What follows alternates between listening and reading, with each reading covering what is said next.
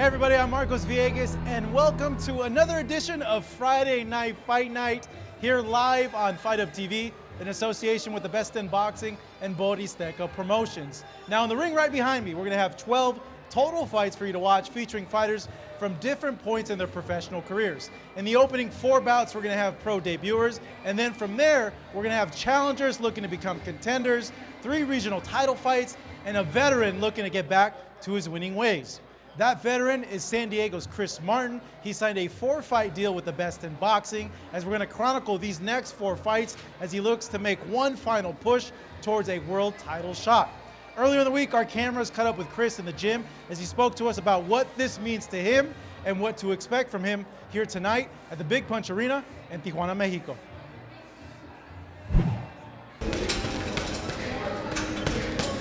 This is my last chance. I've been working at this since I was 14 years old. I'm 32 years old right now. I've been a professional since 20. So I simply want for this to pay off. I've had a full-time job basically my whole career. Towards the end of my career, my job kind of forced. We're working 12-hour shifts, 6 days a week. It got difficult. I don't want to put everything on that. You know, obviously I have to support my family. Boxing paid some of the bills, not all the bills. It's easy to say from the outside. Even me, like when I see a guy kind of at the tail end of his career, and I'm like, oh man, maybe he should stop. But nobody knows, or nobody can tell anybody unless they feel it. You know, I can't tell a fighter, hey dude, that's it, because I'm not in their shoes. On November 9th, I want to show the world that I still have it. That's it. So come November 9th, I'm going to show everybody, all those naysayers, people that told me to hang it up. And I want to finish it right, you know, and be able to go out on top. And if it doesn't happen, tough. If it does, I'm going to be happy, you know what I mean? People just don't know what we go through. All the time away from family, hours of road work, fighting through the pain of training. You know, people just don't understand how tough this life is. People ask me then, why do it? Simple. I want to be the best in boxing. Follow Best in Boxing on YouTube, where the future stars of boxing fight.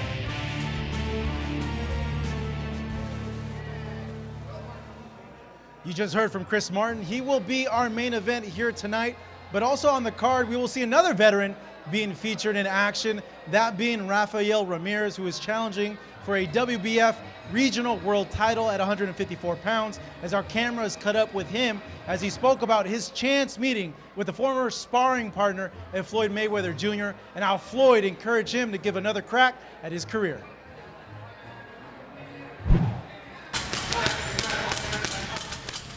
Well, this WBF title means a lot to me because I've actually worked hard, 6-week camp, dedicated my life, put my kids first, I put my boxing second. I've been through a lot in life. I've done, you know, good and bad in my career.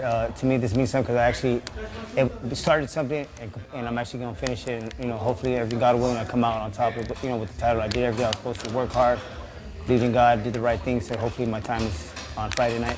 At age 38, a lot of people think it's the end of my career. I just think that, you know, to me, it's the beginning because I've actually, you know, throughout my career, I've always did it half-assed. The reason why I actually came back in the end of 2017 was I took, actually owned a boxing gym in Benito, California, and I took him to a meet and greet in Las Vegas, Nevada to meet Floyd Mayweather. And, you know, Floyd ended up seeing me, and he, you know, came up to me and said, hey, what happened? What happened to your career? What's up with you? And he would just say, you know, I go life, you know, and he'd just say, you know what, Ralph, you have a lot of talent. He goes, you know, it's never too late.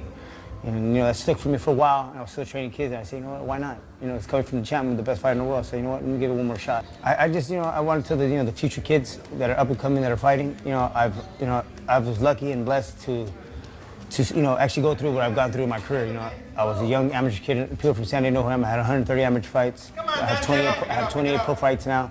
Sparred with Floyd Mayweather for 10 world title fights. Helped Shane Mosley for 3.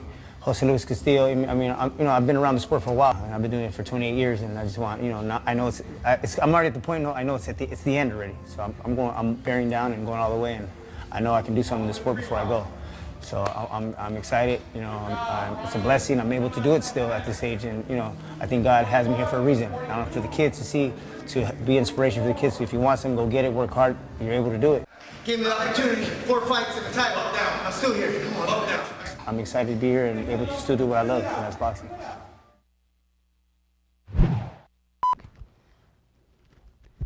Hi, I'm, okay. La la la la la. Okay. But that's it for all the blah, blah, blah. That's blah, blah, ah. Sorry, that's what I want to do. Dang it, I almost had it. All right. Okay.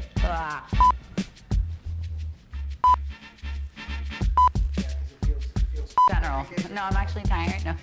I'm okay with this. Okay. Ay, ay, ay. Okay.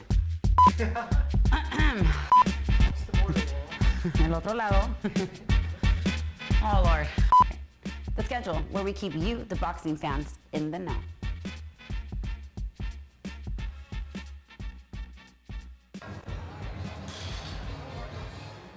That was Rafael Ramirez, and Ralphie, as he's known by his close friends, has had such an interesting career, and bet your butt that he's going to want to use the experience that he has in sparring with Floyd Mayweather, with the camps that he had him in for this regional world title fight. In our co-main event, we're going to have another regional title fight. That one is going to feature Roberto Meza taking on Saul Banos, and the young Meza is so excited for a chance to take the next step up in his career, as he showed that excitement to our cameras, who was with him and embedded in his camp in the lead up to this fight.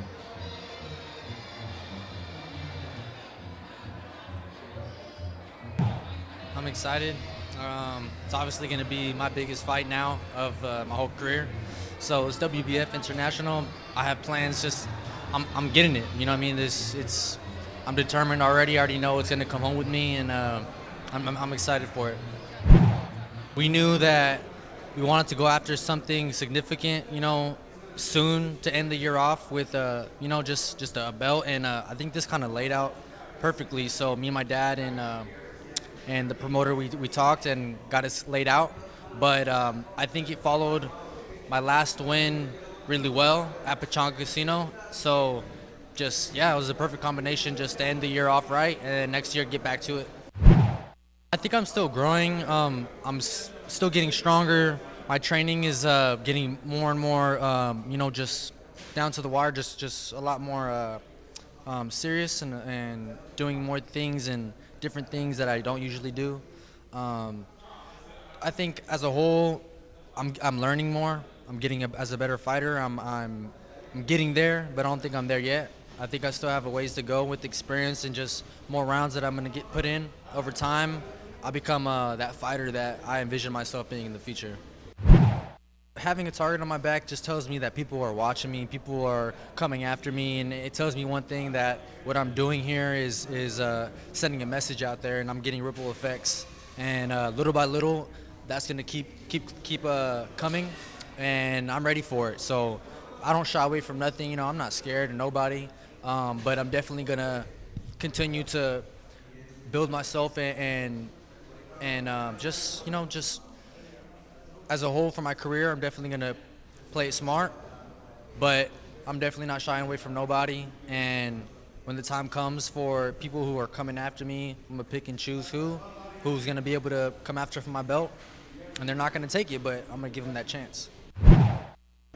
So this fight, I'm going for that knockout. My last fight, I got a beautiful win, hardly got touched, and satisfied with that. I'm happy. But I need to keep furthering my just me as a person, as a fighter, and I always want more. So this fight, I'm determined. I really want that KO. I don't know how it's going to come. It may come from body shots. He may just get stunned. Who knows? But all I know is I'm going to stop this fighter, and it just comes from something within me that there's no other option. People just don't know what we go through all the time away from family. hours of road work, fighting through the pain of training. People just don't understand how tough this life is. People ask me then, why do it? Simple. I want to be the best in boxing. Follow Best in Boxing on YouTube, where the future stars of boxing fight.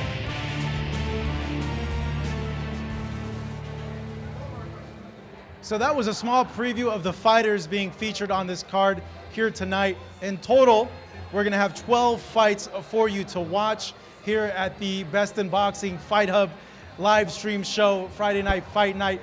The commission is running a little late here in Mexico. Go figure. Oh, if you've watched our other shows, they tend to be a little late at times. So the first fight will start at 7:30. But till then, relax, sit back, and enjoy a few of the other segments that we have coming up entitled with this Best in Boxing show.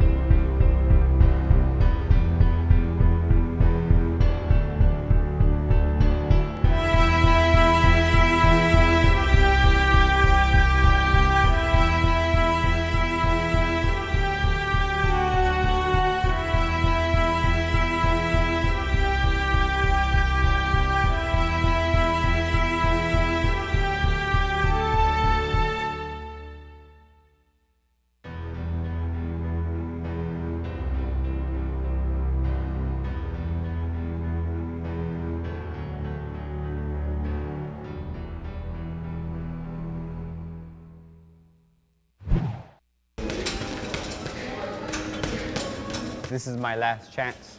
I've been working at this since I was 14 years old. I'm 32 years old right now. I've been a professional since 20. So I simply want for this to pay off. I've had a full-time job, basically my whole career. Towards the end of my career, my job kind of forced. We're working 12-hour shifts, 6 days a week. It got difficult. I don't want to put everything on that. Obviously I have to support my family. Boxing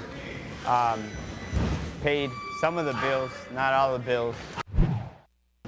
It's easy to say from the outside. Even me, when I see a guy kind of at the tail end of his career, and I'm like, oh man, maybe he should stop. But nobody knows, or nobody can tell anybody unless they feel it. I can't tell a fighter, hey dude, that's it, because I'm not in their shoes. On November 9th, I want to show the world that I still have it. That's it. So come November 9th, I'm going to show everybody, all those naysayers, people that told me to hang it up. And I want to finish it right, and be able to go out on top. And if it doesn't happen, tough. If it does, I'm going to be happy. You know what I mean? People just don't know what we go through. All the time away from family, hours of road work, fighting through the pain of training. People just don't understand how tough this life is. People ask me then, why do it? Simple. I want to be the best in boxing.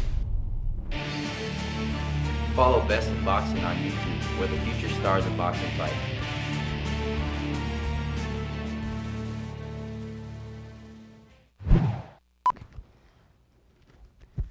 Hi, okay. La la la la la. Okay. But that's it for all the blah, blah, blah. That's blah, blah, blah. Ah. Sorry, that's what I love you. Dang it, I almost had it. All right. Okay. Ah.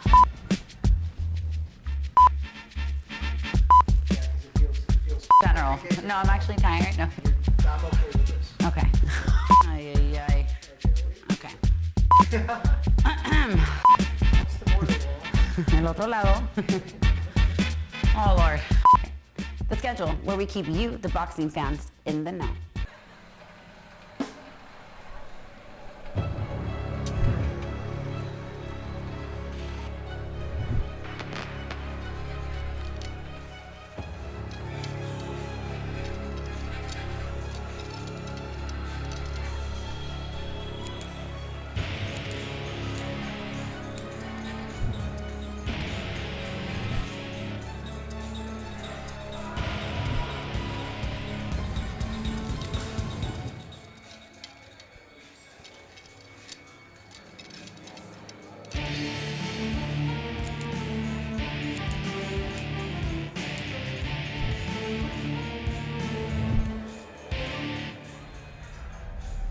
Hello, fight fans, and we are live from Tijuana, Mexico, and in glorious Technicolor here on the internet's broadcasting from the Big Punch Arena.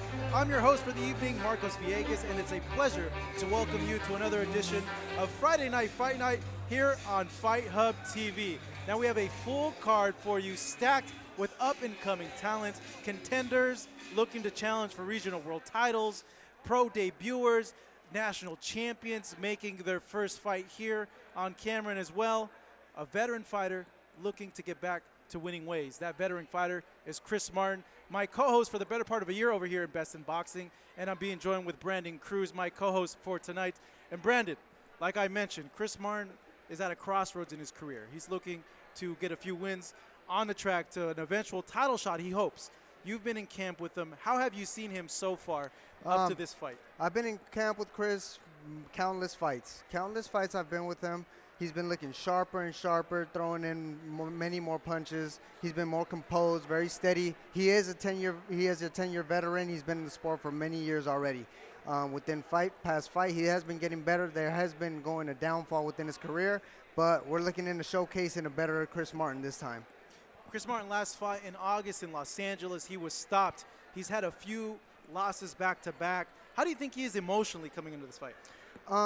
Emotionally, he might be feeling a little bit down, especially since taking those hard losses, but now we're expecting a bigger win, a better composure within his fight. His fight game should be a lot way better. He already knows the game plan, putting in, staying composed, keep those hands up, not taking punishment as he did his last fight. So everything he showcased within his training camp should be showcasing here tonight. He will be our main event. He will be taking on Yair Pinto here tonight. But like I mentioned, 11 other fights also on here, 3 regional world title fights as well. Roberto Meza taking on Saul Banos, a fight that should be fireworks, both evenly matched. The KO hitter as well, Kevin Torres, taking on Jorge Brito. And of course, Rafael Ramirez taking a step up in competition, fighting Alex Valladares here tonight as well. Now we listed what is to see here tonight. Let's go ahead and take it up to our ring announcer, Pablo Flores, to get the night action, the night started here tonight.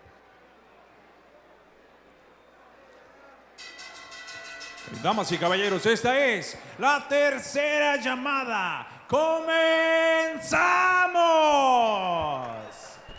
Y en nombre de la mejor empresa internacional de las dos Californias, Boristeca Boxing Promotions y VIB, the best in boxing, streaming around the world on Facebook and on Fight Hub TV on YouTube. Le damos la más cordial bienvenida a otra noche boxística más, en esta ocasión desde la Big Punch Arena, en la frontera más grande del mundo, más visitada del mundo, la puerta de Latinoamérica, Tijuana, Baja California, México. Este evento es sancionado por la Honorable Comisión de Box, Lucha Libre y Artes Marciales Mixtas de esta ciudad de Tijuana. Presidente Alberto Martinez, comisionado de boxeo Juan Manuel Cardona, el jefe de servicios médicos el doctor Ernesto Franco, al frente del tiempo César Fernández, concertador de eventos Misael Sánchez, sus 3 jueces, Carlos de la Rocha, Francisco Pacheco e Iván Velasco. Y el tercero en la superficie para medir las acciones, el experimentado Juan Morales Lee. Ahora bien, prepárense para 4 rounds de combate en la categoría de peso gallo. Let's get ready for 4 rounds of boxing in the bantamweight division. Introducing the fighter standing in the blue corner, wearing black trunks with silver trim. He officially weighs in at 118 pounds. Presentando ustedes en la esquina azul vistiendo pantaloncillo color negro con plata, con un peso de 118 libras. He stands with 11 professional bouts. Cuenta con 11 combates profesionales desde Tijuana, Baja California. Jesús Calancho Osuna. And his opponent across the ring is standing in the red corner wearing black trunks with gold trim. He officially weighs in at 118 pounds. Y su rival en la esquina roja, vistiendo pantaloncillo color negro con oro, con un peso idéntico de 118 libras. He stands with 3 professional bouts. Cuenta con 3 combates profesionales también de Tijuana, Baja California. Gerardo Yescas. And here is with the final instructions, con las indicaciones finales, su referee, Juan Morales Lee. Jóvenes, saben las reglas, llévenlas a cabo. Mucho cuidado con la cabeza, no atrás del cerebro, atrás de los riñones, abajo del cinturón. No golpes de revés ni con el hombro, dense la mano que hagan mejor. Suerte para los dos.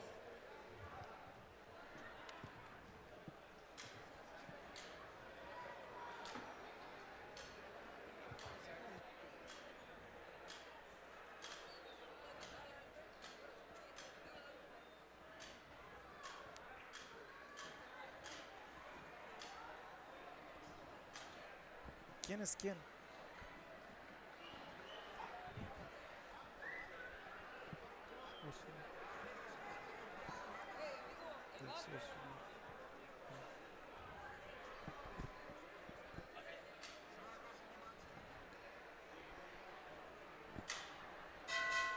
Here we go, folks. A night of action underway now here at the Big Punch Arena in Tijuana, Baja California, Mexico. I'm Marcos Villegas, being joined with my broadcast partner, Brandon Cruz. And this is the first night of the evening. Gerardo Yescas going up against Jesus Osuna. Round number 1, both fighters at the 118-pound division. Yescas looking for the first win in his pro career. Osuna in the black with silver trim. Yescas in the black with yellow trim. Feeling out process as always in round number 1, both fighters. Taking a look at the rhythm, movement. Oh, big punch there landed. Beautiful right hand by Osuna. Yescas coming forward with some heavy hands. Didn't like eating that punch there. No, he didn't. Got to keep those hands up. As he keeps coming forward, Osuna's going to need to move out of that corner. Get his bearings beneath him and settle in. Yesca's going to go ahead and pressure the whole fight and get him out of his plan. It looks like Osuna wants to just move around and box, Brandon. I think Osuna should stay back behind that jab, stay more composed. Every time as he throws that jab, he's always opening himself up, see? That's going to cause him to get caught with hard shots right after if it's going to lead later rounds. Yescas is a big puncher as well. You can hear his shots from ringside. Every time he throws them, there's a big thud with them. He eats a right hand there, but Osuna needs to be careful winging those punches. He gets caught right there.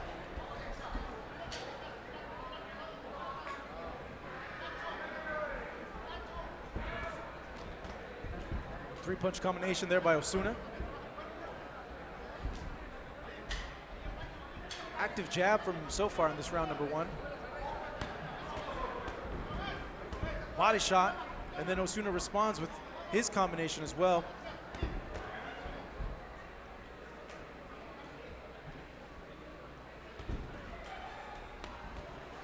Yescas mixing up his attack, going to the body and the head. Osuna shaking his head though, saying that none of these punches are hurting him. Shots are marking. They may not be hurting him, but they're scoring points with the judges. They're scoring points as well, but he does have to know that he is leaving his hands down, so he is getting caught right back. So it's pretty much you're going back and forth within, it's pretty much a cat and mouse game. I think both fighters need to be careful with keeping their guard up. They are leaving themselves open because both of them are throwing haymaker punches. Yeah. It's coming down to the final 10 seconds of this first opening round here. Friday Night Fight Night on Fight Up TV. Osuna versus Yescas. Round number 1 is in the books. Ended it with a nice body shot. What'd you like there in that round number 1, Brandon? were pretty active, but they need to be more aware that there are shots coming back as well in return. So you're pretty much fighting fire with fire, as you need to keep your hands up at all time, because one shot can end the fight. It can be an easy night for one person. Who'd you give the round to? I believe Osuna's threw most of the best shots, but within the eye-catching shots, I believe Yescas landed the harder body shots, was committing a little more within his shots. No, I agree. I thought Yescas was the power puncher. There's more oomph to every time he throws, and that could be a problem. This is a 4-rounder, though, so maybe that might not catch up to him, but he does want to go and be more active in this fight because it is 4 rounds.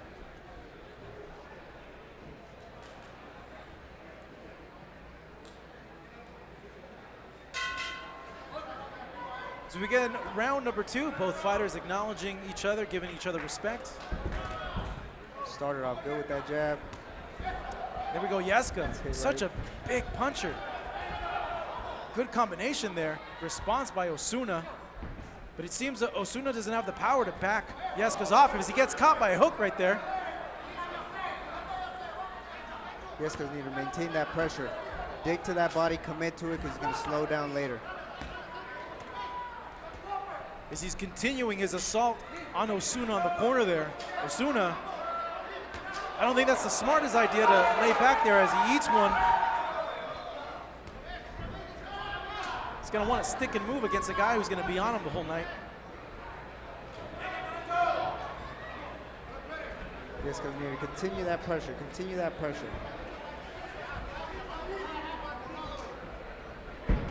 Good lateral movement there by Yescas.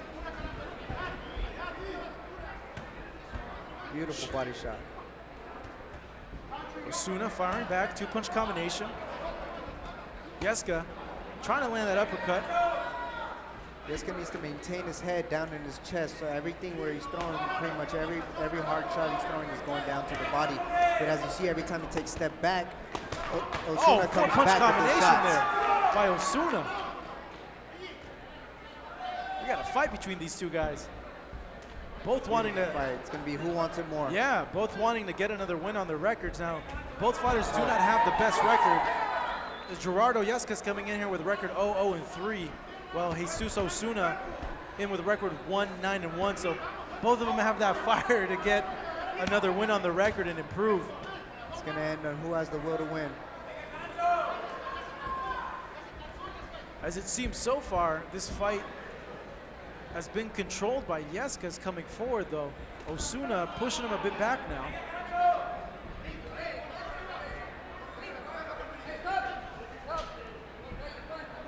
Referee warning him. He needs to be careful with that and headbutts as he's coming in. Beautiful body shot. But Osuna responds. Every time Yescas throws a punch, Osuna now is firing back.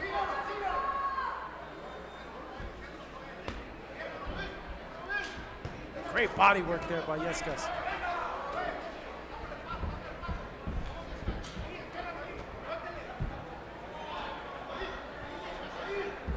Yescas now has Osuna against the ropes, digs to the body once more, but Osuna firing a 2-punch combination as we're coming down to the close of round number 2. Competitive round between those two fighters. Big haymaker there by Osuna.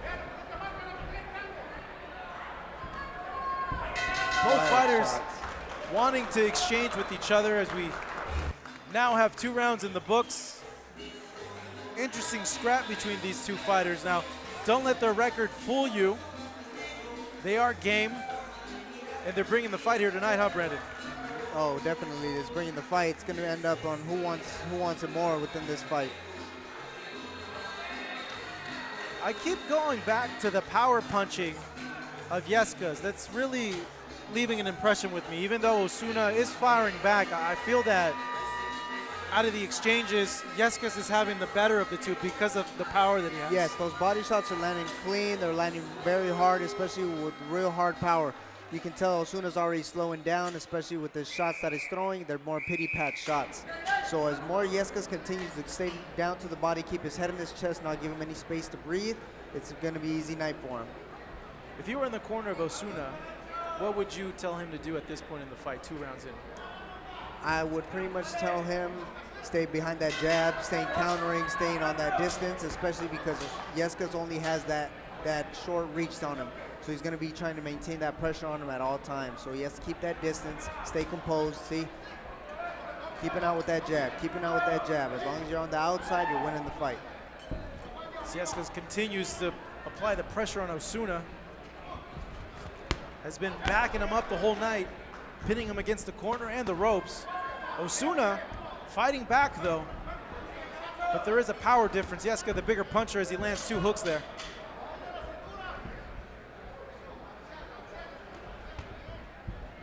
He'll come in, lunge with 2 punches, and then he'll move back out. Eats a nice jab there from Yescas.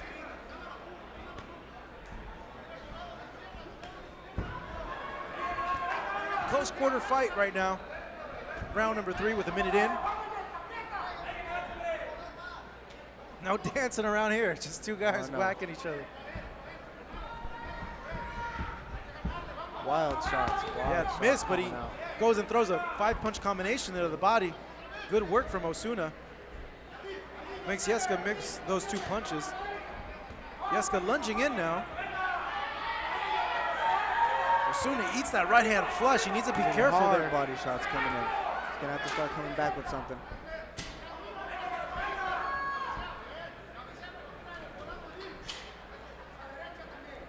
Both these guys fighting a lot better than what their records say they are.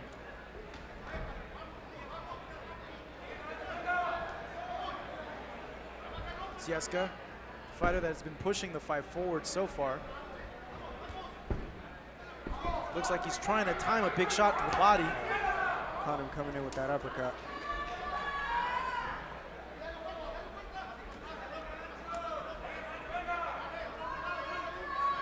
Osuna needs to be careful not to lean down too much. He's going to get caught with a hook or an uppercut. Yescas is able to time him.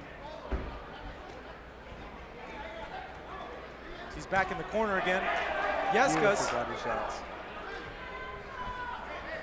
The shots are starting to slow him down. Yeah, Yescas has a lot more pep in his step. So Osuna tries with the Hail Mary punch, eats a right hand. Hard right hand. Yescas seemed to see him get off balance after. Coming forward, 2 punches to the body, follows it up to the head. Yescas dominating this round number 3. As he follows his volume, fighting in close quarters with Osuna. Osuna wanting to end the round strong, but misses that wild haymaker as we're down now 3 rounds. 1 more round left in this 4-round fight. Our opening bout of the evening here on Fight Up TV. Thank you for watching us online. We have 11 more fights scheduled here tonight. 3 regional world title fights. The pro debut of Jessica Juarez as well coming up. Damas y The caballeros, national este es amateur el round número champion. 4, el And in último our main round. Ladies event, and Chris gentlemen, Martin, this is former title challenger, taking on Yair Patino. Martin looking to come back and get some wins under the belt. He feels he has a lot more left still in him, and he wants to get 1 more final run for a title shot. As we're now coming to the 4th and final round. Brandon, through 3 rounds, who do you give the fight to so far? Through these 3 rounds, I'm going to have to give it down to Yescas. The nonstop pressure, the nonstop body shots, committing to sitting down on the shots, all these power shots that are coming in have been slowing down Osuna. So now Osuna's going to start having to pick it up. Yeah, you got to think that Osuna could be 3 downs round. He might have gotten the first round, but you never know. So he's going to have to fight with a sense of urgency here if he's going to want to get a win or at least a draw. Wild haymakers. Yeah, maybe he hurt us.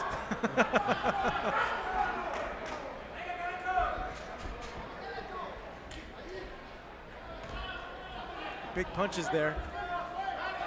Yescas digging to the body there. Eats a right hand, but walks right through it.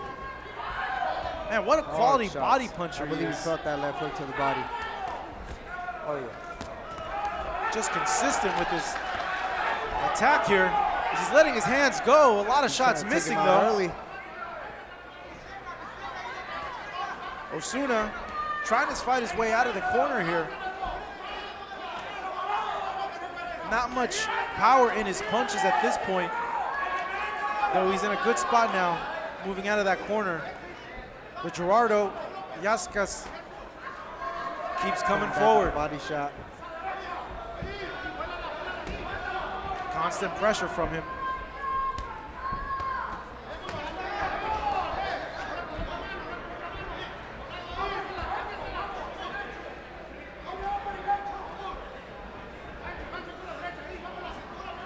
Yescas has shown a good variety to his attack here.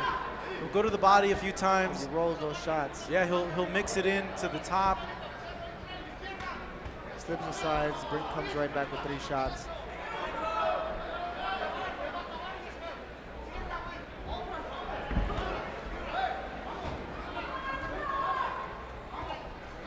Osuna eats a big shot there. He has a minute left in this round to change things around. Seemingly, you would think this fight is Yescas with his body attack, with him coming forward, landing more punches than Osuna.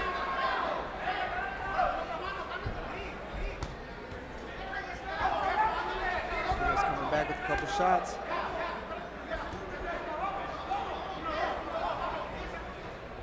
You see Osuna with his mouth open. Body shots are having an effect on him.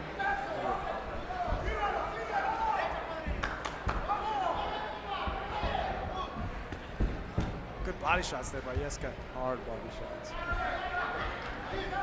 Osuna trying to answer back. Right back. Yeah, he missed that. I think he's loading up too much. He's telegraphing his punches. Desperate to land that one shot. It's come down to the final 10 seconds of this last round. Yescas, Osuna showing a good counter themselves here. First matchup of the night in the books now. Great fight.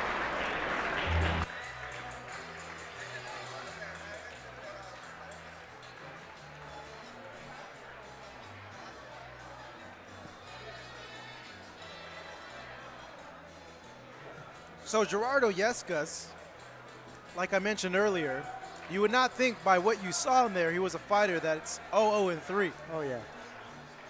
Fought a lot better than what his record made him out to be. Jesus Osuna with a record of 1-9-1. Yeah, I understand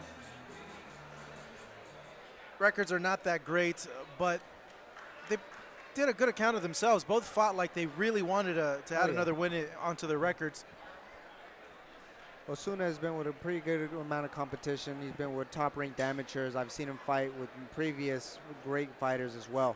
So it was a pretty even matchup as well with the people who Gerardo Yescas has fought. So it was pretty even, so it came down to who wanted it more. People just don't know what we go through. All the time away from family, hours of road work, fighting through the pain of training. You know, people just don't understand how tough this life is. People ask me then, why do it? Simple. I want to be the best in boxing. Follow Best in Boxing on YouTube, where the future stars of boxing fight.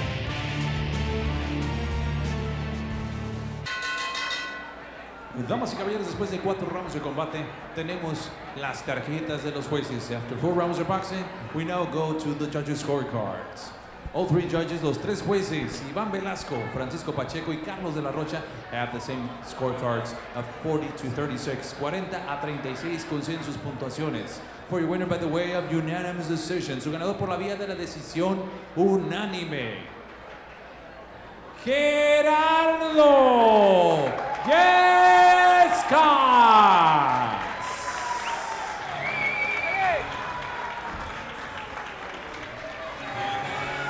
And there we go, Gerardo Yescas getting the first win of his professional career.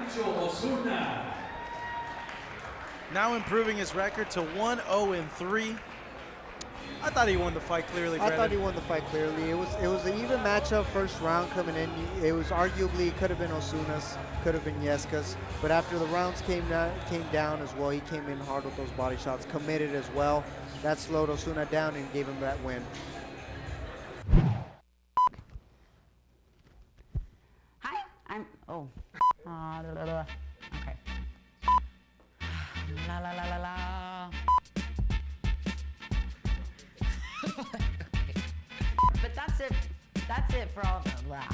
blah. That's blah, blah, blah. Ah. I'm sorry. That's what I want to do. Dang it. I almost had it. All right. Okay. Blah.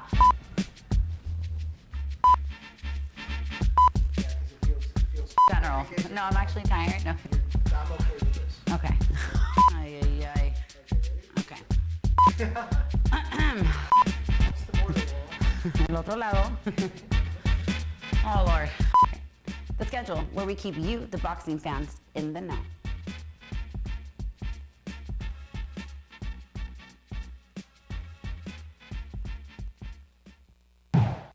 All right, folks, welcome back over here to the Best in Boxing on Fight Up TV. And we have a 6-rounder scheduled to come up right now in the super lightweight division. Mario Aguirre of Tijuana going up against Carlos Escobedo. Both fighters weighing in at 139 pounds yesterday at the weigh-ins. Aguirre with a total fight record of 16 fights. Escobedo having 9 total fights. Aguirre with the better professional record. He's 2-14. Escobedo is 0-9.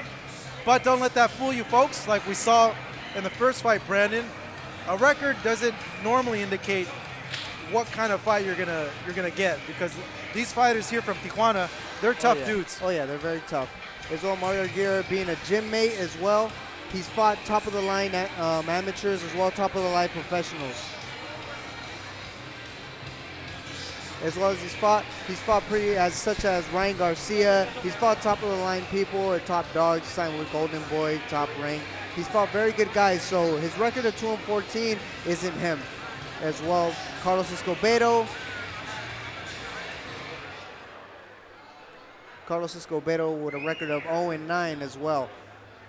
Fighting previous P's, I actually fought him my second pro fight as well, leading to a unanimous decision, put him down twice, still got up. Very tough guy, very tough guy. Here we go, Mario Aguirre. Aguirre looks like he's warmed up.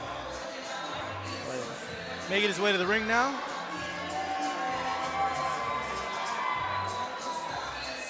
Got a few fans in the house here for him tonight.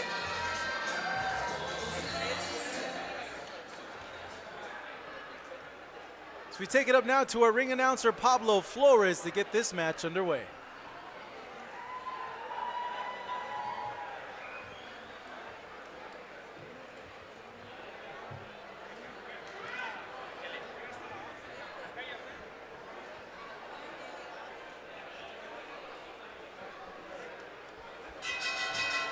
Damas y caballeros, Boristeca Boxing Promotion y BIB, The Best in Boxing, presenta este encuentro pactado a 6 rounds en la división de peso super ligero. Let's get ready for 6 rounds of boxing in the super lightweight division.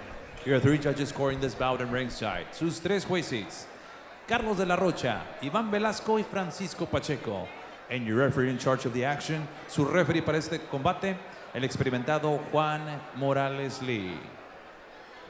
Introducing the fighter standing in the blue corner, wearing white and black. He officially weighs in at 140 pounds. Presentando ustedes en la esquina azul, vistiendo pantaloncillo blanco y negro, con un peso de 140 libras. Cuenta con 9 combates profesionales. He stands with 9 professional bouts. From Tijuana, Baja California, Carlos Escobedo. And his opponent across the ring standing in the red corner, wearing black and silver. He officially weighs in at 140 pounds. Y su rival en la esquina roja, vistiendo pantaloncillo color plata con negro, con un peso idéntico de 140 libras. He stands with 16 professional bouts, con 16 combates profesionales y también de Tijuana, Mario Aguirre. And here is with the final instructions, con las indicaciones finales, su referee, Juan Morales Lee. 6 rounds. ¿Saben las reglas? Llévenlas a cabo. Mucho cuidado con la cabeza. No de rabbit punch, no riñones, no bajo el cinturón. No golpes de revés ni con el hombro. Dense la mano y que hagan mejor. Suerte para los dos.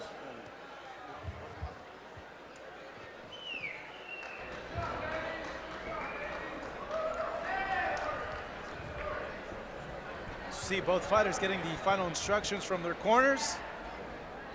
They're both gloved up and ready to go here. 6 rounds in the super lightweight division.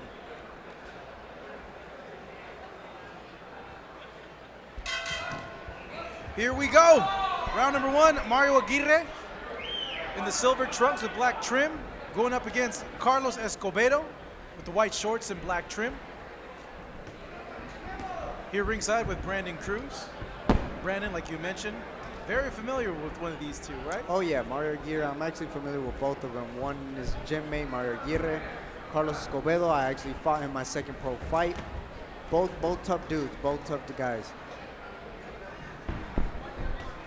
Aguirre sporting the Angulo braid look there. Got his Samson locks on as he's coming forward. Escobedo trying to push him off, throwing that jab there.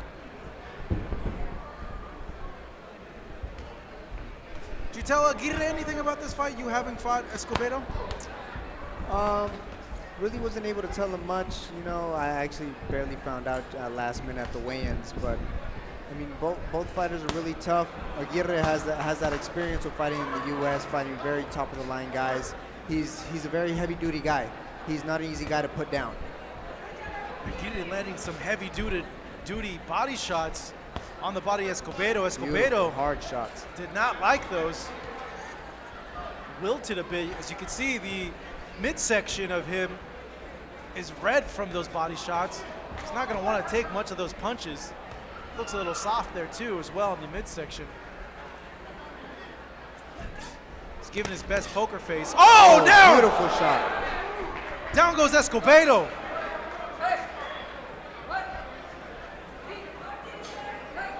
Beautiful landed right hand. Escobedo signaling that he's okay. Let's see if Aguirre can put him away. Still got plenty of time, 1 minute down. Escobedo needs to be smart. Doesn't want to get caught with another big punch there from Aguirre. Aguirre being a big patient. Looks relaxed. Beautiful body shots. Doesn't want to force anything.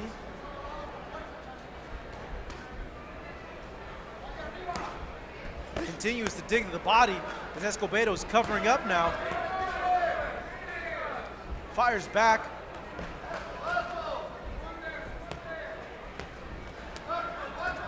Has Aguirre against the ropes now.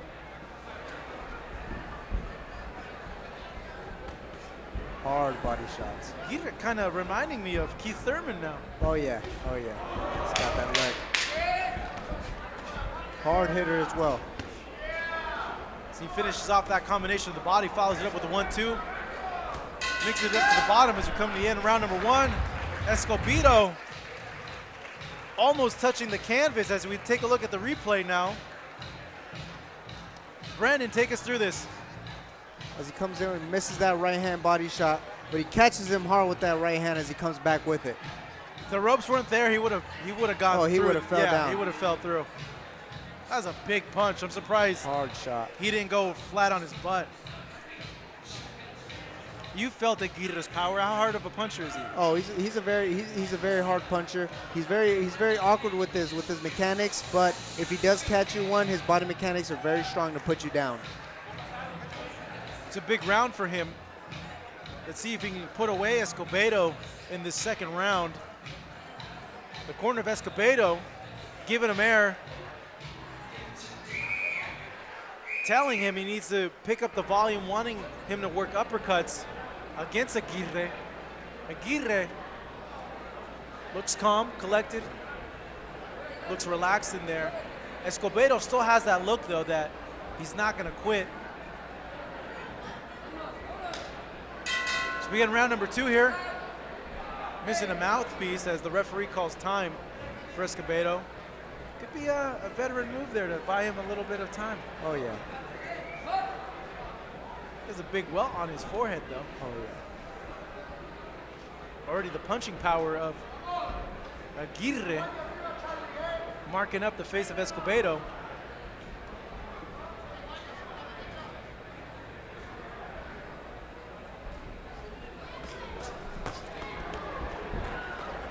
slip there by Aguirre. Escobedo trying a lateral movement there, trying to land a hook to the body. Here comes Aguirre. Here comes with those vicious body shots. You know, you mentioned that he is awkward. He's a little herky-jerky. He reminds me a lot of Alfredo Angulo in the way he moves. Oh, yeah. Big shot Hard there hitter landed as by well. Aguirre. Yeah, he has is. good body mechanics.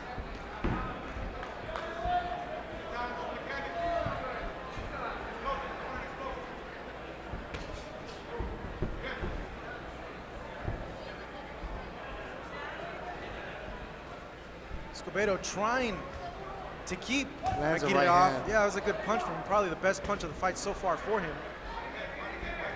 But Aguirre just walking through, throws a two-shot combination with the body. Shots take a toll on you.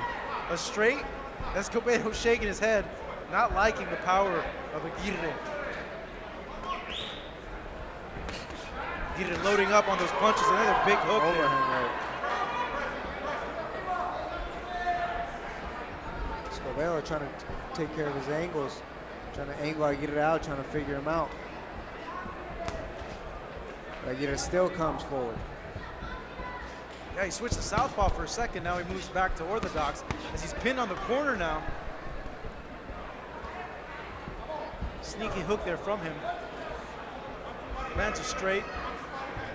Escobedo's still in there, but he's not liking these punches that are being landed on him by Aguirre. Beautiful body shots. Yeah, Aguirre really digs into him when he's able to plant on his feet to dig in there.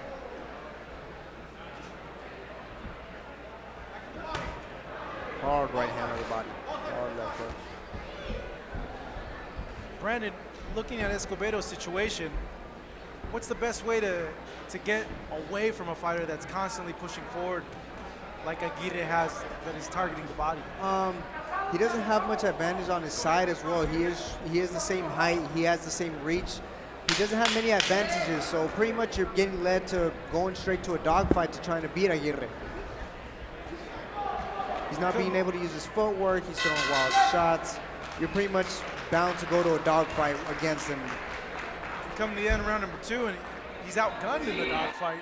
Yeah. Aguirre looking like an athlete, bigger puncher, looks like he's in better shape. Guess you just got to bite your mouthpiece down and You got to hope, bite down and swing.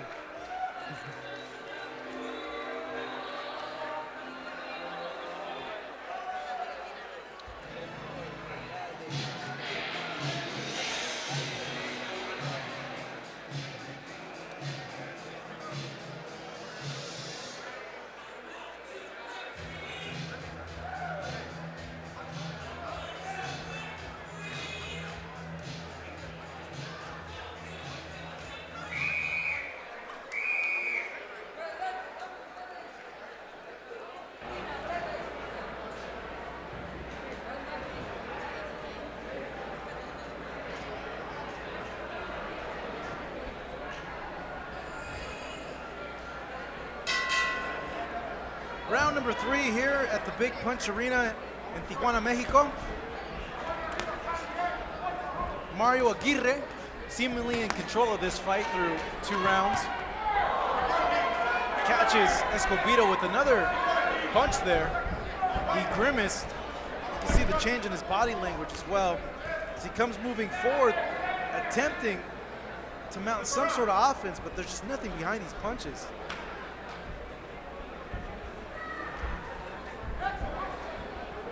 Comes in with those flurries, you're gonna have to go make it a dogfight. Like I said last round, you're gonna have to. You're bound to do it. He's gonna have to bite down and just hope you land something Oh big. yeah.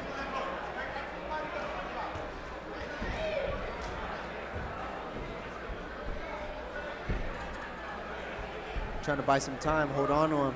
Something.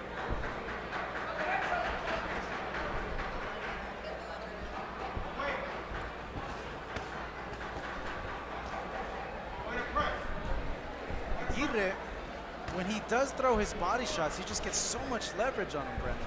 He gets very good leverage. His body mechanics are very good. He's fundamentally sound on all his shots.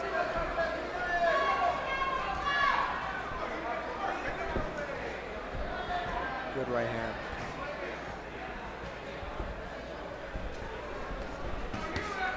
two-piece combination there from Aguirre.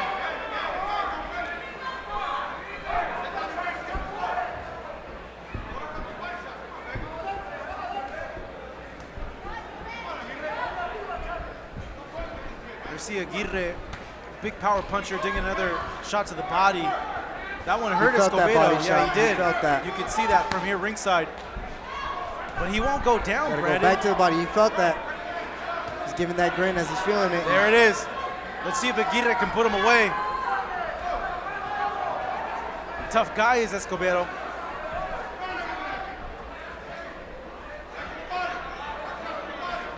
With a minute left, let's see if Aguirre can close the show here. Escobedo does seem to have those herky-jerky moves as well. He does seem to get away from those punches from Aguirre. Escobedo, he's still in there. How tough is that, Brandon? When you've thrown a lot of shots, a lot of quality shots to your opponent, you've hurt him, but he just won't go out. In my experience, my second pro fight with Escobedo, he was a very hard guy. He was a very hard guy to put down. His herky-jerky moves, his wild shots that came in. He's a fighter with a lot of heart. Trying to put him down as you put him down in the third round, he comes back up. As you throw everything you can, you kind of get a little desperate trying to throw what shot can put him down. Escobedo showing right what you said. Heart. Showed heart there and survives another round. Though those body shots from Aguirre taking a big toll on him. He's not liking them every time they land. I'm looking over at the corner of Escobedo. He just motioned to his corner guy that he still has enough for one round. He went, yeah, like I still got enough. So plenty of heart here on this kid from Tijuana. If you take a look here, replay at the body shots landed by Aguirre, Brandon. Comes in, sets it up. Now Escobedo here seems doesn't like getting hit, yeah. Time. I'd be doing the same thing. Oh, yeah.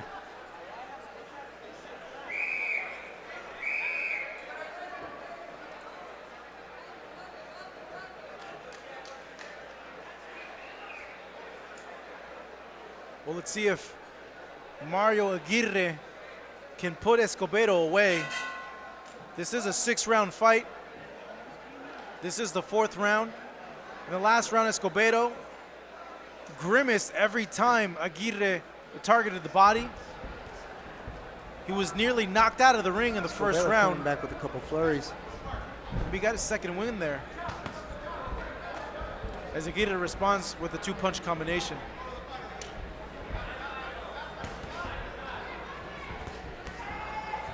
It's a good punch there from Escobedo. Beautiful body shots. Just working the body of Escobedo. He knows he found success not only in round 3, but throughout the whole fight with those shots. Escobedo doing a lot of dipping and slipping. They're trying to stabilize him.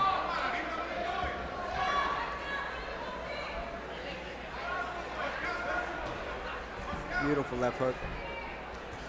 Follows it up with 3 more punches. Eats him by Escobedo.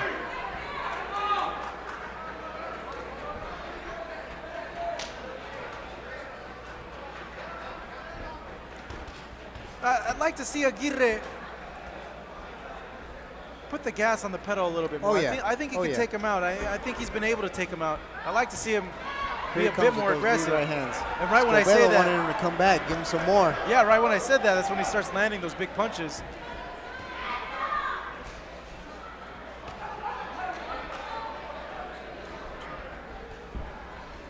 Comes back Escobedo with those shots. Kid got hard. He's landing shots, but he's got to put some more leverage to, especially to put someone like Mario Aguirre down. Ooh. Hard shot by Aguirre. He fouls it up. Escobedo now on his back foot. On the defensive. He's got plenty of time to put him down. Escobedo doing the smart thing though. Smothering Aguirre so he can't get full extension on these punches. But now he's moving back. Aguirre teed off on him right there. Hard shots. The heart of Escobedo to still keep fighting, still standing.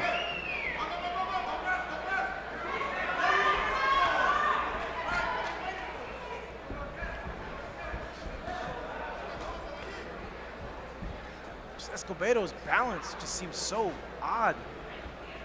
You mentioned how he needed to get more leverage on his punches, but his balance just seems off. They all seem to be arm punches. You're gonna have to sit down and put some leverage on those shots.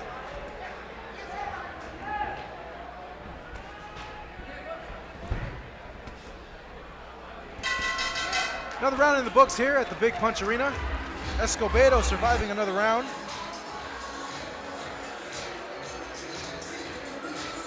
Good work so far through 4 rounds by Mario Aguirre, who's obviously winning the fight, up on all 4 scorecards. You know, I'd really like to see him, like I mentioned earlier, put Escobedo away, Brandon. What do you think he needs to do to be able to put him away? He's gonna have to push. He's gonna have to go with non-stop pressure. And you see Escobedo throwing all those shots. So we take a look at replay here at the action of round number 4. Close quarter Escobedo combat trying here. to hold on, buy some time. But Yeah. Aguirre still manages to sneak in those wild body shots. Yeah, every Hard time shots. a shot gets landed on him, he just makes this grimace on his face. You can hear leather pop on that. Yeah. He's going to be peeing blood there for the next week or so. Oh, yeah.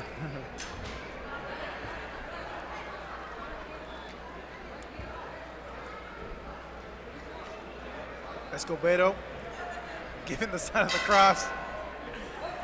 He's going to be praying for a Hail Mary here. It's the only way, conceivably, he could win this fight. See, it's a hook It's a there big by right hand. Aguirre. Aguirre eats one too as well. He's biting down his mouthpiece here in round number 5. He's going for broke.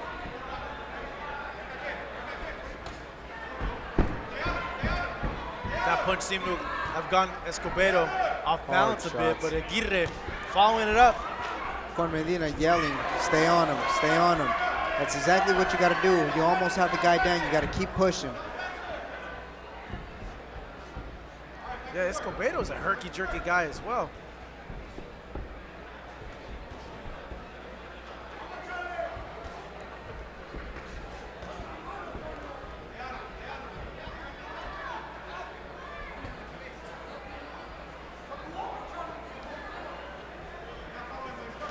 Good shot there by Escobedo. Sneaky straight hand. Hard body shots by Aguirre. Man, I don't know how he's been able to take these shots through these 5 rounds, because those are thudding blows that Aguirre is landing. Oh, big shot there by Escobedo. Best punch of the night. Some life now coming back from Escobedo.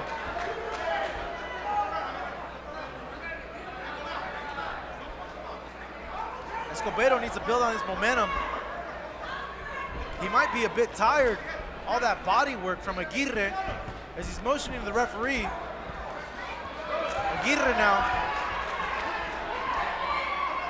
Going back hard. Escobedo trying to hold, buy more time. Big grimace there from Escobedo and a deep breath. Aguirre pinning him against the ropes.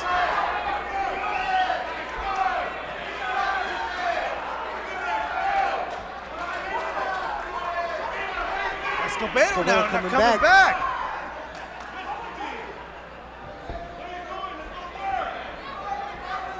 Escobedo has to be on fumes, man. I don't know how. As Aguirre's corner comes back to yelling at him, keep coming, keep coming. I don't know how he's still in it after all those body shots that he's taken.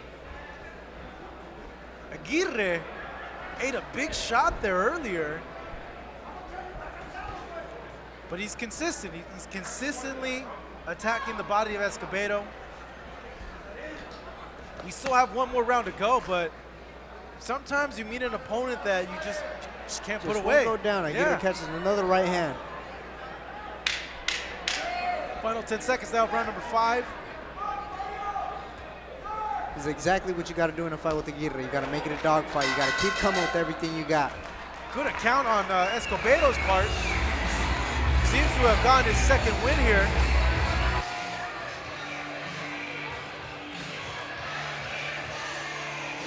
So we take a look at a replay of that big punch landed by Escobedo.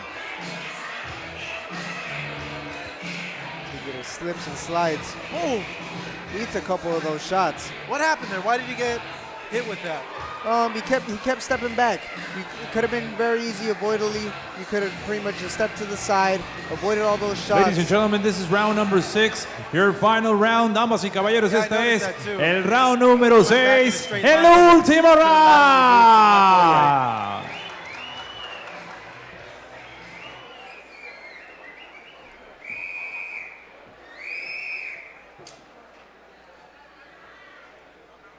Funny part of fighting a herky-jerky guy, you see those shots coming from an angle and you think they won't hit you, but you take a couple steps back and they hit you out of nowhere.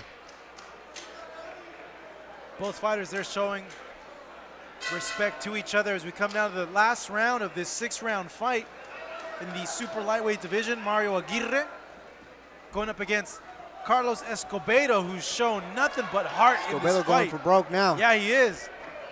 Trying to capitalize on that punch that he landed in round number 5, with both fighters going back and forth now.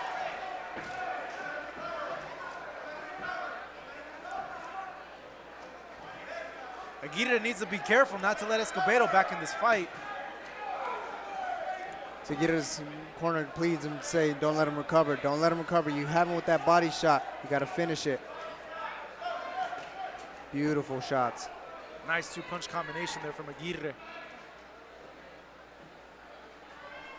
Escobedo attempting to just do something, even though these are a lot of arm punches, not much behind them. Just trying to stay active, just trying to keep himself busy so it doesn't give Aguirre any time to respond with anything big. And right when I say that, Aguirre lands just a hellacious blow to the body there. Hard shots. Ooh. Beautiful body shots coming in. Surprised Escobedo still standing. Yeah, you look at the midsection of Escobedo, it's all red. Oh, yeah. He's going to feel that in the morning. All touched up from the body work of Aguirre. He starts shaking his head. Looks like did he get cut or did he get dazed by a punch? What's wrong with him? Something's going on with his eye we can't see. Aguirre now going for the kill. Escobedo smartly holding on. Trying to fire back. Missing all these punches that he's throwing. Still got a little bit of fight in him, but he's going to have to push. Had to have been dazed by something there. That was really odd how his body reacted there. He was shaking a bit. Aguirre now. Let's see if he can put him away. Escobedo coming back with a couple shots. A lot of fight left in Escobedo. Look at him. Digging really deep now. He comes back with the flurry. Slips that vicious right hand from Aguirre.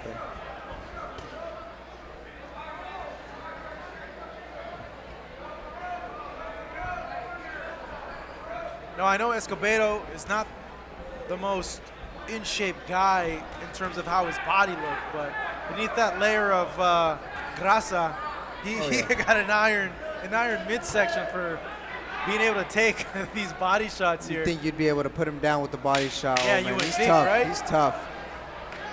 Final 10 seconds here. Aguirre, Escobedo going toe-to-toe at the Big Punch Arena here in Tijuana, Mexico. And it's all in the books.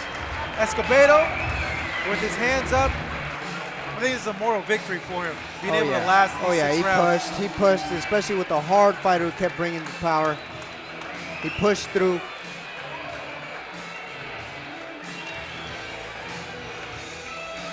Escobedo climbing to the corner. Oh, yeah. I don't know if he thinks he won the fight or he's just pumped up that he survived the 6 rounds. He wouldn't get the win out of this fight, but he does get the respect out of Mario Aguirre for fighting a very tough fight.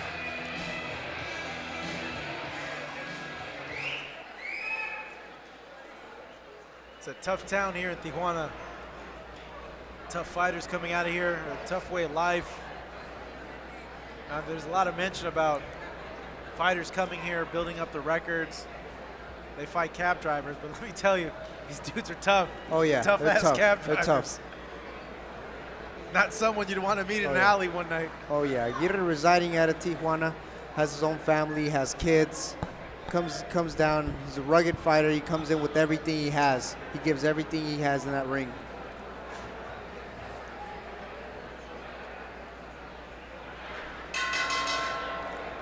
Ladies and gentlemen, after 6 rounds of boxing, we now go to the judges' scorecards. Después de 6 rounds de combate, tenemos la decisión de los jueces. All 3 judges have the same scores of 60 to 53. Los 3 jueces coinciden en sus números 60-53. For your winner by the way of unanimous decision. Su ganador por la vía de la decisión unánime. Mario Aguirre.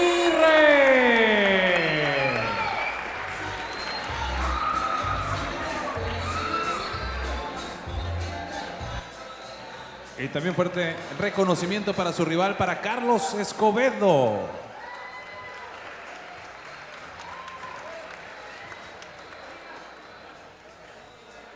Good embrace there by both fighters as Mario Aguirre gets the win here tonight.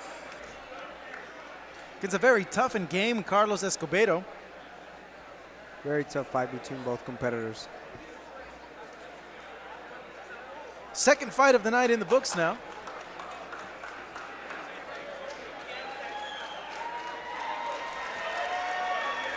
As Escobedo getting applause from the fans here at the Big Punch Arena. Same with Mario Aguirre, appreciating the effort that both these fighters put forth here in this fight.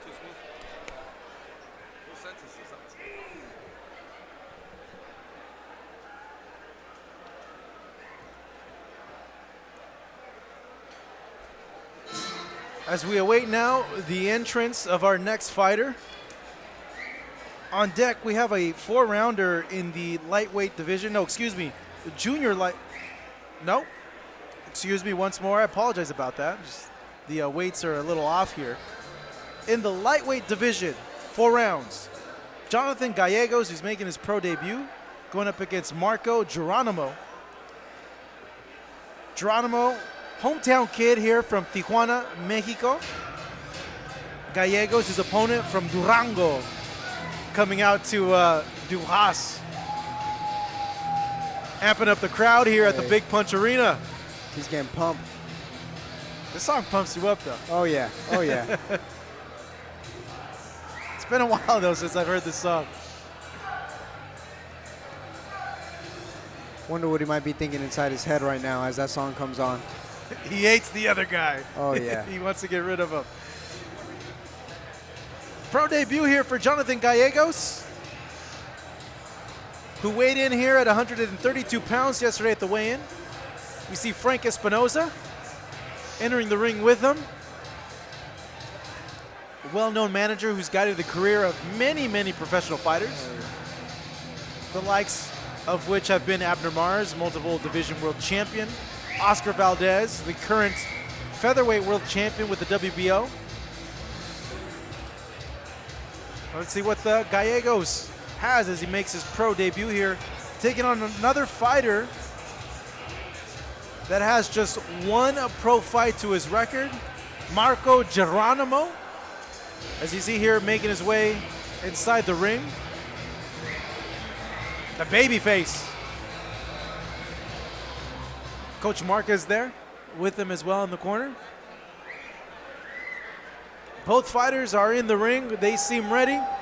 The corners are ready. Let's take it up to Pablo Flores now and get this fight started.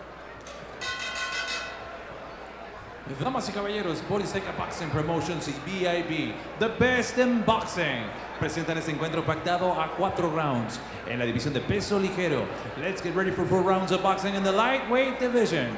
Your 3 judges are sus 3 jueces, Iván Velasco, Francisco Pacheco y Carlos de la Rocha.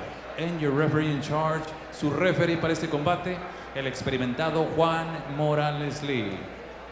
Introducing the fighter standing in the blue corner, wearing the Mexican colors, green, white, and red. He officially weighs in at 135 pounds. Presentando ustedes en la esquina azul, vistiendo los colores mexicanos, verde, blanco y rojo, con un peso de 135 libras. Making tonight his pro debut, haciendo su debut profesional de la ciudad de Durango, Durango. Jonathan Gallegos.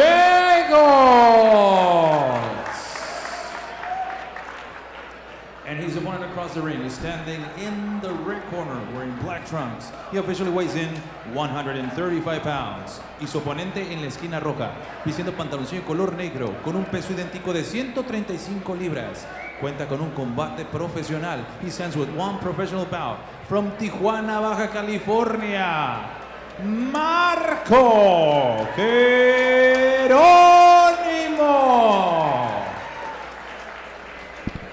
And now with the final instructions, ahora para dar sus indicaciones finales, Juan Morales Lee.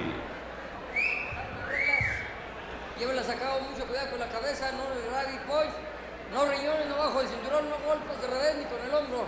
Dense la mano que ganen mejor, suerte para los dos.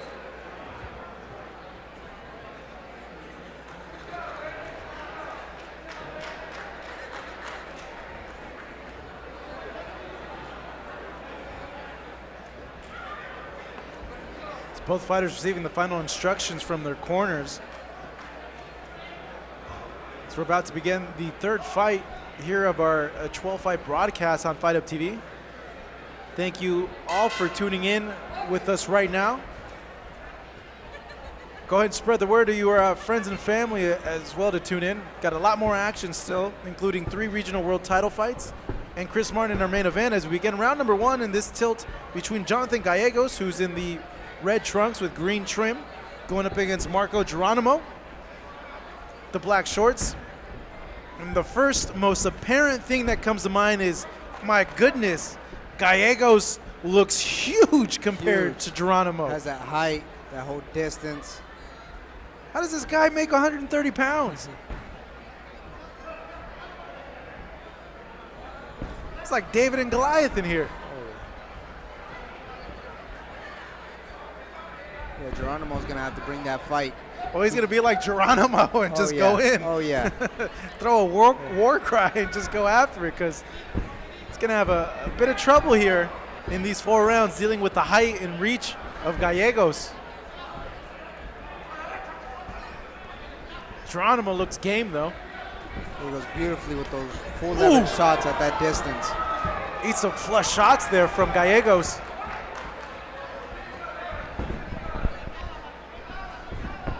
The little guy's feisty, though.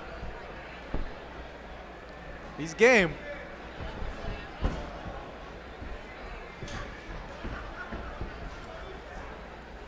Seeing that Gallegos has such a height advantage, Brandon, what does he need to do to negate that? Within pretty much, Gallegos is going to have to keep that reach on him. He's going to have to stay on the outside, land those full leverage shots. As opposed to Geronimo, he's going to have to go for broke with this. When you don't have that height, you don't have that reach, you're just going to have to make it a plain dogfight on Gallegos. Well, I would think he'd want to move his head a bit more and just kind of keep it closer, right? Oh, yeah. Try and get closer, keep your head on his chest, go down to the body.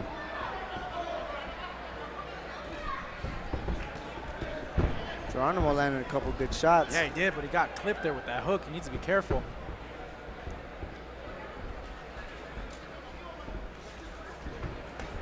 Gallegos beautiful with that step back counter.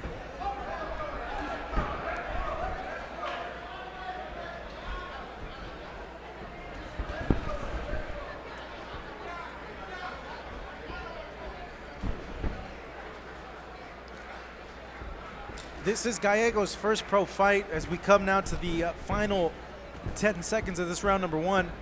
Doesn't seem like he has a lot of nerves for his first fight, huh? Oh, yeah. Seems very composed. Doesn't have much jitters.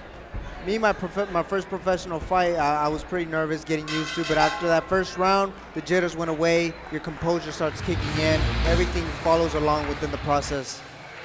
What's going on through your mind in that first few instances before the bell rings in your first Oh fight. my gosh, man! I walked into the ring and I thought this is real.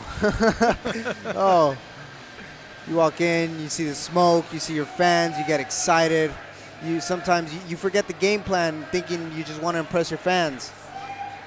But Gallegos seems to handle it pretty well. He's coming in sharp with that jab, coming in hard with those full leverage body shots from a distance. Yeah, you would think on the surface, seeing the size difference between the two fighters, that Gallegos would have put out Geronimo right away. But you know what? Let me tell you something, man. Geronimo's game. He's got some fight in him. Yeah, he does. He's a little scrappy guy.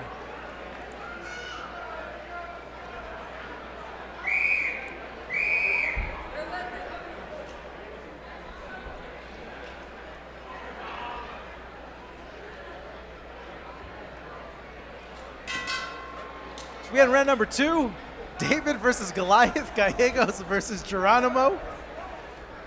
Let's see if Geronimo can make Gallegos go timber. Here in this round number 2, we are at the Big Punch Arena. Man, Gallegos is ripped. This comes forward now. You know, I want to see Gallego pop that jab a little bit more, use that height and reach. Keep Geronimo at the distance, right, Brandon? Oh yeah, you got to stabilize him with that jab, especially There with you the go. short person. You're gonna have to stabilize him. He has such He comes in leverage beautiful too. leverage shots as he walks Yeah, in. with Geronimo coming in, I feel that Gallegos can almost time and just boom, throw it straight and get so much leverage on it. Beautiful leverage shots he's landing as he steps in. Hard body shots.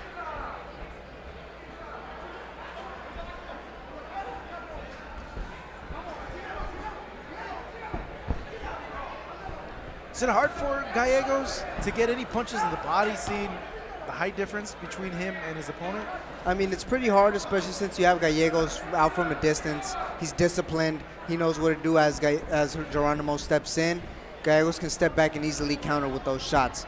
So in Geronimo's side, he's going to have to go straight in, keep his head under Gallegos' chest, aim for the body, come back up top. He's going to have to make it a dogfight. You know, to give Geronimo credit, he does move his head and his hip really, really well. He doesn't keep it there on line. He's constantly moving. Let's clip with the right hand. Needs to be careful here.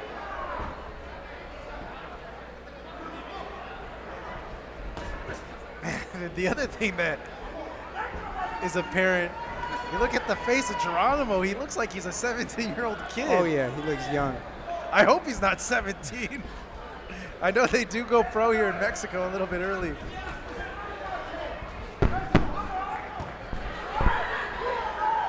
Catches Gallegos with the left hook. Yeah, the fans appreciating his effort here.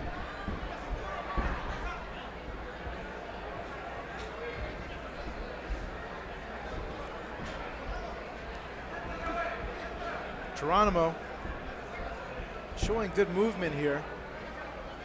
And Gallegos just taking his time, being calm in there, getting his work in, not over forcing anything. Misses that 1-2 combination as Geronimo comes back trying to swing a big haymaker. Gets touched a bit there on the inside as he comes forward now. Final 10 seconds of this round number 2. The scrappy Marcos Geronimo in there with the debuting fighter, Jonathan Gallegos.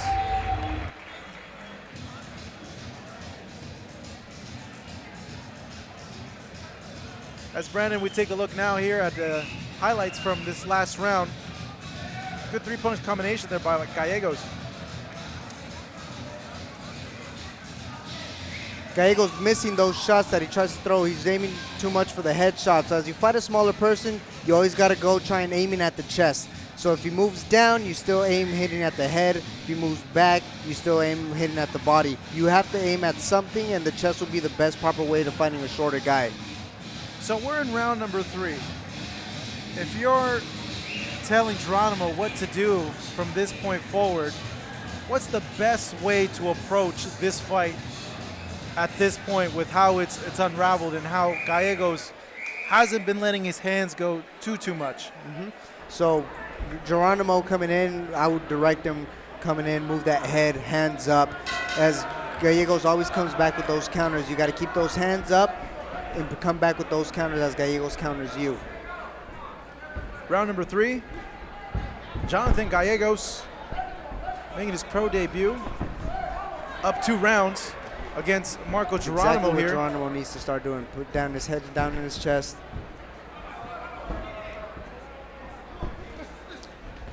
Good feint there, followed up by 2 punches by Gallegos. Gallegos has that good stiff jab. Knows when to stabilize it. Good jab. Stuck it there. Very great combinations, especially with his counters.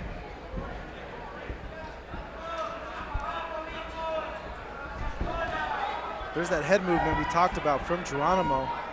He's constantly moving it offline. Can't stay on the ropes though. He's gonna get timed with something. So he lands a hook, but Gallegos landing his own punches.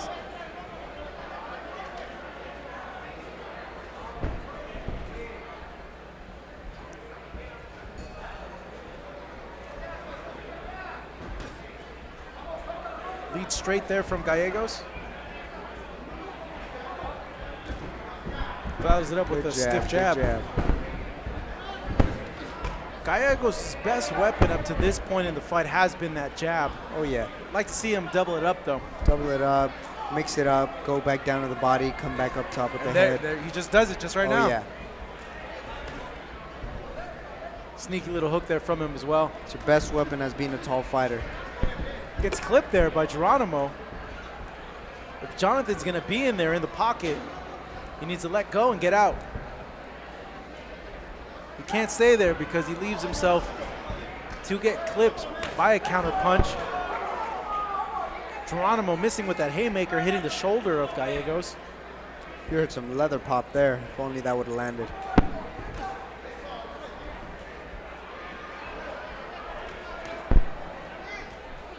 It seems Geronimo's handling the height a little bit better now. These punches that he's throwing, these overhands and these haymakers, just barely missing their target, but it seems he's getting a better grasp of the height. Barely missing it. He seems to find the timing. You just got to keep inching up on him. You just got to keep inching up on him.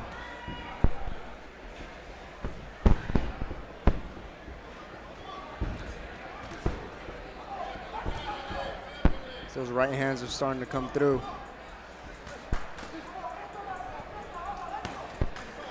Gallegos just digging Vicious these body shots. Fouls it up again.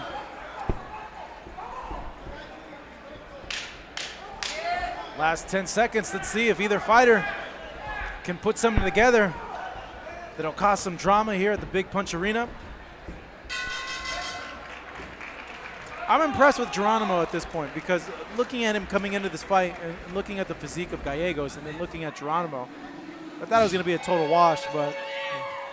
Well, these looks are deceiving. You think they are. You see the bodies of one, you see their overload, they're not fit. Sometimes you carry on and think in mind that these guys aren't going to last long until once you're in the ring, oh, they're going full-fledged force with you. And it's so crazy, you know, you could be in gym shape, muscular and stuff, and then there's another shape. There's a fight shape, a cardio shape as well. And, you know, you look at a guy with the physique of Geronimo and you would think, okay, this guy can't last 2 rounds in a fight. And we're coming now to round number 4 as Pablo Flores announces here. The corner of Geronimo lifting his legs up. Maybe fatigue is setting in a little bit for him.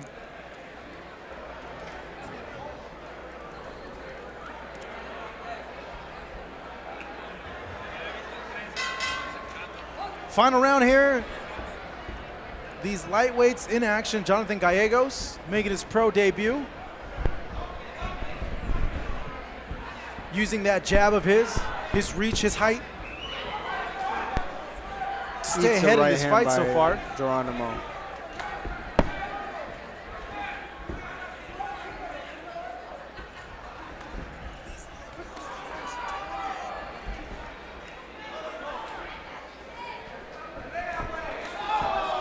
Big overhand, yeah, finally lands for Geronimo. Finally able to time that.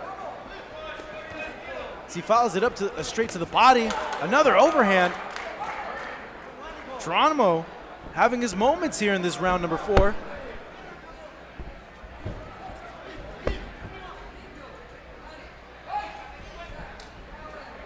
Tough kid in here. Very tough.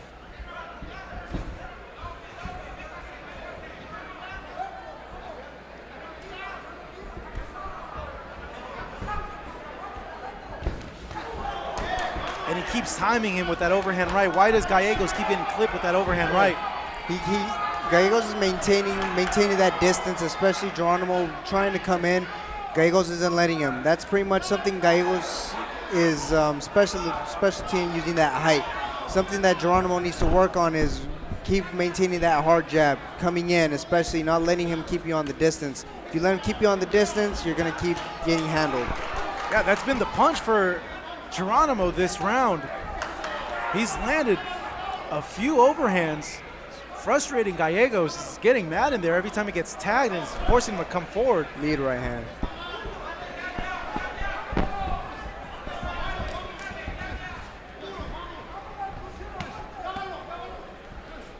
Good work there from Gallegos to the body of Geronimo.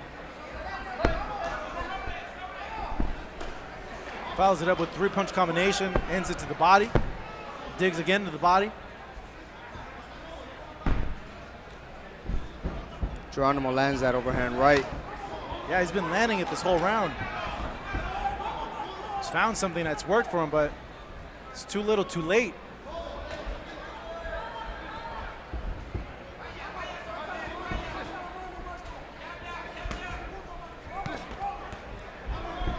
Eats a hook there, Geronimo does.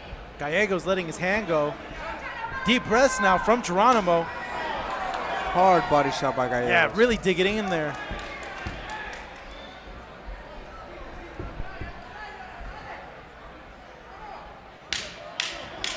Final 10 seconds of this fight. Jonathan Gallegos, Marco Geronimo. Both fighters going the distance.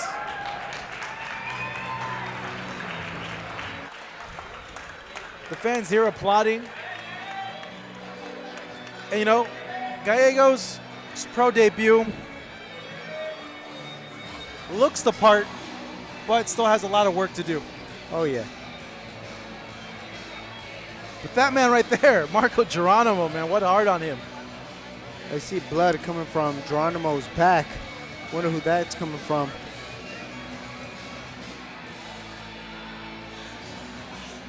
You take a look at a replay now. A nice body shot being landed here earlier in the round. Oof. Sets up that full leverage shot after coming back with that right hand. Man, these body shots hurt so much. I'm surprised that Geronimo was able to take that.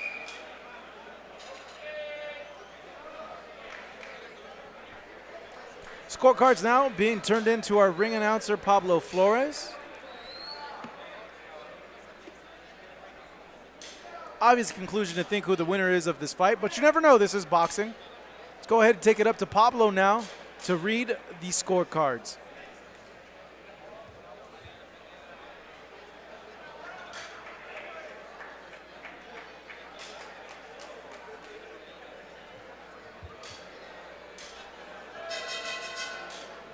Ladies and gentlemen, after 4 rounds of boxing, we now have the judges' scorecards. Después de 4 rounds de combate, nos vamos con las tarjetas de los jueces.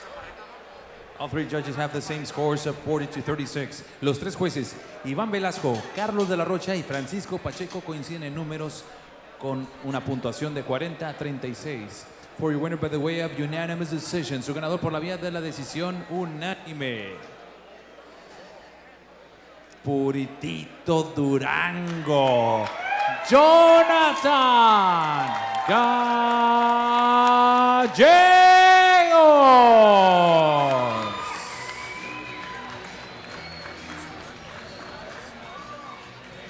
And there we see our winner. Y también reconocimiento para su rival, para Marco Geronimo. Jonathan Gallegos getting the first win of his professional career. And Brandon, how does it feel to get the first win of your career? How'd you feel like? Oh man, mine as well. Came down 4 rounds with the unanimous decision as well. I mean, finally you did it. You accomplished your first. You're getting your jitters out the way for going on with your professional career. Feels great.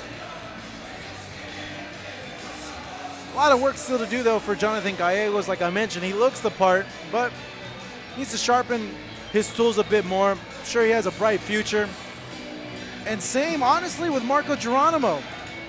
He runs a few miles, does some sit-ups, start looking the part. Yeah, he's good to go.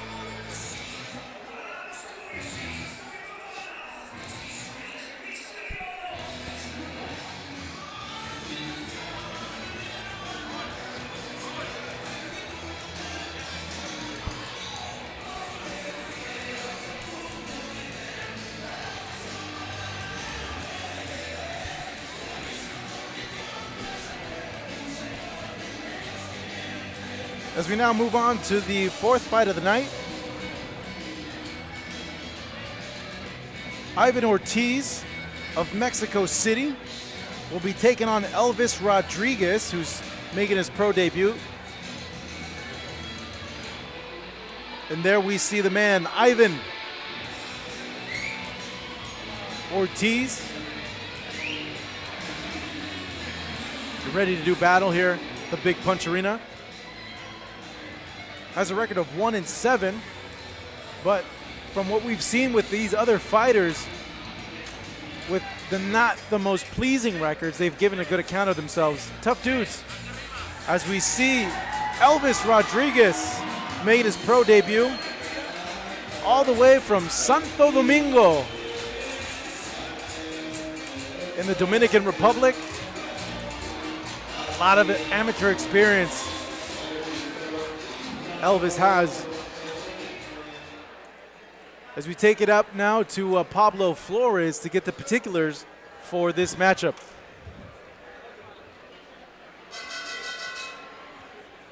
Damas y caballeros, Body Seca Boxing Promotions y VIB, The Best in Boxing, presentan este encuentro pactado a 4 rounds en la división de peso super ligero. Let's get ready for 4 rounds of boxing in the lightweight division. Introducing to you first the fighter standing in the blue corner, wearing black trunks with white trim. He officially weighs in at 140 pounds. Presentando ustedes en la esquina azul, vistiendo pantaloncillo color negro con blanco, con un peso de 140 libras. He stands with 8 professional bouts.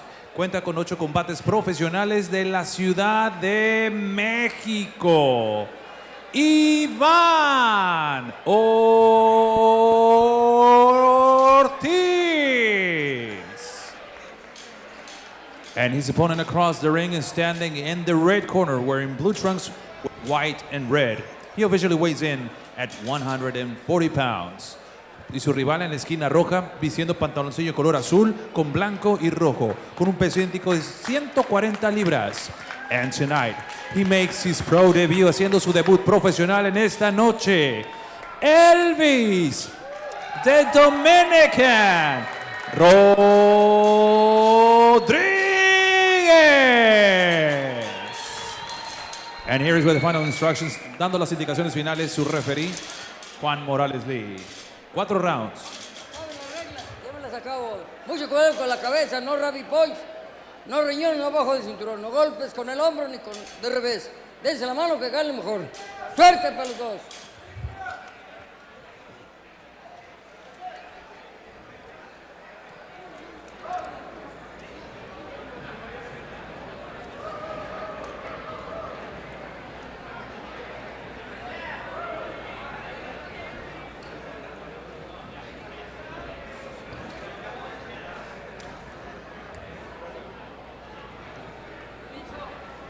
All right, folks, the fourth fight of the night about to get underway. Marcos Villegas here on the call with my broadcast partner, Brandon Cruz. Seeing Elvis Rodriguez in the blue shorts with red trim, making his pro debut all the way from Santo Domingo, Dominican Republic, taking on Ivan Ortiz from Mexico City. Elvis Kid Rodriguez has a plethora of amateur experience. Seeing in his corner Pepper Riley, former Olympian as well. In the southpaw stance as he just landed a straight right there, straight left, excuse me, a few moments ago. Another big kid here in the super lightweight division, 140 pounds. Ivan Rodriguez, 8 fights as a pro. It's a very awkward style as well. He's a bit herky-jerky. Awkward style. So you would expect. Elvis seeming to handle it pretty well. Yeah, you would. Well, I would think he would have felt him out, but no, he's letting his hands go. Once you start landing with that jab, that gives you full-fledged confirmation to take flight.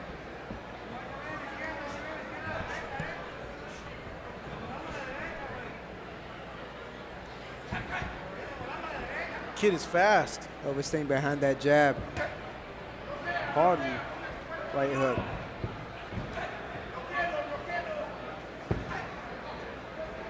Two straight punches landed flush from Elvis Rodriguez. Follows it up with a body shot there, lands clean. Picking his shots. Picking Elvis, excuse me, not Elvis, picking Ivan apart so far. Digs at the body well, gets great leverage on the shots.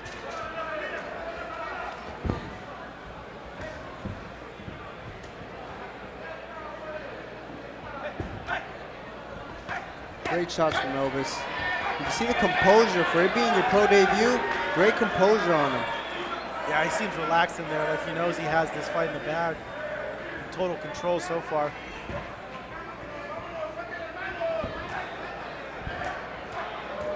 Sitting back, knows when those shots come back, knows when to keep those hands up.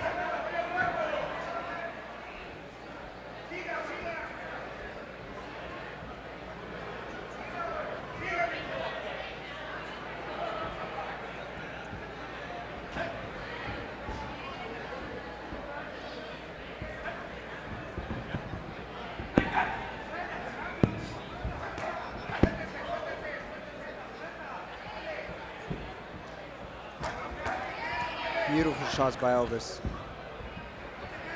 10 seconds left in this round number 1. Rodriguez in control so far. Not fighting like a pro debut fighter. Looks very calm and collected in there. Technically looks fantastic as well. First round of his pro career in the books. So far, Brandon, I like what I see. As we take a look now at the replays here. Beautiful jab, knows when to set that up. Full body mechanics going through.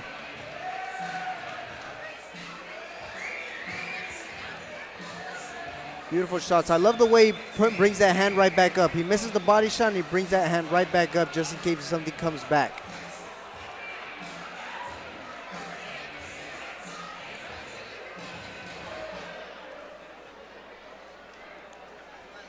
Boristeca Boxing Promotions, fundada en el mes de agosto del año 2014, lleva más de 20 eventos. Comenzó en la ciudad de Ensenada, Baja California, y hoy es la mejor empresa de las dos Californias. Round number 2 here. Elvis Rodriguez looking like a pro in that first round. Let's see what's in store in this round number 2. Tall, lanky southpaw. Those are always the hardest opponents to fight, huh, Brandon? Oh, yeah. What makes it so difficult? Very good footwork, especially where he's from.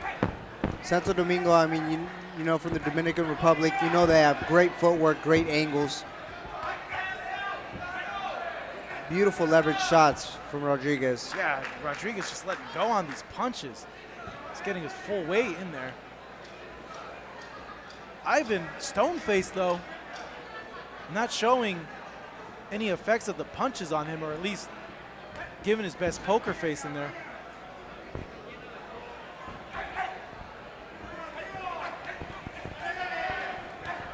Ivan's gonna have to start coming back with some shots. Yeah, he got clocked there with the hook. Did Ivan Ortiz.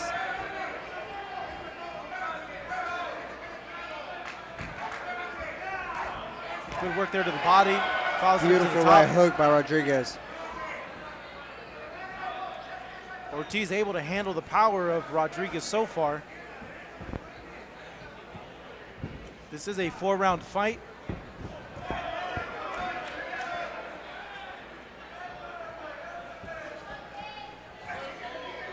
Elvis Rodriguez not showing any jitters, any nervousness. He looks smooth in there, collected, not throwing anything overly crazy. Everything's technically sound. Great body shots, great composure. Knows when to come in, knows when to leave out. Beautiful. So he has Ortiz on his back foot here, not giving him much space to work with. Straight right hand there, right on the money. Beautiful right hook. The only thing that I do see that, ooh, uppercut there. Beautiful left uppercut. Follows it up again.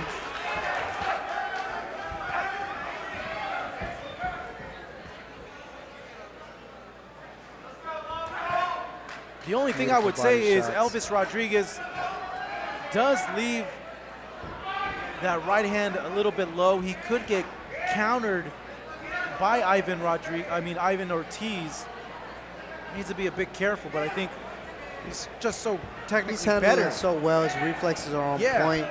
He knows when to bring that hand right back up after the shots he's taking. He knows when to bring it back up, just like how you see.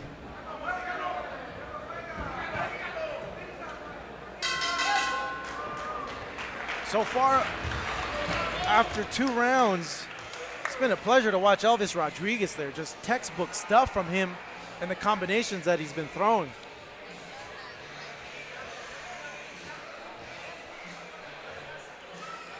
So we look at some of these combinations that Rodriguez landed in that round number right 2. hook he lands. Back with that jab, sets it up. And we could be seeing the beginning of something great in Rodriguez.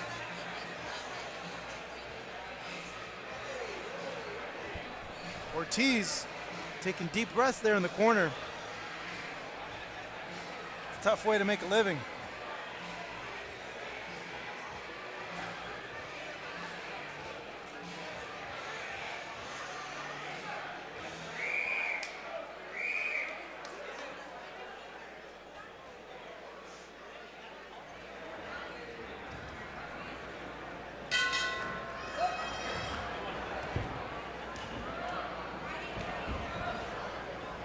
Round 3 here. Elvis Rodriguez just having his way here with Ivan Ortiz. Ortiz not being able to muster any sort of offense really that's effective. He's just been overwhelmed by Rodriguez. The harder puncher, the faster puncher, the more technical fighter. Ortiz lands those shots, but Rodriguez comes right back with even harder shots.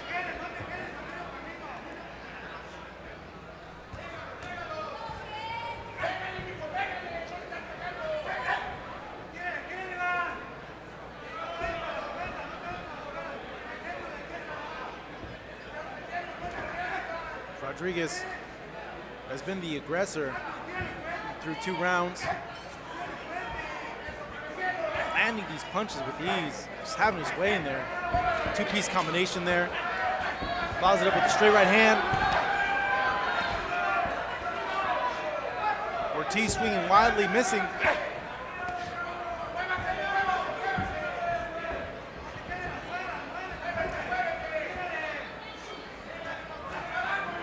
Another straight there, stuns Ortiz. Ortiz. That was coming back. Yeah, beautiful keeps leverage eating shots shots. as he comes back. Beautiful body mechanics. Rodriguez looking to take him out. Could be close to getting a stoppage here against Ortiz. He's really digging into these shots. Ortiz in deep trouble here. Blood pouring out of his nose. Everything that Rodriguez is throwing is landing flush on him. Corner might want to get in this and call a wave to the fight. He's taking a lot of damage here. Referee taking a close look now. Unanswered punches, and that's it. It's over. Smart stoppage there by the referee.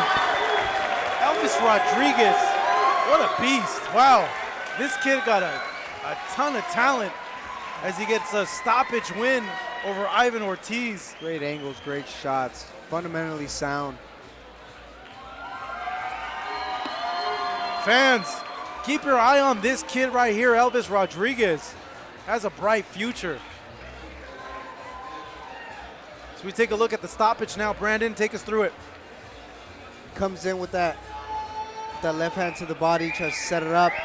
Back again, full leverage shots. I love the way he turns that body. You can see that whole body mechanic. Ortiz not coming back with anything. Ref starts coming in, stops it. Yeah, smart stoppage. And you know what, honestly, I even think the corner maybe should have stopped it 10, 15 seconds before that. All smiles in the corner of Elvis Rodriguez. I have a feeling there's going to be much more smiles. Great win, improving on to 1-0. Yeah.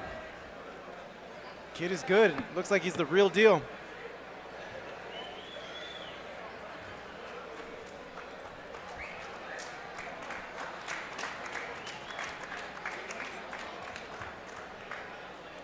You know, and this is what the series over here on Fight Up TV, on the Best in Boxing, is all about. Finding these diamonds in the rough and bringing them to you folks at home so you could witness the start of their journey from their pro careers, from the beginning all the way up until they become contenders. And this series has done this time and time again, bringing talent like Elvis Rodriguez. Damas y caballeros, este combate llega a su fin con un tiempo de 2 minutos 14 segundos.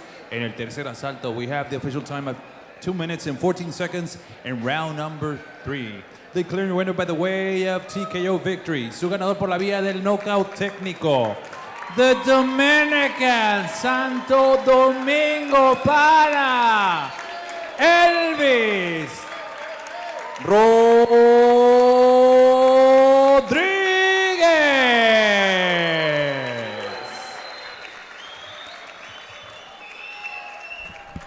Large crowd Elvis brought with him.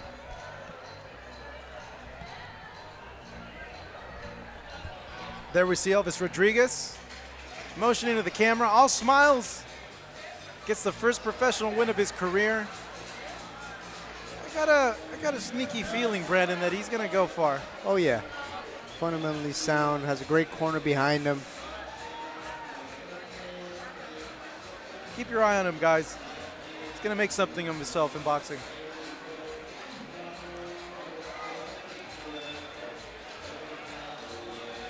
That was our 4th fight, now in the books.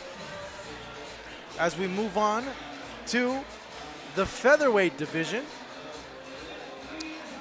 as we have a women's tilt, 4 rounds. And I think this might be the first women's fight we've showed here on this series in the Best in Boxing. Women's boxing gaining a lot of momentum in the last year. Fighters like Clarissa Shields, Christina Hammer, Michaela Mayer, pushing for women to get equal shine like the men. These women can fight, as we see there. Veronica Cruz on deck now, about to make her way onto the ring. Just has 1 professional fight to her name so far at this point.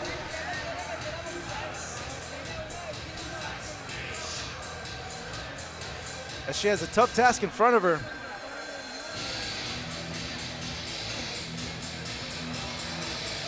And that walk can be the loneliest walk in the world. As Veronica Cruz gets set to take on Jessica Juarez from nearby in San Diego. Has a contingent of fans here for her. Juarez, 3-time national champion, over 60 amateur fights. Great amateur background. Must be thrilled to finally have a pro debut. I know she had pro debuts scheduled. They would always fall out, so I know this must be a thrill for her as we take it up to Pablo Flores to get this match started. Damas y caballeros, Boristeca Boxing Promotions y VIP, the best in boxing, presenta este encuentro pactado a 4 rounds en la división de peso pluma. 4 rounds of boxing in the featherweight division. Introducing the fighter standing in the red corner, wearing red trunks with white trim. She officially weighs in at 126 pounds. Presentando ustedes en la esquina roja, vistiendo pantaloncillo color rojo con azul, con un peso de 126 libras. Representando Tijuana, Baja California, Veronica Cruz.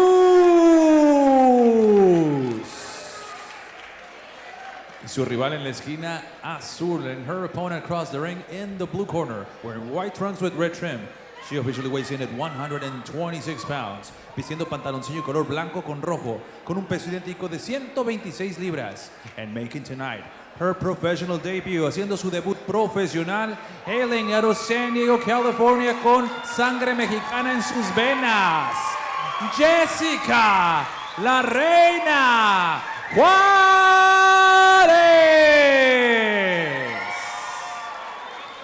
And here is with the final instructions, con las indicaciones finales, su referee, Juan Morales Lee. 4 asaltos.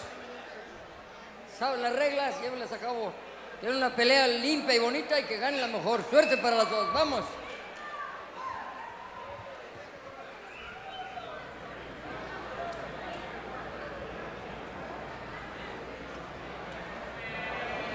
Here we go, the first fight of Jessica Juarez's career about to start.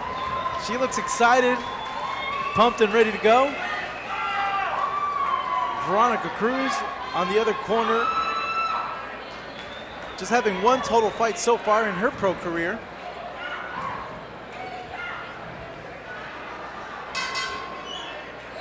As we're set to go, round number 1 here at the Big Punch Arena. Jessica Juarez in the white shorts with red trunks, taking on Veronica Cruz in the red shorts with white trim. Cruz starts off with a wild right hand.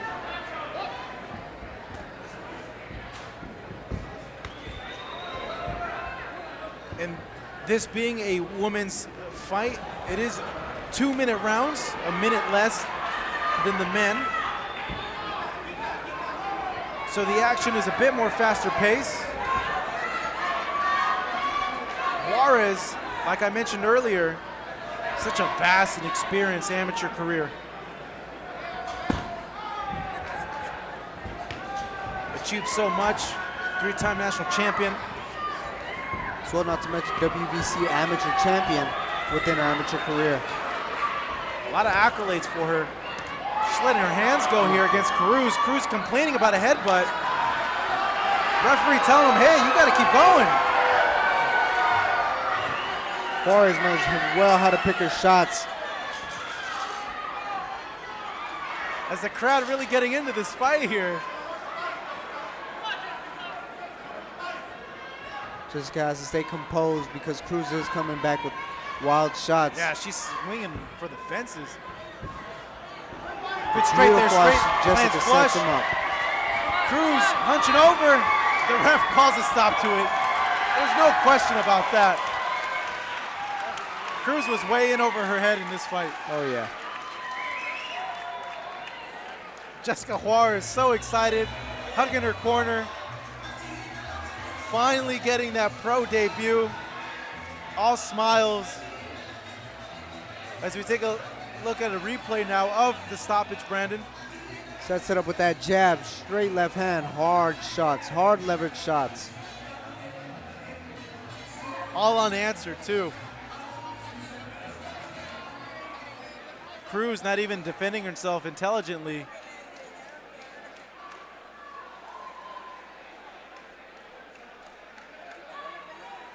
As Juarez now gets the first win of her pro career. Moving on to 1-0, 1 KO. So we take it up to Pablo Flores to make the bout official. Damas y caballeros, el tercero en superficie detiene las acciones con un tiempo de 1 minuto 33 segundos en el primer asalto.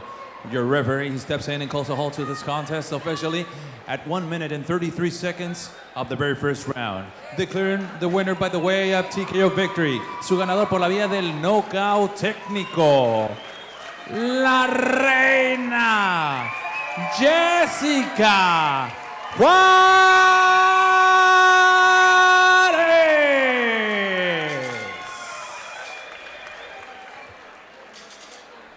And in terms of women's boxing, please keep an eye out on Jessica Juarez. She's going to do a lot of big things here.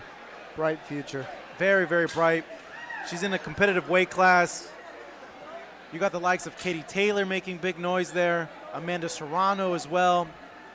It's a good moment right now for women's boxing as we see the whole team here embracing, posing for a photo. Congratulations to La Reina. Victoria is here tonight, getting the first victory of her pro career.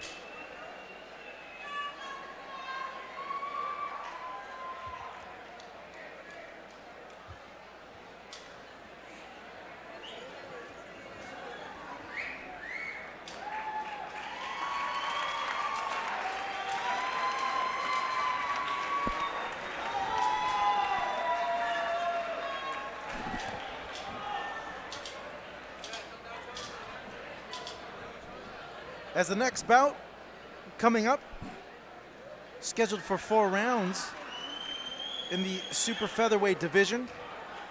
It's going to pit 2 opponents against each other that are very close in experience. We have Jonathan Perez making his pro debut from Tijuana. There he is, El Diablito, the little devil, who weighed in at 126 pounds, right on the money yesterday.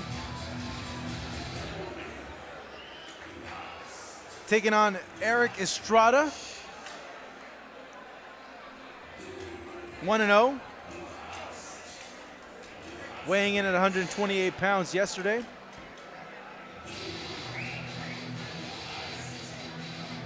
Estrada now making his way to the ring.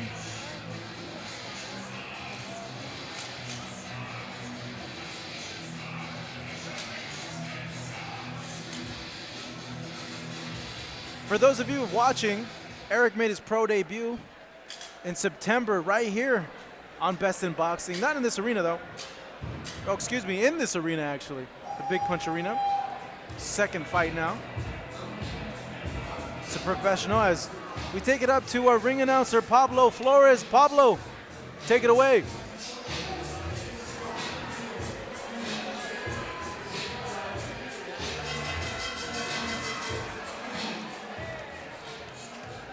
Damas y caballeros, Boristeca Boxing Promotions y BIB, The Best in Boxing. Presenta ese encuentro pactado a 4 rounds en la división de peso super pluma. 4 rounds of boxing in the super featherweight division. Entries into your first. The fighter is standing in the blue corner, wearing blue trunks with white trim. He officially weighs in at 130 pounds. Presentando ustedes en la esquina azul, vistiendo pantaloncillo color azul con blanco, con un peso de 130 libras. Haciendo esta noche su debut profesional, representando a su Tijuana, Baja California, Jonathan, el Diablito Perez.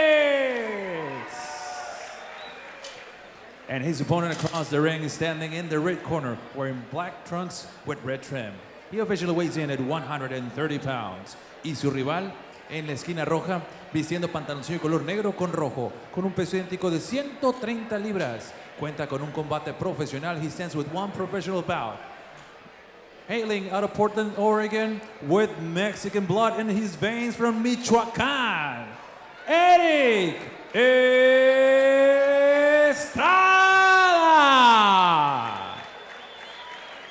And here is with the final instructions para dar las indicaciones finales su referee, Juan Morales D. Jóvenes, vamos a repasar las reglas. Mucho cuidado con la cabeza. No rabbit point, no riñones, no bajo de cinturón, no golpes de revés ni con el codo. Dense la mano que gana mejor. Suelte.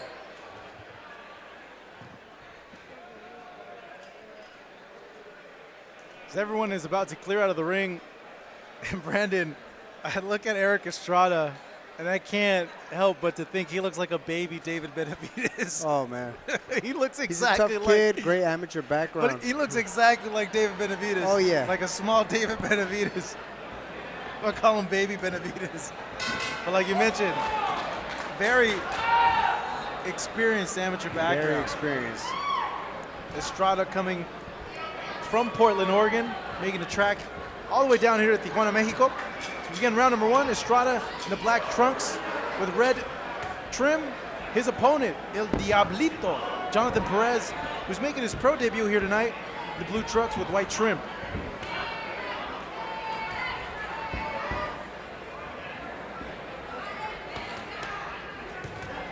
Big hook there landed by Estrada. Stops Perez in his tracks. Beautiful left hook.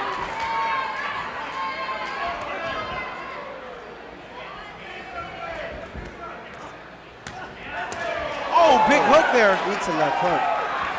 Good shot from Perez.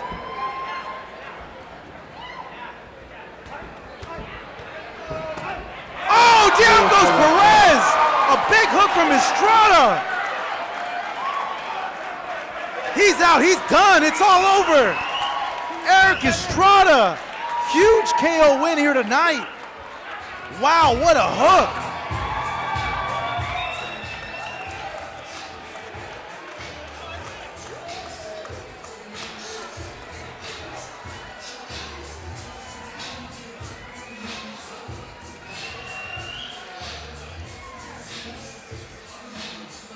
Man, Brandon, that was a hook from hell. That was a beautiful left hook. That floored Perez.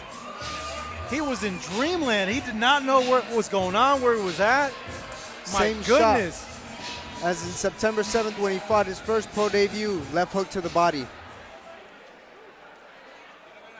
Man, it's shots like that when you come in as an opponent that honestly make you question if this is the right occupation for you. This is right for you. Yeah, man. And ladies and gentlemen, we have the official time of 1 minute and 4 seconds in the very first round. Tenemos el tiempo oficial de 1 minuto 4 segundos en el primer asalto. Declare your winner by the way of KO victory. Su ganador por la vía del knockout, Michoacán y Portland, Oregon, Eric Estrada.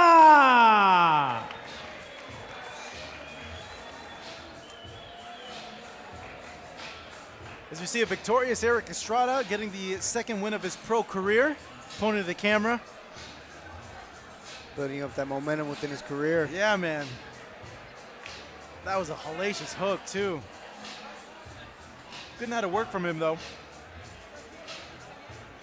And like you mentioned, Brandon, if you're familiar with him, has a lot of amateur experience and showed through. His whole family runs, his sister, his brother. Great amateur background within his whole family. They're all the boxing breed. So it's pretty much a family full of lions. Come from the mean streets of Portland, Oregon.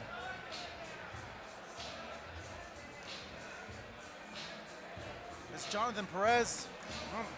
Hard night for his debut fight. Is knocked out as he makes his way back to the locker room.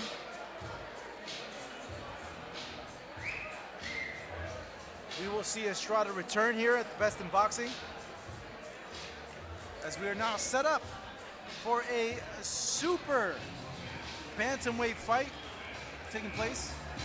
This is fight number 7 of our 12-fight card. Dylan Miranda taking on Luis Martinez.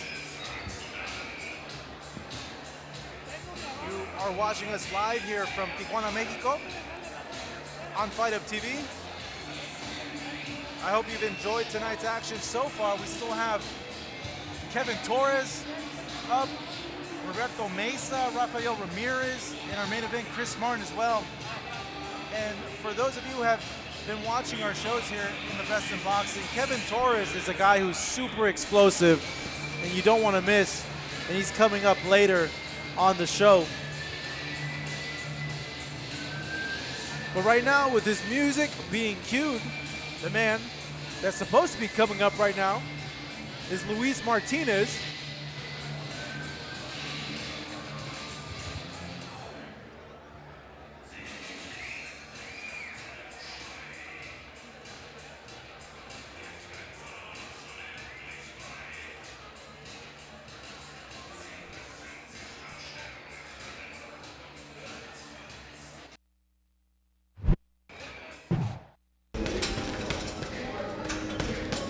this is my last chance. I've been working at this since I was 14 years old. I'm 32 years old right now. I've been a professional since 20. So I simply want for this to pay off.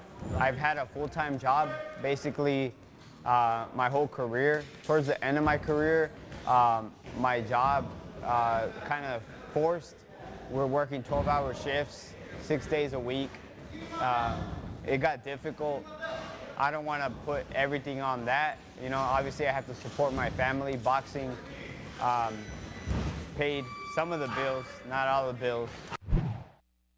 It's easy to say from the outside. Even me, like when I see a guy kind of at the tail end of his career, and I'm like, oh man, maybe he should stop.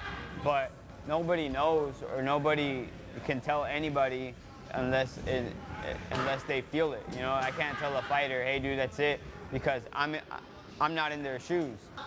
On November 9th, I want to show the world that I still have it. That's it. So come November 9th, I'm going to show everybody, all those naysayers, people that told me to hang it up. And I want to finish it right, you know, and be able to go out on top. And if it doesn't happen, tough. If it does, I'm going to be happy, you know what I mean?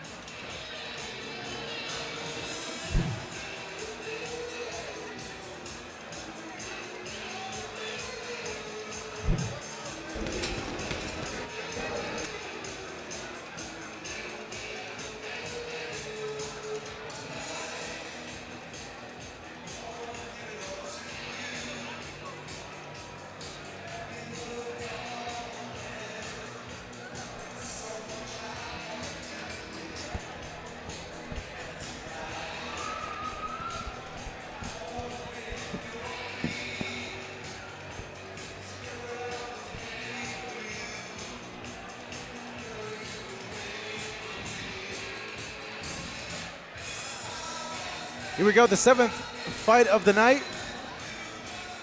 Luis Martinez from Tijuana coming in with a record of 0-1.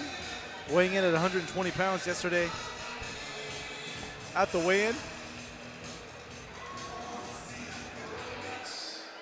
Taking on the young, hungry lion, as Floyd Mayweather would say, and Dylan Miranda. Dylan Miranda, 3-0. Has fought his fights here on the Best in Boxing on Fight Up TV. As we had previous Jessica La Reina Juarez, this is Dylan El Rey Miranda. So we have both king and queens here in today's event.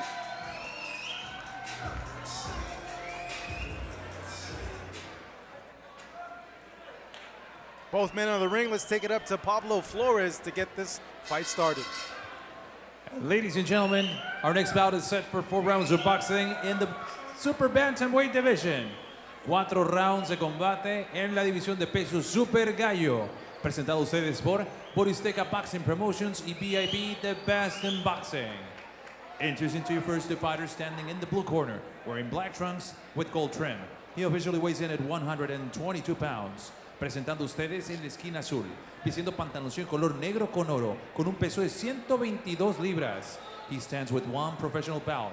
Cuenta con un combate profesional de Tijuana, Baja California. Luis Martinez.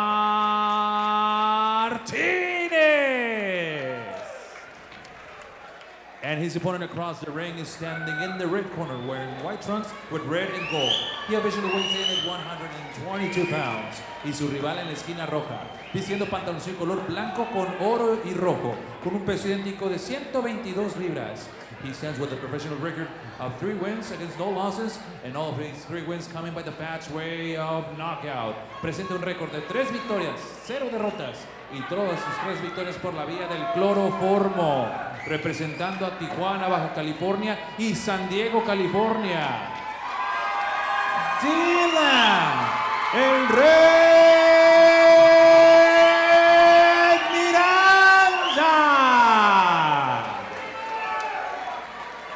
And your referee in charge, su referee Juan Morales Lee. Jóvenes, saben las reglas, llévenlas a cabo. Mucho cuidado con la cabeza, no Robbie Points, no riñones, no bajo del cinturón. Dense la mano, que ganen mejor. Suerte para los dos. Some mean mugging stares there from both these fighters right don't there. want to touch gloves. Yeah, pretty intense right there. I think we're gonna get a good fight here, Brandon. Oh yeah.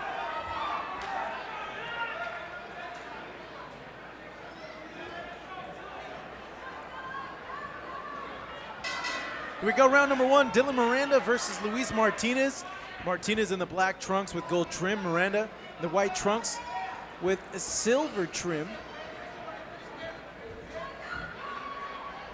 Miranda bringing in a lot of people over here. Hometown kid. Very pleasing style. Always brings the fight. Martinez there. Martinez trying to stamp that jab. Yeah, but he got timed over there with the right hand.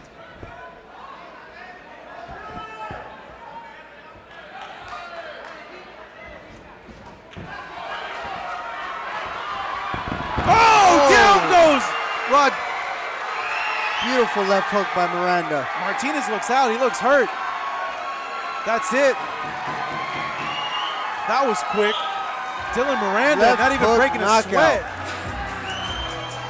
You know, I stumbled my words there a little bit because I saw Martinez's body do a little shake there, and I was worried. Shaking.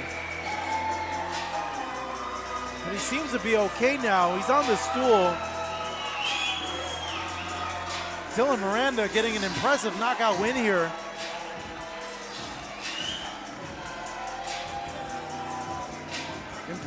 Improving his record to 4-0.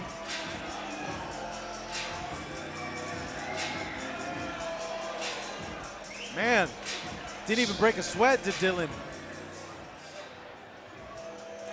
Not sure if we can get a replay of the knockout. If the truck can give us a replay of that, but man, what a knockout. As Miranda going over now to check on Luis not Martinez. accepting anybody's consent.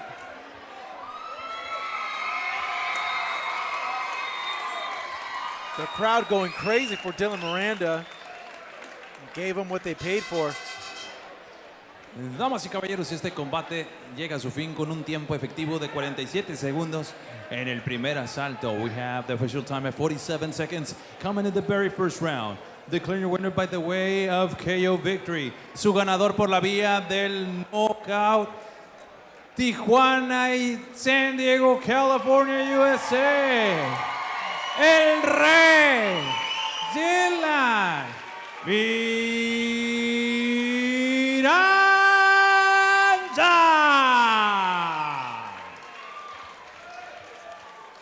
All smiles is Dylan Miranda as Luis Martinez was knocked out here by him.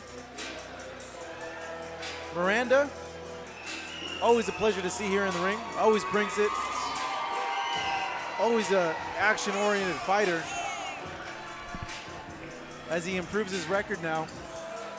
Moving on to 4-0.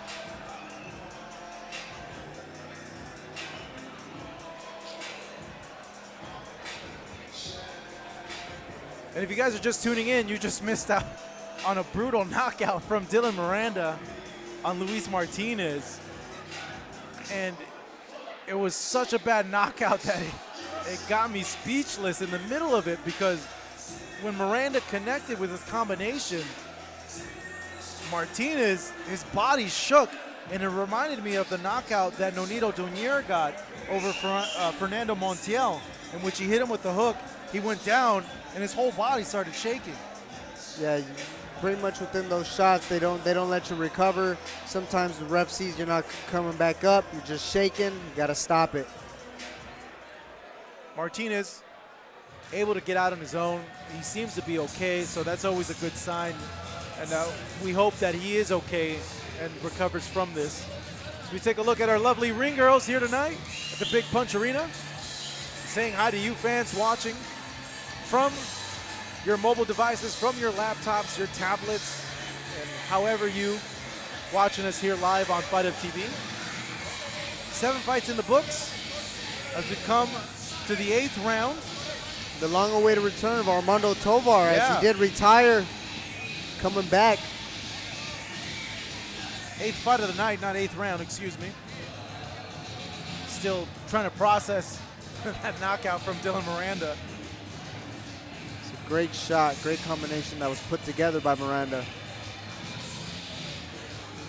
As we see now coming out, Hugo Montoya from here in Tijuana. Has a lot of professional fights on his record. Coming in with a total of over 25 fights. His actual record is 4-22-1. And his opponent will be Armando Tovar from San Diego. Tovar, maybe about 5-6 months ago, had announced his retirement. Oh yeah, announced his retirement. Finally made the decision it's time to come back to do what you do best. Tovar having a record of 9-1. A very pleasing style. He comes forward, throws a lot of punches, stays in his opponent's grill. The fans here are going to enjoy watching him fight.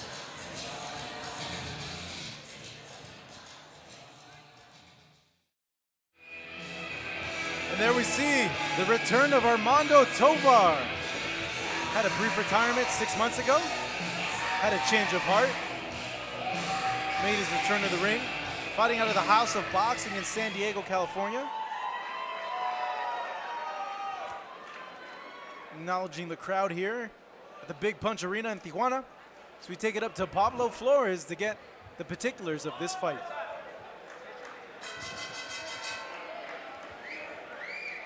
Damas y caballeros, Boristeca Boxing Promotions y VIP, the best in boxing, presentan este cotejo pactado a 6 rounds en la división de peso welter. Let's get ready for 6 rounds of boxing in the welterweight division. Introducing the fighter standing in the blue corner, wearing silver trunks with black trim. He officially weighs in at 147 pounds. Presentando ustedes en la esquina azul, vistiendo pantaloncillo color gris con negro, con un peso de 147 libras. He stands with 27 professional bouts. Cuenta con 27 combates profesionales de Tijuana, Baja California. Hugo Montoya!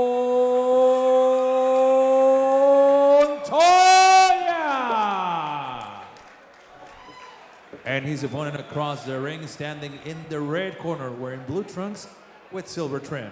He officially weighs in at 147 pounds. Presentando a su rival en la esquina roja, vistiendo pantaloncillo color azul con plata, con un peso idéntico de 147 libras. Presenta un récord casi perfecto. 9 victorias, 1 derrota y 5 de esas victorias por la vía del knockout. He stands with a record of 9 victories, 1 lone defeat, and 5 of those victories coming by the fast way of knockout. Hailing out of San Diego, California, USA, Armando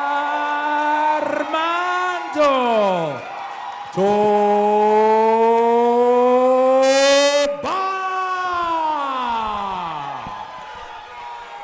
And here is with the final instructions, your referee in charge, su referee, Juan Morales Lee.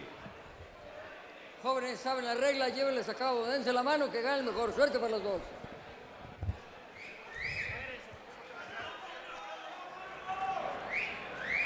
Both fighters touching the gloves up as they look to touch each other up with palms in this very ring. Looking to see how Armando performs within these first couple rounds, see if he develops some ring rust over the time.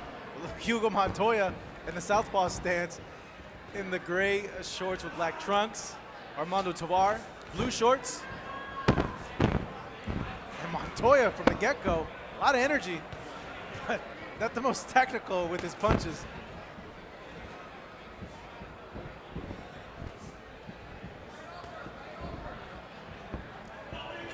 Switch hitter is Montoya.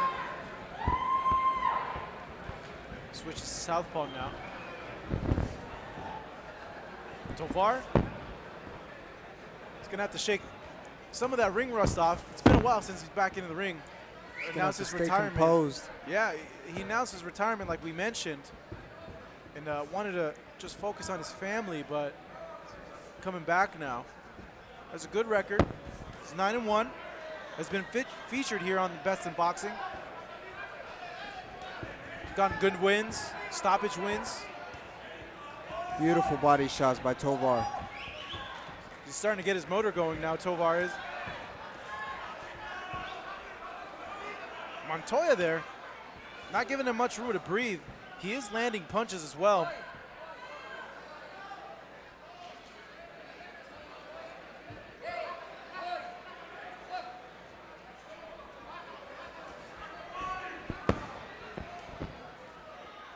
Montoya so far able to push Tovar back. A lot of these punches. So look at the size difference from Tovar and Montoya. I was gonna say, a lot of these punches are just winging punches. They're not really landing flush on Tovar. And yeah, Montoya looking like the bigger of the two. I believe there's a 10-pound difference between them. Tovar weighing in at 142 yesterday, while Montoya weighing at 153 pounds. As the crowd now getting behind Armando Tovar.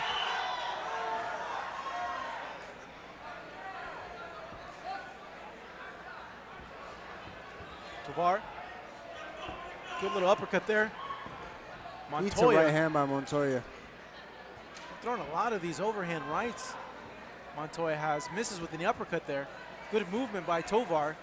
Tovar answering back. Both fighters in the pocket now. Montoya taking deep breaths. It's concerning seeing this as a 6-round fight. We're in the first round. See how long he can keep this pace up. Give and take between these two. I know it does take a lot out of you when you're constantly pushing a fighter over, trying to use your weight and size advantage on him. It does wear you down, but it also wears the other fighter down as well. Coming down to the final seconds, round number 1. Tovar and Montoya could have counted themselves. Tovar grabbing his stool there. Do you see any ring rust on him? A little bit within the first start, but it'll probably, those jitters will come out of the way. That rust will start taking off. Montoya just coming in straight crazy with wild shots. Tovar started adapting throughout the rounds. It started going give and take. I believe Tovar stays committed to that body. It'll be a short night. Take a look now at the replay. Beautiful catch and counter. Tovar there digging to the body, following it up with another shot there. Montoya throwing his shots, but they're Love not how he landing gives flush. those beautiful counters.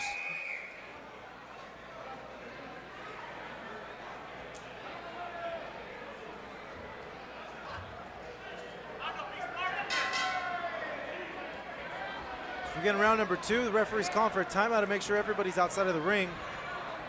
And here we go. Round number 2. Both fighters touch him up. Tovar lands a straight right there. His corner is imploring him to use his jab and to be consistent with it. Beautiful left uppercut. Tovar now moving forward. Solid.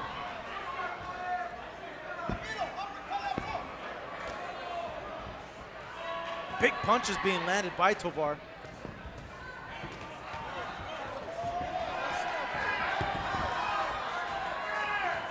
Montoya smiling, but Catches Tovar with the wild right hand. you can't be taking these punches like that and smiling.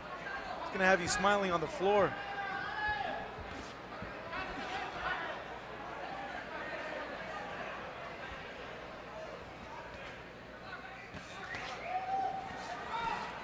Tovar shaking that ring rust off, getting back in his groove.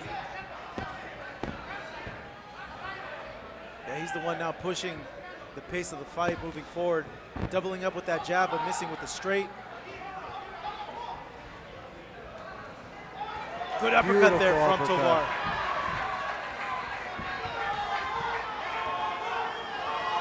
The crowd getting behind Armando now again.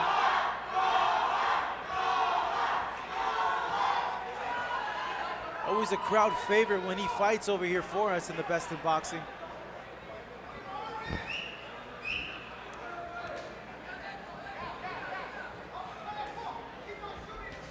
He's found success with these hooks and sneaky uppercuts that Tovar throws as well. He's putting some great leverage shots.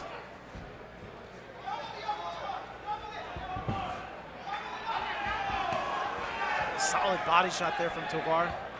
Montoya slowing down a bit now. So he lands an uppercut. Not much mustard on that punch, though. And this is the type of fight that Tovar is accustomed to. This is what he does. This is his ball game. This is bread and butter. He will oblige you to this type of fight.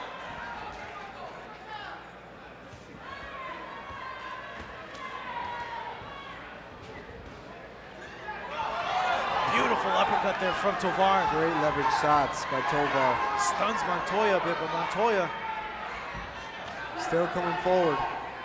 Wanting to smother some of these punches, landing his own combinations. Throwing wild shots there. A lot of windmill punches from him. As we come in the end of round number 2.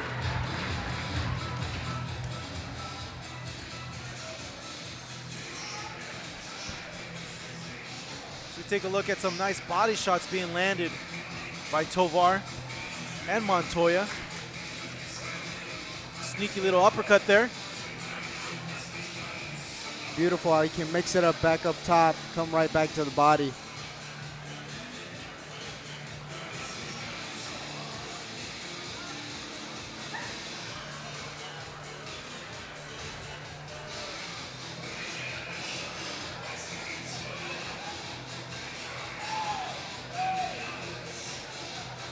Just taking a look at the corner of Armando Tovar.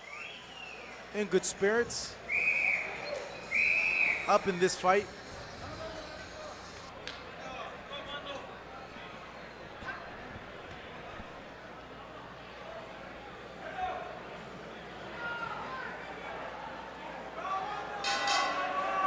Let's begin round number 3. Armando Tovar ending his short retirement. Back here at the Best in Boxing.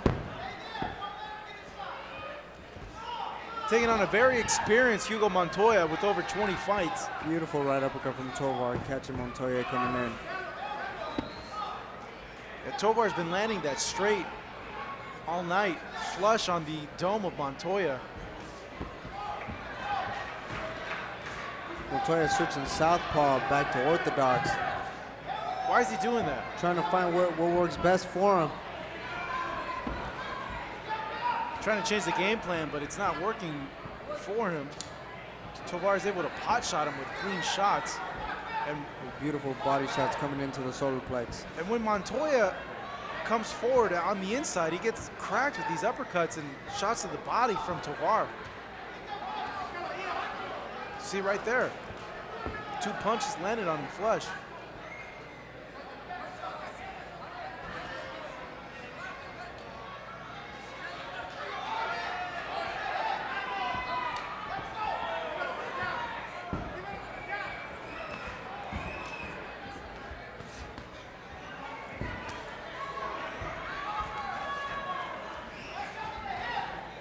Very workmanlike effort from Tovar.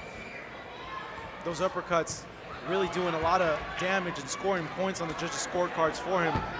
Montoya seems gassed out, just nothing behind these punches.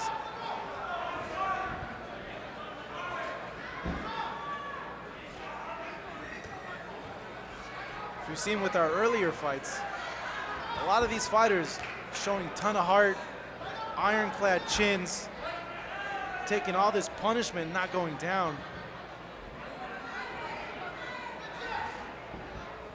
Good lead right by Tovar.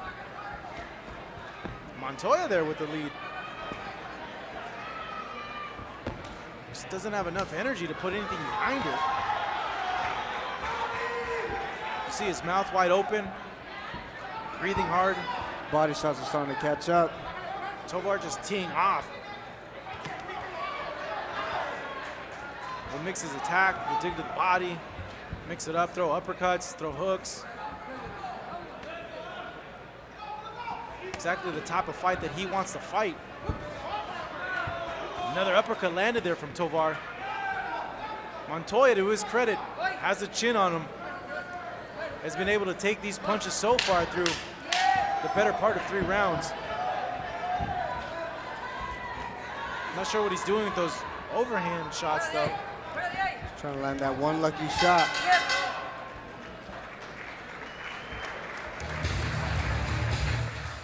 Three rounds in the books. Armando Tovar seemingly in control. Got a very tough opponent right there in Hugo Montoya. Brandon, what do you think the corner is telling him to do at this point? And do you think Tovar can stop Montoya? I believe he can stop him. Those body shots are coming along ever since the first round. Montoya came in strong. Those body shots are taking a toll on Montoya. I would direct pretty much Tovar to stay composed, stay behind that jab, coming in with those hard body shots that he's been coming in with.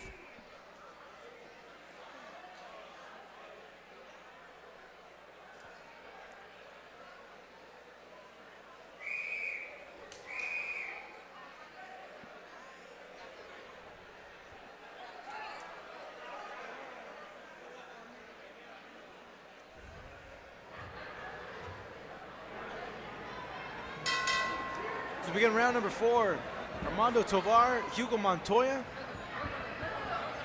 That was a nice little veteran tactic there from Montoya. Those overhand rights trying to land that shot.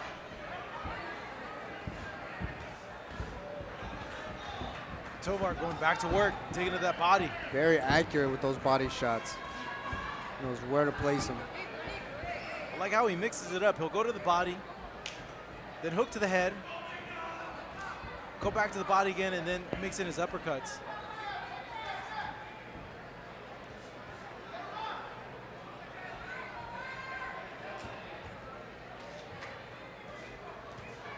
Good exchange here from Tovar. 5 shots to the body. And Montoya just staying there. I don't know why he doesn't move out of the way after so many of those shots being landed on him when they are landed Those on body him. shots are taking a toll. He just stays there.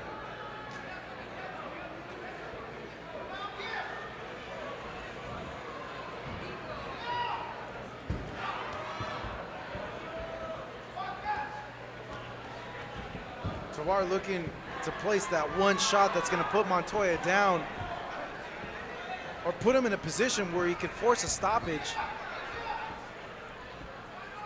I know his corner was imploring him to use the jab a lot more in rounds 2 and 3.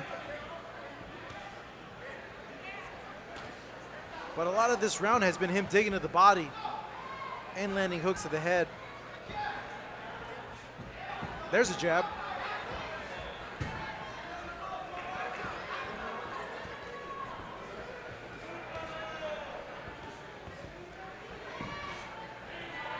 Good series of punches landed from Tovar. So he make his way forward. As Montoya with his back against the ropes. Montoya's gonna have to hold here. He doesn't want to have himself in this position, or at least move, and he has.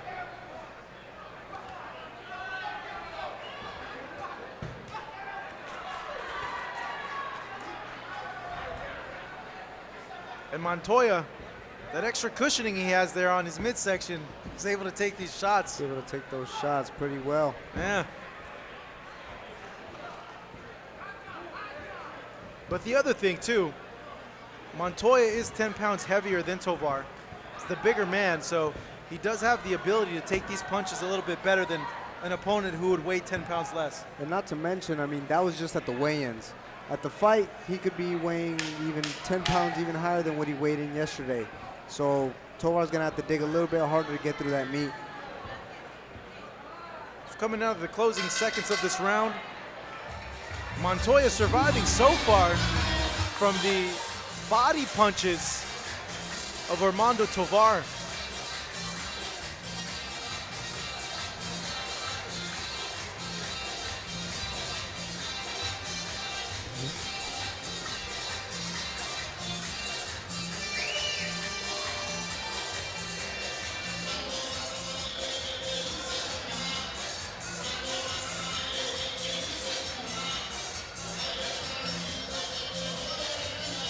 See, look here, replay of the action in the last round. Love the way Tovar can catch and give right back. As he slips, gives right back. Slips, catches, Comes right back. Beautiful shots.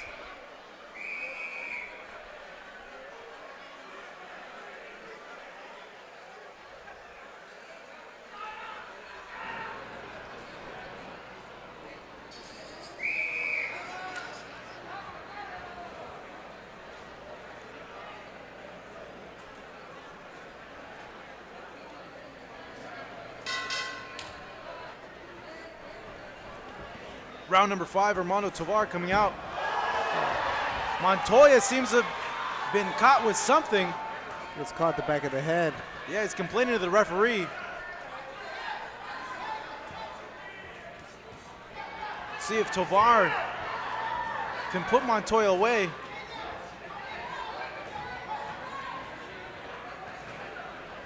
Montoya landed a sneaky little uppercut there on Tovar. Tovar needs to be careful to not keep his head down so much. He'll open himself up to that.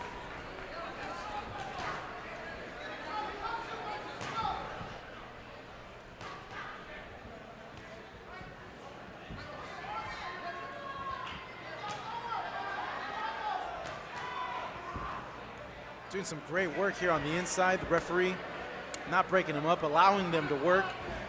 They'll clinch and pummel, get some distance between each other. It's Tovar, same story all night, targeting that body. Crowd now once again getting behind him. See if it gives him an extra push here.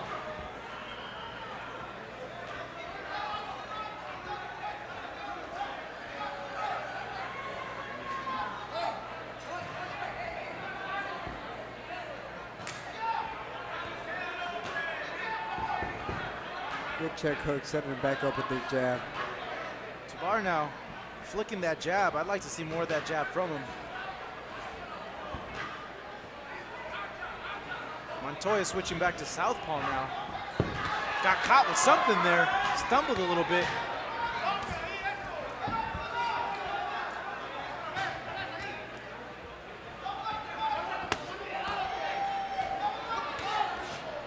Tovar now really letting his hands go when it comes to those body shots, putting all his weight into them. Montoya has been hit with everything that Tovar has been able to still hang in there with him.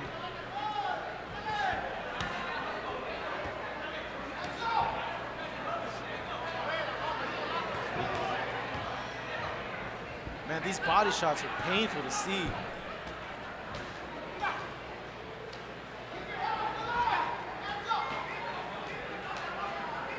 And so far, from his brief retirement, Tovar's looked good. But Brandon, should Tovar be doing anything differently from what you're seeing? He's picking his shots very wisely.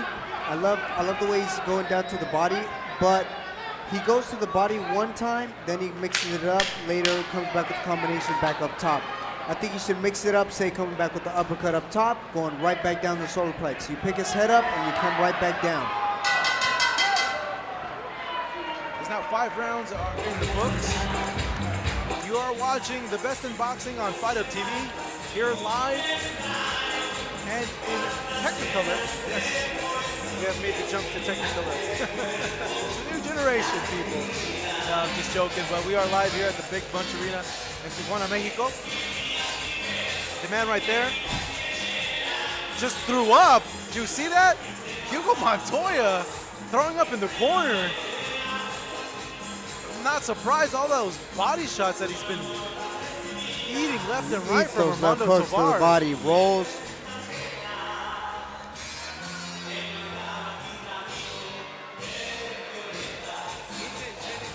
Yeah, doesn't make you question as to why Damas he y caballeros, este es el round. After seeing the replay of those body shots from Armando Tovar. Luis Martinez sporting a record of 0-1. Going the distance with Armando. 6 rounds. This is the final round right here. Real tough guy. Yeah, he is. 4-22-1. But Hugo Montoya has faced a lot of tough guys over the course of his pro career. Kind of looks like Leo Santa Cruz there, doesn't he?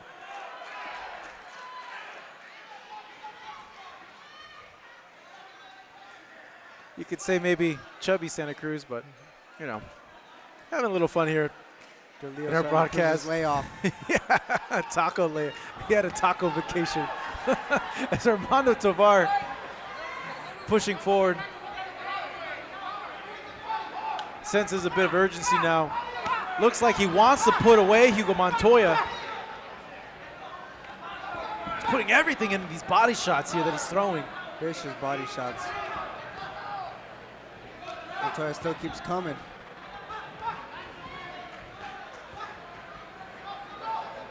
It's a combination of Montoya's a tough dude, he's durable, got a hell of a chin, and the size difference. Very huge size difference. So see here, just Tovar just teeing off left and right. Combinations of the body, and Montoya just stays there and is able to take these punches.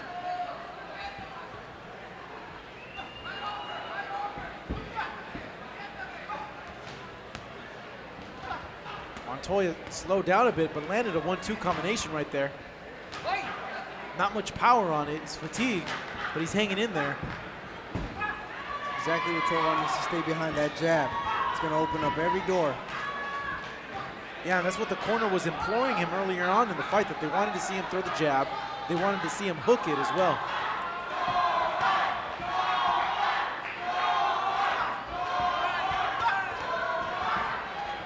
Tovar putting just everything in these punches.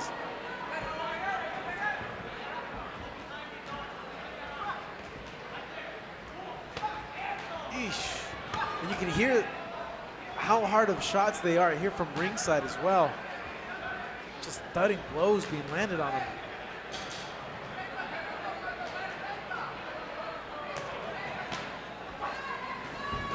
Montoya don't got much left.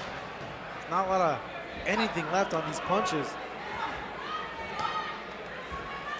Tovar just digging to the body, trying to pick that one shot just to put him down. Yeah, I don't think he's going to be able to get it.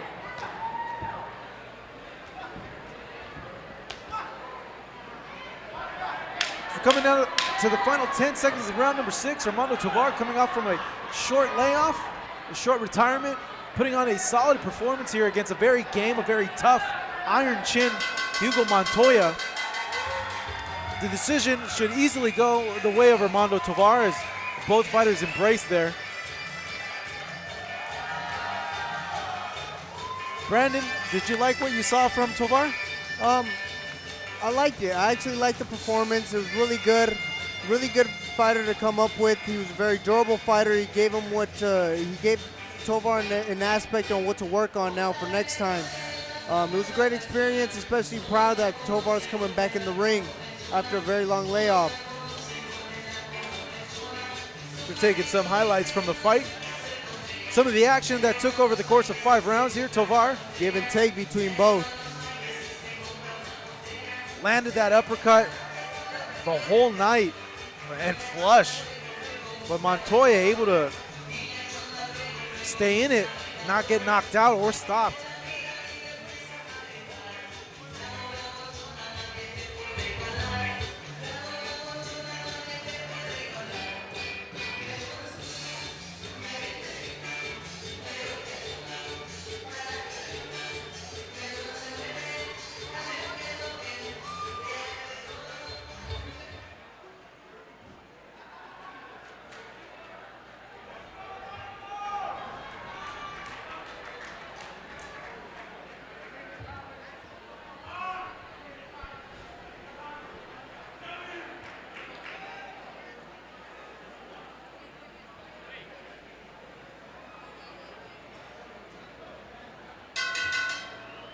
Damas y caballeros, después de 6 rounds de combate, nos vamos con las tarjetas de los jueces. After 6 rounds of boxing, we now go to the judges' scorecards. All 3 judges have the same scores of 60-54. Los 3 jueces coinciden sus tarjetas 60-54. For your winner by the way of unanimous decision, su ganador por la vía de la decisión unánime. House of Boxing, San Diego, California, USA. Armando Tovar.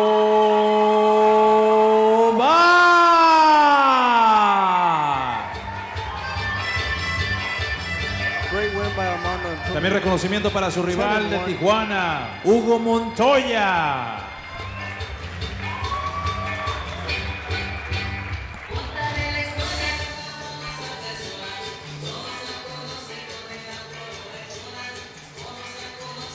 You see there a victorious Armando Tovar being embraced by his opponent, acknowledging the toughness of Hugo Montoya.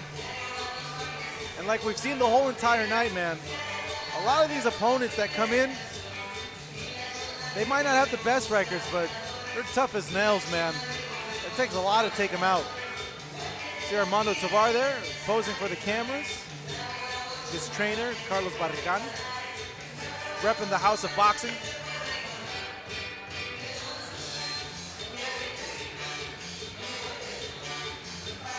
As we now move on to the first of our 3 regional title fights.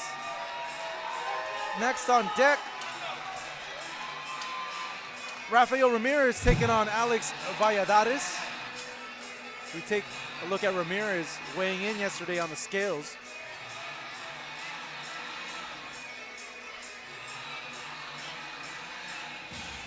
Ramirez weighed in at 152 pounds for this regional title fight.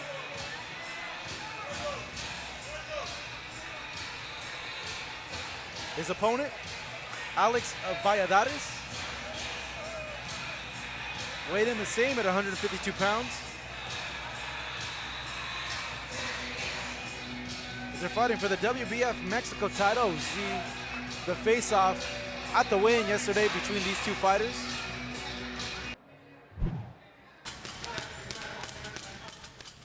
Well, this WBF title means a lot to me because I've actually worked hard, 6-week camp, dedicated my life, put my kids first, I put my boxing second. I've been through a lot in life. I've done, good and bad in my career. To me, this means something because I actually started something, and I'm actually going to finish it. And, hopefully, if God willing, I come out on top with, with the title. I did everything I was supposed to, work hard, believed in God, did the right things. So hopefully, my time is on Friday night. At age 38, a lot of people think it's the end of my career. I just think that, to me, it's the beginning because I've actually, throughout my career, I've always did it half-assed. The reason why I actually came back in the end of 2017 was I took, actually owned a boxing gym in Brito, California, and I took them to a meet and greet in Las Vegas, Nevada to meet Floyd Mayweather. And, Floyd ended up seeing me, and he, came up to me and said, "Hey, what happened? What happened to your career? What's up with you?" And he was just like, I go, life, and he'd just say, "You know what? Rob, you have a lot of talent." He goes, "It's never too late." And, that stuck for me for a while. And I was still training kids. And I said, "You know what? Why not? It's coming from the champion, the best fighter in the world. So, you know what? Let me give it one more shot." I just, I wanted to tell the future kids that are up and coming, that are fighting. I was lucky and blessed to actually go through what I've gone through in my career. I was a young amateur kid. People from San Diego know who I am. I had 130 amateur fights. I have 28 pro fights now. Sparred with Floyd Mayweather for 10 world title fights. Helped Shane Mosley for 3. Jose Luis Castillo. I've been around the sport for a while, and I've been doing it for 28 years, and I just want, I know I'm already at the point. I know it's the end already. So I'm bearing down and going all the way, and I know I can do something in the sport before I go. So I'm excited. It's a blessing. I'm able to do it still at this age, and I think God has me here for a reason. For the kids to be inspiration for the kids. So if you want something, go get it. Work hard. You're able to do it. Gave me the opportunity, 4 fights in the title. Up, down. I'm still here. Come on, up, down. I'm excited to be here and able to still do what I love, and that's boxing.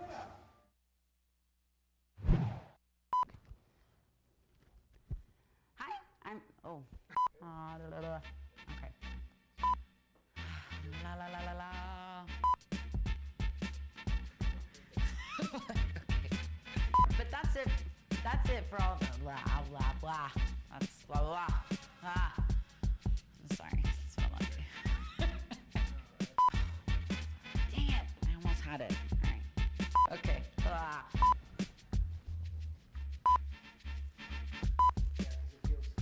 General. No, I'm actually tired. No. Okay. Ay, ay, ay. Okay. El otro lado. Oh, Lord. The schedule, where we keep you, the boxing fans, in the know.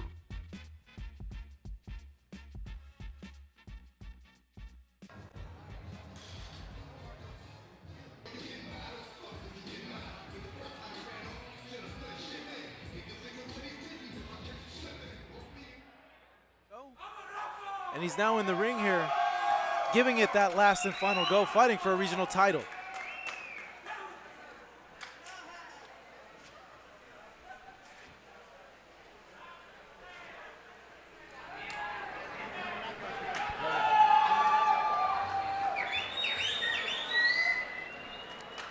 So we take it up to Pablo Flores to make this fight official.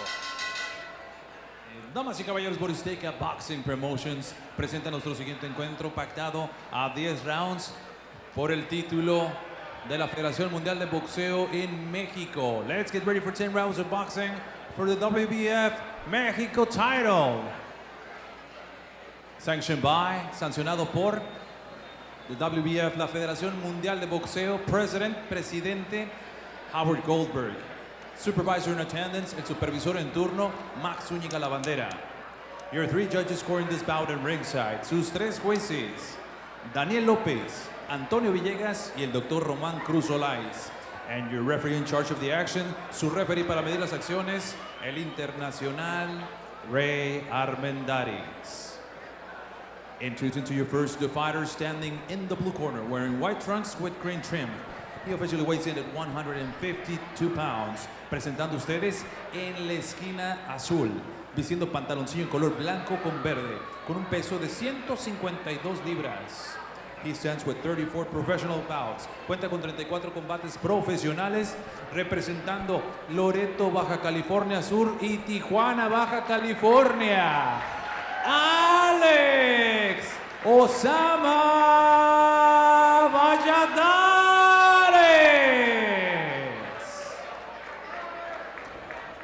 And his opponent across the ring is standing in the red corner, wearing black trunks with gold trim. He officially weighs in at 152 pounds. Y su rival en la esquina roja, vistiendo pantaloncillo color negro con dorado, con un peso idéntico de 152 libras.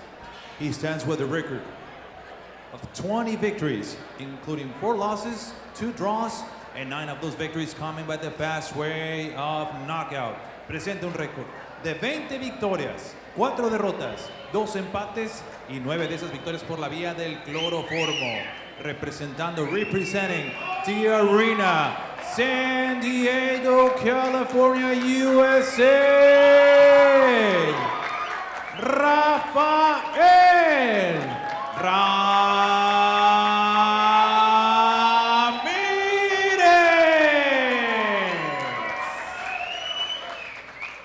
And here is with the final instructions. Para dar las instrucciones finales, su referee, Ray Armendáriz. 8 rounds. Ya les di sus instrucciones en el vestidor. Muchachos, espero que se comporten como profesionales. Obedézcanme a todo tiempo. Protéjense a todo tiempo.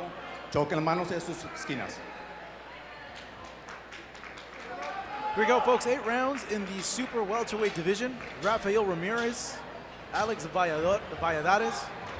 Ramirez looking to make one last go in his pro career in a similar situation like our main eventer, Chris Martin.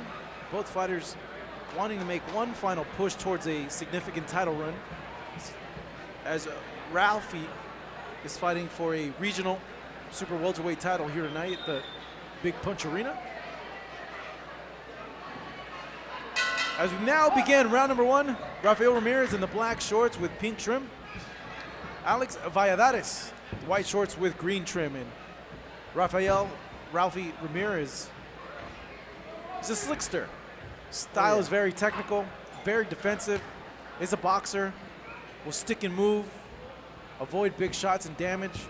Valladares, a guy that comes forward, will pressure, and will really test you. It's funny how yesterday at the weigh-ins, Valladares comments after Ramirez tries to shake his hand, "I'm gonna knock you out." Well, we'll see. That remains to be seen. This is an 8-rounder. So Valladares does have time to get his rhythm in, but he must not allow Ramirez to get that jab popping and him moving, because that is Ramirez's fight.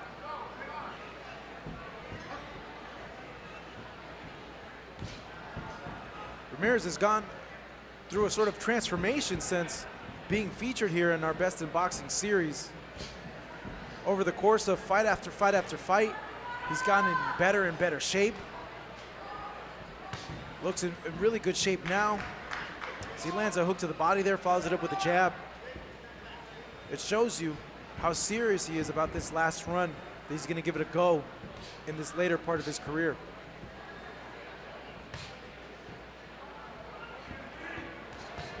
Picking his shots, going down to the body.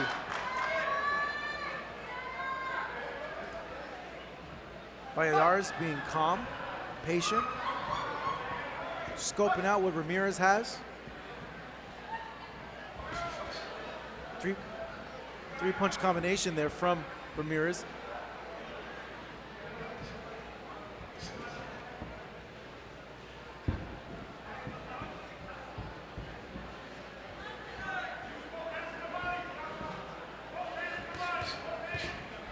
Nice 4-punch combination there from Beautiful Ramirez. body work. A little bit low there, the referee warns him. Ramirez coming in this fight with just so much experience, sharing the ring with Floyd Mayweather, helping him with 10 championship fights, working with Shane Mosley as well, helping him for 2 title fights. Shane Mosley's son fighting today as well. Dropped a decision actually against Brandon Adams in the contender finale. Ramirez having his way so far in this round number 1, popping that jab. Valladares has been tentative, not letting his hands go, though he lunges in with a big hook there. Now finally getting to work with Ramirez. He's trying to scope everything out that Ramirez has. Yeah. Staying calm and collective. Yeah, I got a weird feeling that's what he's doing. He's just wanting to see what Ramirez got. And as the fight progresses, he's really gonna let his hands go. Clear round number 1 for Ramirez. We're looking at the corner now of Valladares from Laredo. Ramirez, just a hop, skip, and a jump away here from Tijuana, living in San Diego, but spending a lot of time training and living in Las Vegas.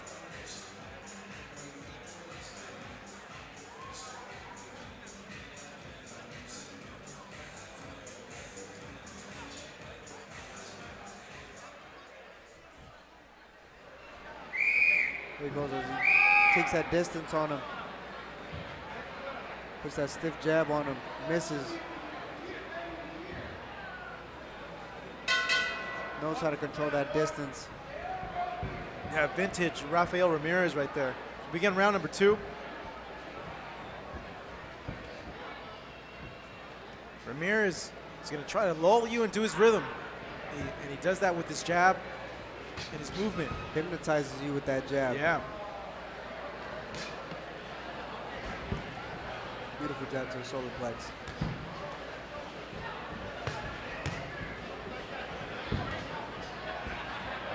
I'm seeing a lot of improvement in Ramirez as well. His punches look crisper, sharper. A lot sharper. He's been going down to the body, been committing now.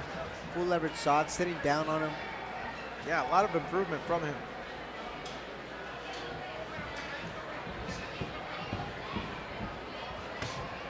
Looks like he's getting his rhythm now. Looking real confident in there. Valladares, not sure if he's just biding his time or is perplexed by the movement of Ramirez. Veteran moves by Ramirez. He knows how to do it all. Knows when to box, knows when to brawl. That's what a veteran has to know. You got to know when to go, put the pressure on him. You got to know when to box. Beautiful. And all these punches are landing flush for him, tallying up his score with the judges. Not much offense overall so far from Valladares. So every time he does throw punches, Ramirez making sure to get out of the way. But Ramirez just got tagged there by jab. Answers right back. I'm still curious to see what Valladares has to bring in the late couple rounds.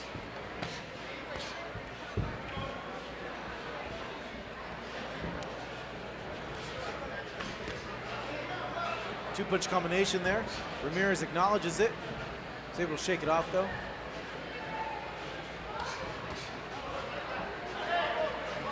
Valladares shakes his head.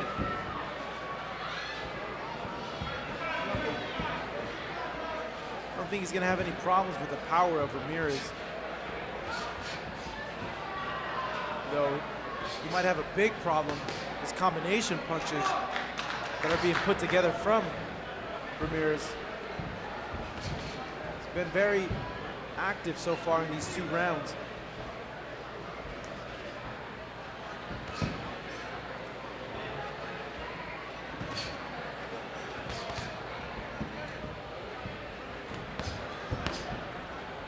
That is trying to swing back with his combinations, it's just not landing. Yeah, he needs to be careful too, Ramirez. He can't get cute when he has his back against the ropes. Lands a jab on Ramirez.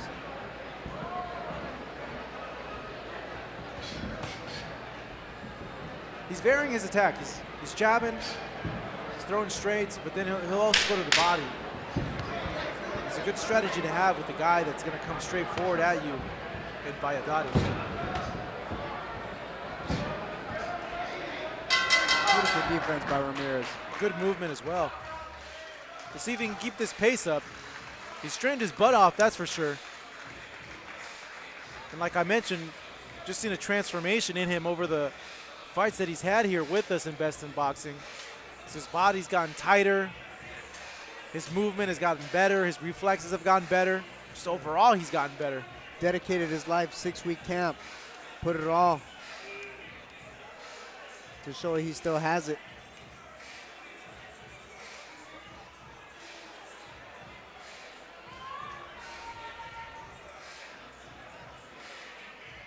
I think seemingly at this point, Brendan, Ramirez is fighting a very good fight, a very intelligent fight. Very good strategy, very good. Yeah, and he's having his way in there so far.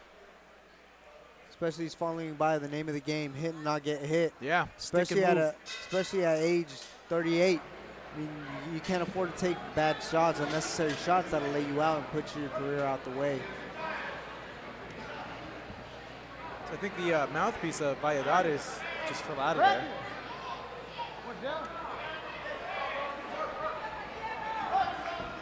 Ramirez got a lot of people in here at the Big Punch Arena watching him, knowing his story,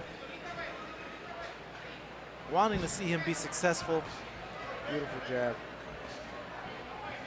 As he begins. That's the problem. If you let Ramirez get behind that jab, you're not going to touch him. As he begins this round number 3 strong, pumping that jab. And if you're Valladares, Valladares giving a little smile there. But it's usually when you smile is when you get caught with something. You know, if you're Valladares, you got to think, okay, you're letting Ramirez get into his rhythm now. You want to stop that.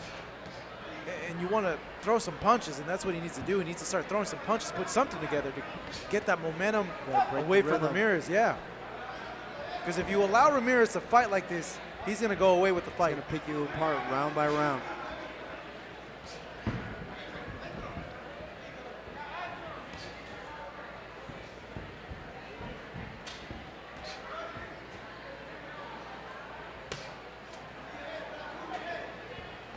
Ramirez. Better in tactic as he holds after that It's shot. a smart move right there. Valladares. It's a big dude. Built.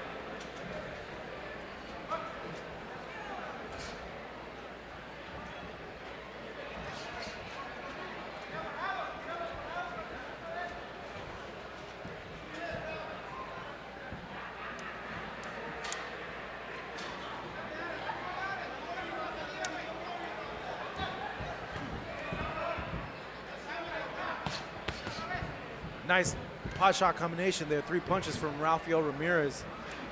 And for some fans, Brandon, it might not be the most pleasing thing to watch. You know, a lot of fans want to see blood and guts, all action. But if you study the science that is pugilism, there's a lot to appreciate in what Rafael Ramirez is showing. There's and a lot other to fighters appreciate. and other fighters that show this type of style. Oh yeah, I mean, Ralph being more than a 10-year veteran, I mean, boxing over 28 years, he's learned the name of the game, hit, not get hit, especially being in the ring with Floyd Mayweather himself. I mean, you gotta notice, especially the wear and tear you get within this sport. I mean, most of the people who brawl within all their fights don't usually make it fully mentally there. I mean, at this age, 38 years old, Rafael Ramirez can box, he's sharp, he's playing the name of the game, hit and not get hit. He's making it look easy so far. He's We're coming to the end of round number 3. All Rafael Ramirez through 3 rounds.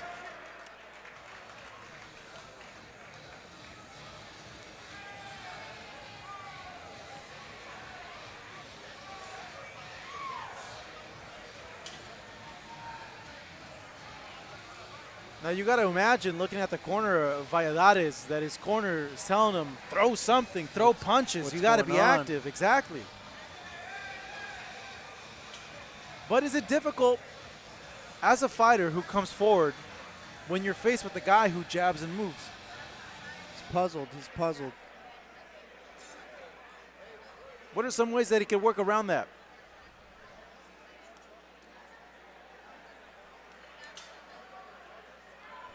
So we take a look at a replay here. Ramirez. Just go down to that body. Little shoulder roll there. To the shoulder roll. Takes a little half step back. Showing some high-level stuff here. Round number 4 here at the Big Punch Arena. Marcos Villegas on the call here with Brandon Cruz. You're watching us live on Fight Up TV. Thank you for tuning in and spending your Friday night with us over here. You're seeing the man in the black trunks, Rafael Ramirez, challenging for the WBF Mexico title. It's a regional title. Taking on his opponent, Alex Valladares, a rugged Mexican fighter from Laredo. Hasn't been able to mount any sort of offense, though, due to the jab and the movement of Ramirez. And everything he has thrown, Ramirez has been able to either slip or block. Ramirez stays composed back behind that jab. Valladares finally letting his hands go at some extent, though Ramirez seems to be just half an inch away from those punches not connecting with him.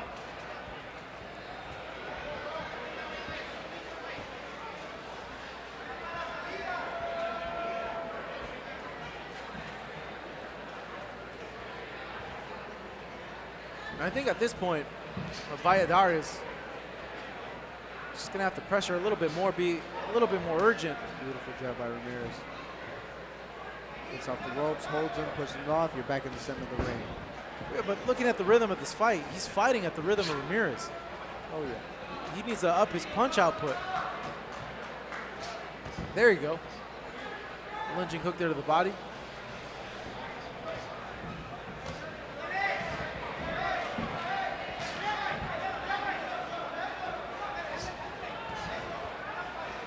Yahir is finally filing it up with another one. Seems that his engine is starting to go now. You know, maybe Valladares is that type of fighter that just needs a few rounds to kind of get started up and really get going. Yeah.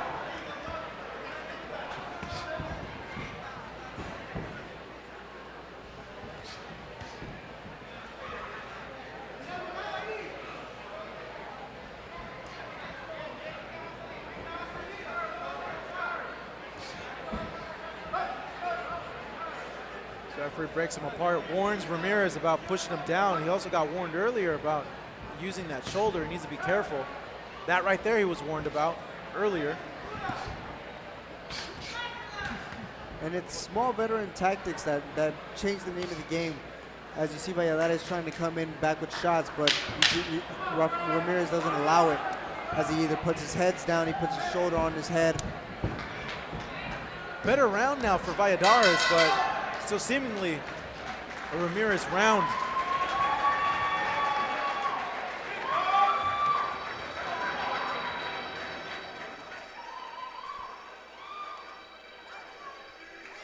So we take a look back at some action now from round number 4. With that jab. Valladares catches Ramirez. Yeah, with the Ramirez jab. acknowledging it too. Telling him, hey, you got me good there. But Ramirez answering back with combinations of his own.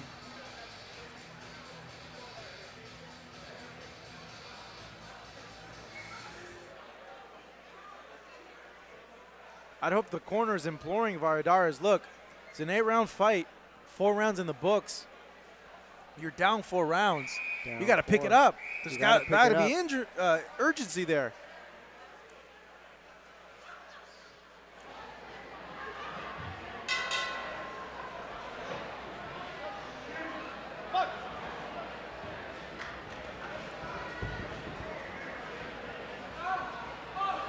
Round 5 here of a scheduled 8 rounds in the super welterweight division. 38-year-old Rafael Ramirez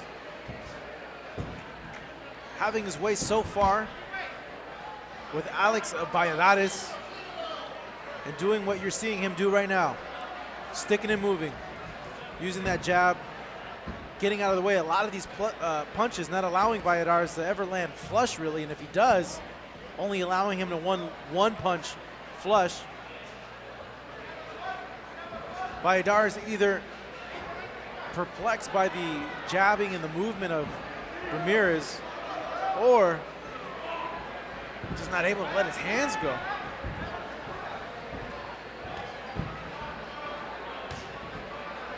Lead left hook by Ramirez. Beautiful how he can mix it, bring it back down.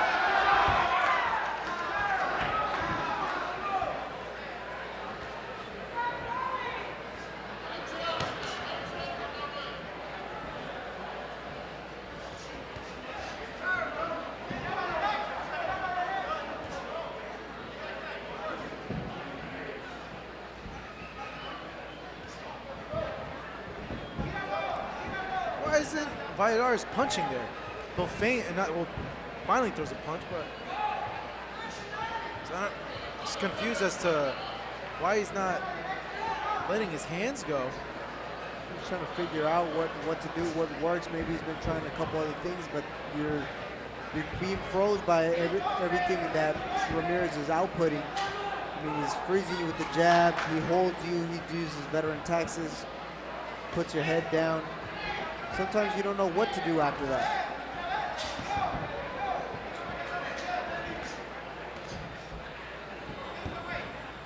It's when he's in close quarters like this, when Ramirez leans in a little bit. I think that Valladares should do a little bit more work. Just let his hands go, like right here in that instance. Before Ramirez is able to hold, just let his hands go. Catch him coming in. Yeah.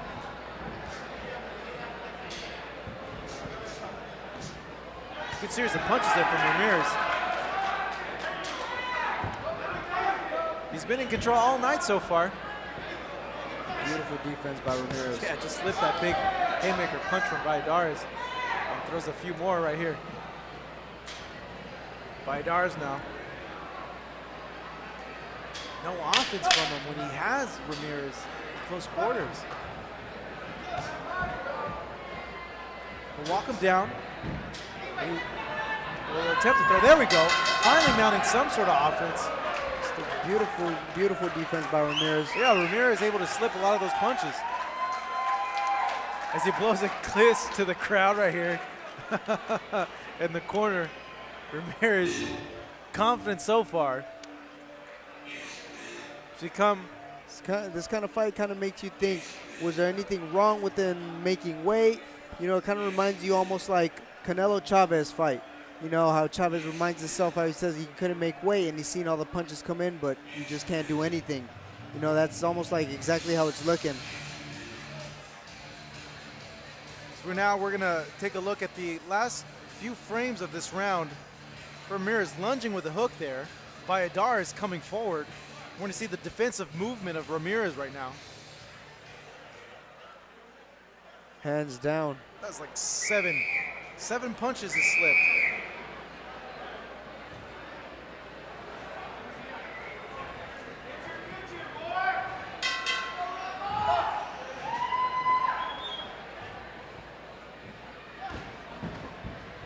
Good sharp jab to start the beginning of round number 6 from Rafael Ramirez.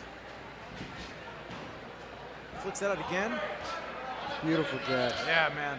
It's really working well for him in this fight.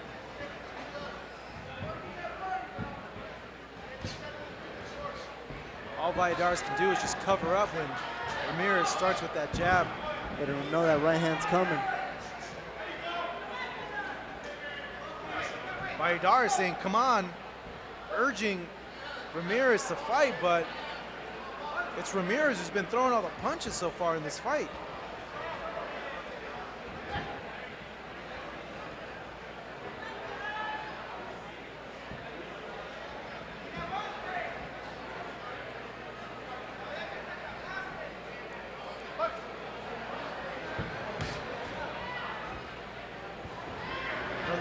we've been seeing throughout the whole fight, we've been questioning as to why Valladares hasn't thrown any punches.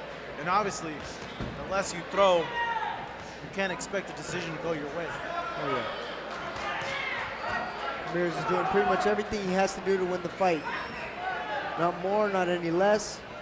Staying behind that jab, scoring his points, getting out the way.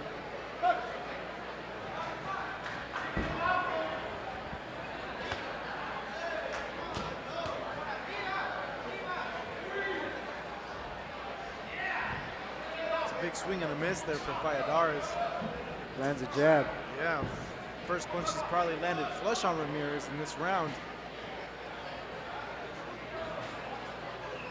Referee keeps warning him though about that shoulder. Ramirez needs to be careful that he doesn't get a point deducted from him. Big mouthpiece comes out. Uppercut knocks the mouthpiece of Valladares out. Ramirez taking a knee in the other corner. Not sure as to why he's taking a knee. Maybe just catching his breath. Valladares taking that uppercut well. Slips those wild shots by Valladares. I'm seeing another potential weapon being used by Ramirez now that uppercut's found its home on 2 occasions. And once again, another warning from the referee about Ramirez using that shoulder. Valladares telling the referee, hey man, you've warned him a lot already. Make the stop.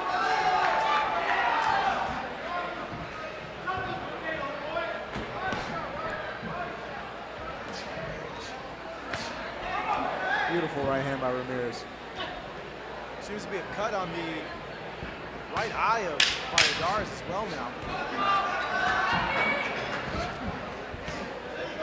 Beautiful slip. Yeah, as Ramirez is just having his way in there, making Valladares miss just about every single power shot that he throws.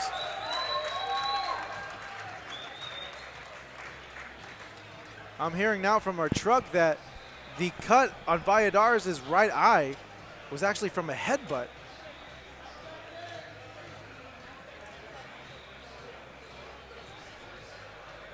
As we take a look at action from this past round, Ramirez slipping those punches. The left hook comes back with the right hand. Boom! Beautiful. Out goes the mouthpiece. Uppercut. Slips that left hook. But look at Valladares' face. He's like, come on, man. But you know what?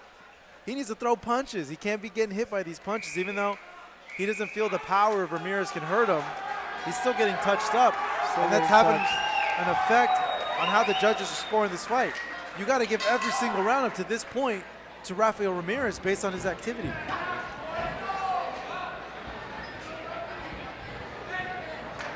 Valladares, 2 rounds to turn it all around. As it's more of the same from Rafael Ramirez. Jab, move, jab, clinch. Valladares frustrated, but he's gonna have to do something different.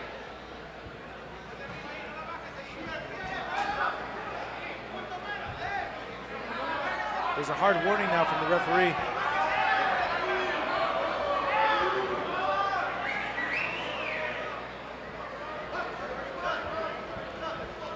Valladares just can't find the answer. Here comes with a small flurry, but yeah, we need to see more of that from Valladares. But even with that, Ramirez is able to out-hustle him, outland him.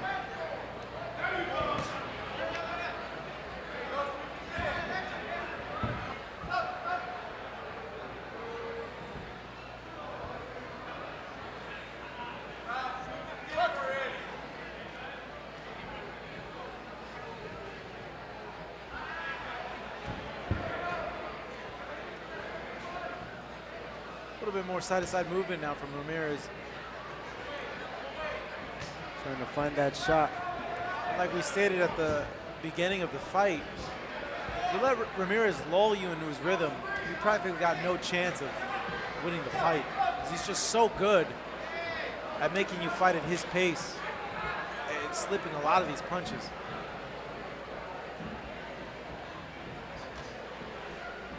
think Valladares needs to keep Ramirez in these corners. Really cut the ring off and just let his hands go. He has to throw combinations, just hit whatever he can. Needs to try and keep him on the ropes and stop trying to headhunt. Keep trying to headhunt. Ramirez is going to slip all your punches. Just throw something. Hit the arms, the elbows, the shoulders, something.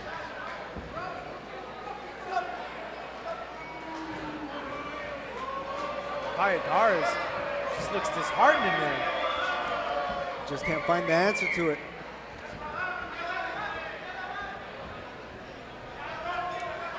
Like in instances like right there he could have let his hands go. But he didn't. As Ramirez pot-shotting now. Nice jab there. Lands the hook. And people might say he's not working enough, but he's constant. Every other second he's throwing 1 or 2 shots, staying busy with that jab, head movement. Oh, Ramirez is fighting the perfect fight. He's fighting a vintage Ramirez fight. Doing well, winning just about every single round so far. As we're coming out of the final round, if you're in the corner of Alex Valladares, you would think you'd be screaming, yelling at him, you need a knockout. Beating him, you need to let those hands go.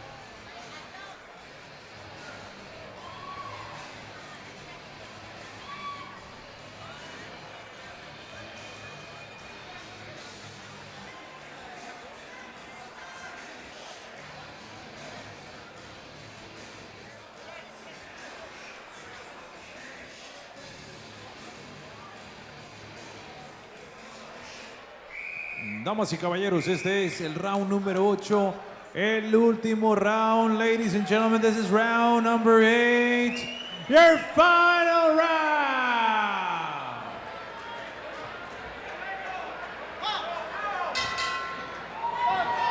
Here we go, the final round, round number 8. Rafael Ramirez taking on Alex Valladares for the WBF Mexico title. This fight taking place at the super welterweight division. Both fighters weighing in at 152 pounds yesterday.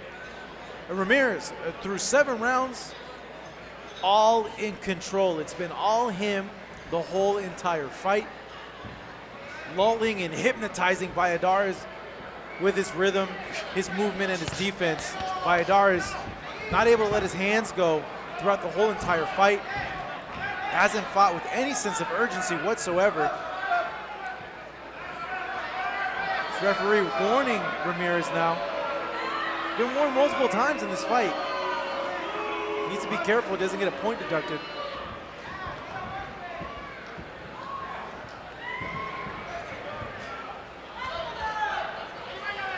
Ramirez just moving. He's already got the rounds in the bag. Valladares got to prove something. Yeah, it needs to come like a bat out of hell and just start swinging for everything. Lands a hook there.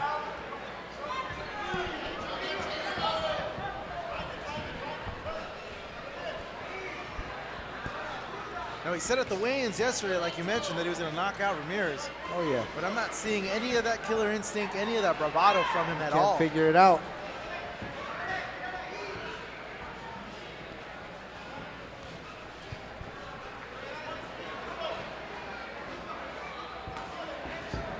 Finally lands a series of punches there.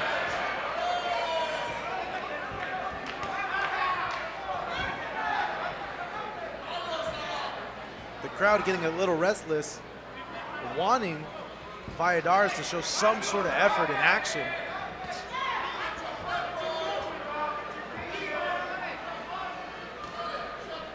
A minute to go now.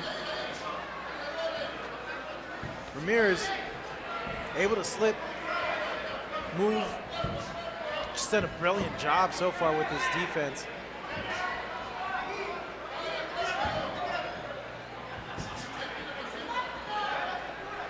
Showing that even at age 38, he's still got a good amount of time and energy left.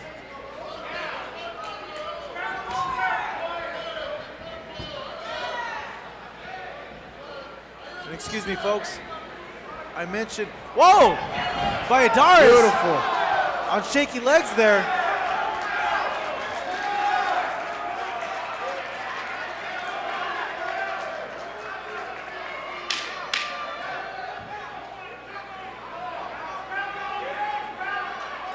Ramirez now gonna jump all over Valladares. Let's see if he can take him out here. Saved by the bell is Valladares as both of them continue to fight even after the bell. Finally, a fire lit under the derriere of Valladares as he screams at Ramirez after that round. This bout is 10 rounds. I know I had mentioned that this fight was 8 rounds. It's actually a 10-round fight. I apologize about that. On our bout sheet, it says that it's an 8-round fight, but we're just informed right now by our ringside officials that this is a 10-round fight. So we take a look at a replay now at the knockdown. Brandon, take us through it. He shoots that jab, waiting for it, catches him beautifully coming in with that left uppercut. As he starts buckling, Ramirez sees the opening. Yeah, you know what? Valladares was aware of what was going on. He's very smart right there. He took a knee. He took the knee.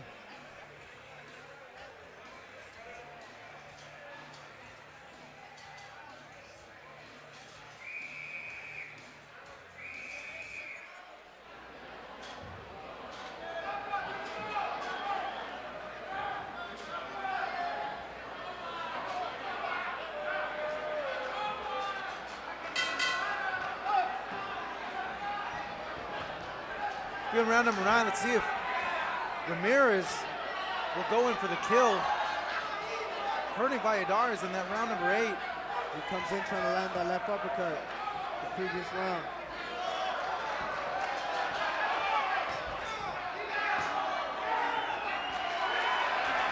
Valladares now getting pumped up, urging Ramirez to fight.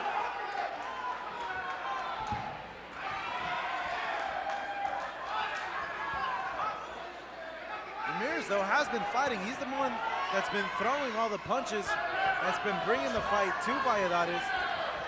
Beautiful head movement by Ramirez.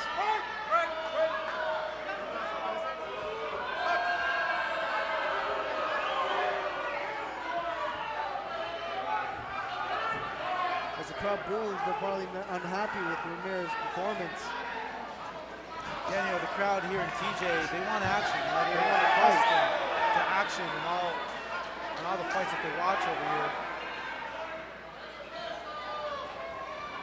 The crowd taunting Ramirez.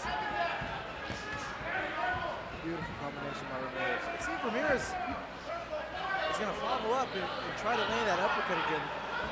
He's able to hurt Valladares. Let's see if he can set it up once more and land it flush.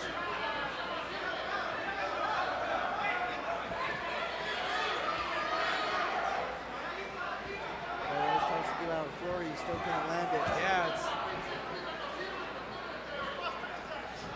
Ramirez just using his experience, able to use his reach as well to keep Valladares away.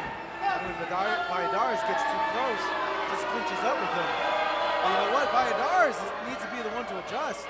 He needs to be the one. Yeah, he needs to be the one that avoids that. When he sees Ramirez dipping in, throw shots to the body, throw uppercuts.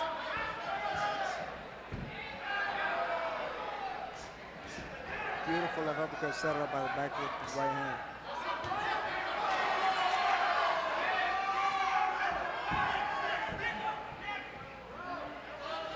Valladares imploring Ramirez to stand and fight. Valladares trying to stick his elbow on Ramirez's face. He's trying to make it ugly in there.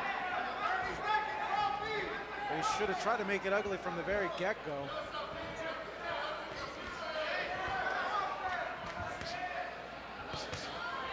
Ramirez with a good combinations. 2-punch combination right there.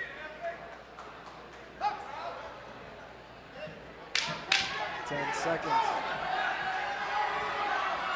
Valladares threw 3 punches there, missed all 3, went to the body and it was blocked.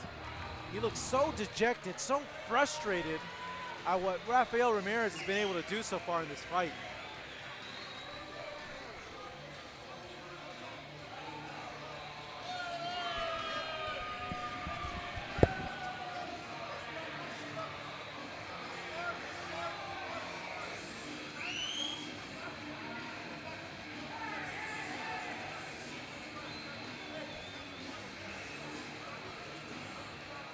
Ahora sí, damas y caballeros, el round número 10, el último asalto This is your round number 10, your final round.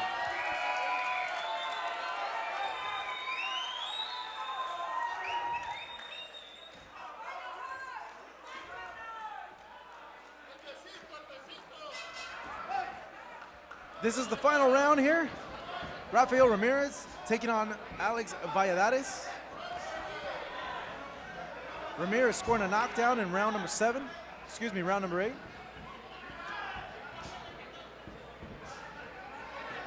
Controlling this fight with his stick and movement. Just jabbing, slipping, jabbing, moving. If you're a boxing connoisseur, you're gonna enjoy what Ramirez has shown in the ring so far. It's completely befuddled Valladares. He has no idea what to do in there. Hasn't been able to let his hands go. When he gets close, he'll get clinched up by Ramirez. And seemingly has just completely shut down the offense of Valladares so far in this fight. And Ramirez looking like he can still go, maybe even 12 rounds still as he lands a 5-punch combination there. Beautiful performance by Ramirez. Stay sharp, stay on his defense, great output. Oh. Valladares just so frustrated. There's no answer left. Now he doesn't know how to deal with this. So referee calls a timeout. Not sure what for. So it might have been a possible headbutt.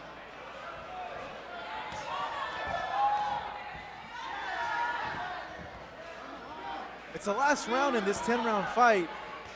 You would think Valladares would come and try to do something. He's the one imploring Ramirez to fight. And there's spots where Ramirez will let his hands go, and Valladares will just stay there and shake his head. If you're going to implore a guy to fight, beautiful defense. You got to throw and do what he's trying to do right now. Finally.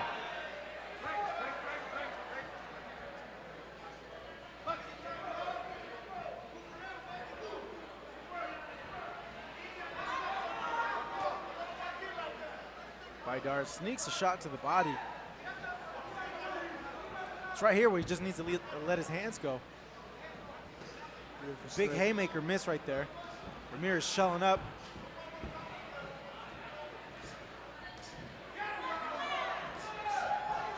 Beautiful left uppercut by Ramirez. Yeah, he's been finding its target the whole night. Valladares once again shaking his head. He's not happy with all the clinching that's happening. What can you do when an opponent clinches like that? I mean, you can't really do much. I mean, it's all veteran tactic. It's pretty much to avoid you swinging any kind of wild shot, any other shot you want to place. It's coming down to the last 10 seconds of this round. Valladares just throwing everything in these punches. But Rafael Ramirez having a stellar performance here tonight, just putting on a clinic against an outmatched Alex Valladares. Shut him out completely and with a knockdown.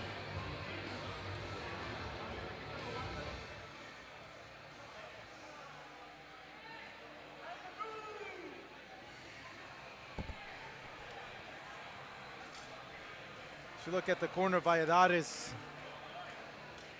Valladares just wasn't able to let his hands go at any moment in this fight.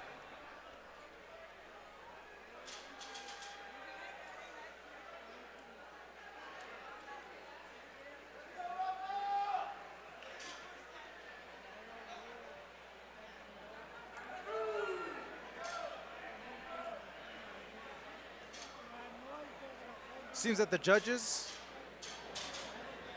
have rendered their decision,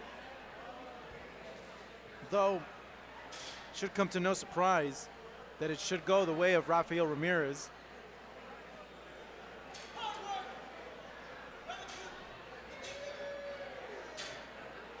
I'm not sure what the holdup is here.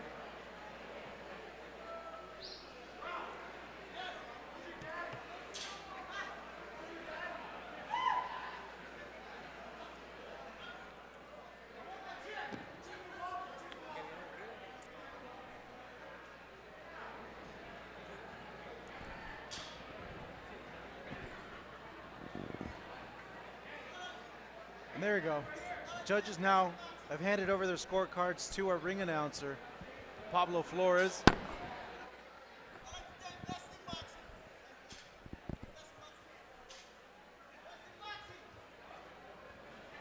Ramirez all smiles there in the corner.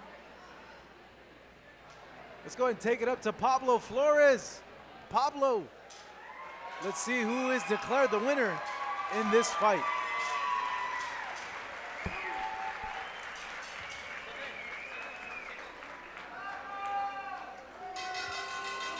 And ladies and gentlemen, after 10 rounds of boxing, we now go to the judges' scorecards. Después de 10 rounds de combate, tenemos la decisión de los jueces. Judge, el juez Daniel Lopez, he scores it 98 to 91, 98 a 91. And both judges, Roman Cruz Olais y Antonio Villegas, they have the same scores of 99 to 90. Coinciden tarjetas 99 a 90. For your winner by the way of unanimous decision, su ganador por la vía de la decisión unánime. And new WBF Mexico title champion, el nuevo campeón de la Federación Mundial de Boxeo en México. The Arena, San Diego, California, USA. Rafael Ramirez.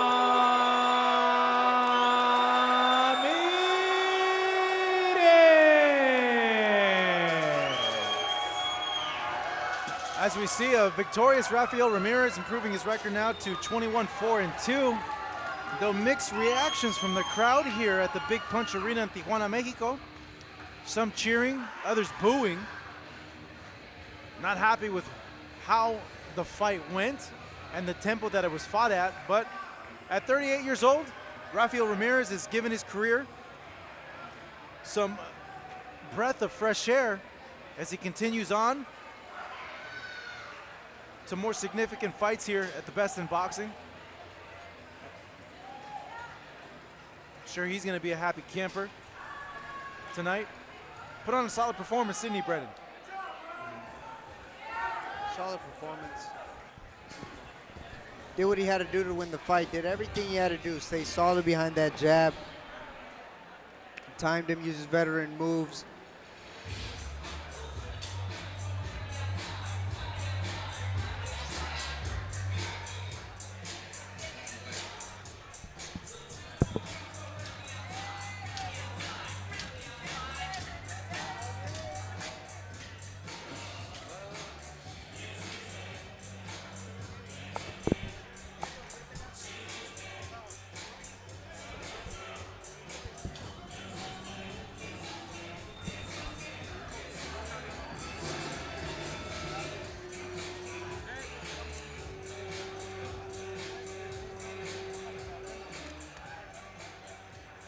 Well, if that fight lulled you to sleep, guys, we got a man who is no stranger to knockouts.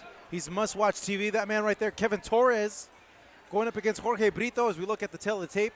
Torres coming to this fight, age 21, though he has a reach disadvantage against a much taller and longer Jorge Brito. Brito, height is 6'1", with a reach of 72 inches.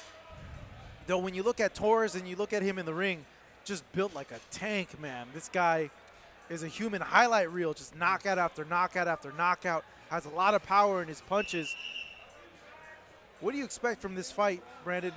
It's going to be a really entertaining fight, especially, I mean, Brito with the record of 10-1, especially facing against undefeated Kevin Torres. They're almost alike. I mean, one might bring the pressure, one might be a little bit boxing from the outside since one is taller. I'm excited to see what Kevin brings to the table, especially with the higher competition in this fight. Here we see Jorge Brito making his way to the ring, 10-1 with 7 knockouts. That one loss should have been ruled a no contest. His handlers took me aside and told me to mention that here at the broadcast, that one should have been a no contest. Nicknamed El Chihuas, from Tijuana, Baja California, Mexico, as it will be taking on the man that is making his way towards the ring right now. Kevin Diamond Boy Torres And if you watched our Best in Boxing broadcast, you know that Kevin Torres has gone knockout after knockout after knockout. This man right here has power in both punches, always puts on a show. Hailing from Bellingham, Washington, he has an 82% knockout ratio so far, boxed a total of 24 rounds. A lot of eyes on him, as he's had 11 total fights, 9 of which have come by the way of knockout.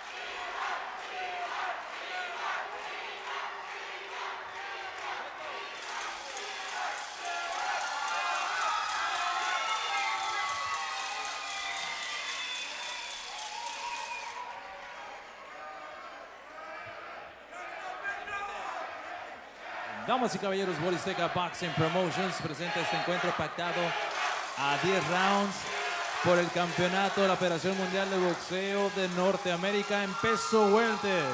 Let's get ready for 10 rounds of boxing for the WBF North American Welterweight Championship. Your 3 judges scoring this bout in ringside. Sus 3 jueces, Román Cruz, Antonio Villegas y Daniel López Rivera. And your 3rd man in charge at the bell, el tercero en la superficie, el experimentado Manuel Rincón. Introducing the fighter standing in the blue corner, wearing white trunks with black and red. He officially weighs in at 145.5 pounds. Presentando ustedes en la esquina azul, vistiendo pantaloncillo color blanco con negro y rojo, con un peso de 145.5 libras. As a professional, he stands with a record of 10 victories against 1 loss, and 7 of those victories coming with the fast way of knockout. Presenta un récord de 10 victorias, 1 derrota y 7 de esas victorias por la vía del knockout. Representando a su natal Parral, Chihuahua, Jorge Coque Brito. And his opponent across the ring is standing in the red corner, wearing black trunks with silver and green. He officially weighs in identically 145.5 pounds. Y su rival en la esquina roja, vistiendo pantaloncillo negro con plata y verde, con un peso idéntico de 145.5 libras. As a professional, he stands with a record, an unblemished one. 10 victories, no losses, 1 draw, and 8 of those victories coming by the fast way of knockout. Presenta un récord de 10 victorias, 0 derrotas, 1 empate y 9 de esas victorias por la vía del cloroformo. Representando a Bellingham, Washington, con sangre de Mazatlán, Sinaloa en sus venas. The Diamond Boy, Kevin Torres.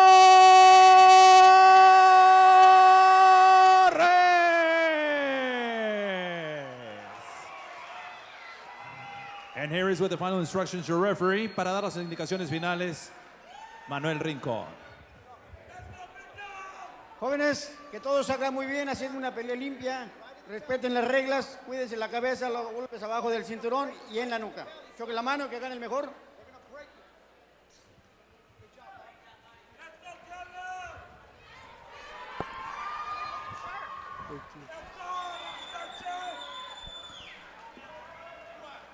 Here we go, folks. Kevin Torres up against Jorge Brito. 10-0-1 versus 10-1. This is going to be a good one, guys. Round 1 underway. Kevin Torres in the black trunks with neon green trim. Jorge Brito in the white shorts. with red and black stripes.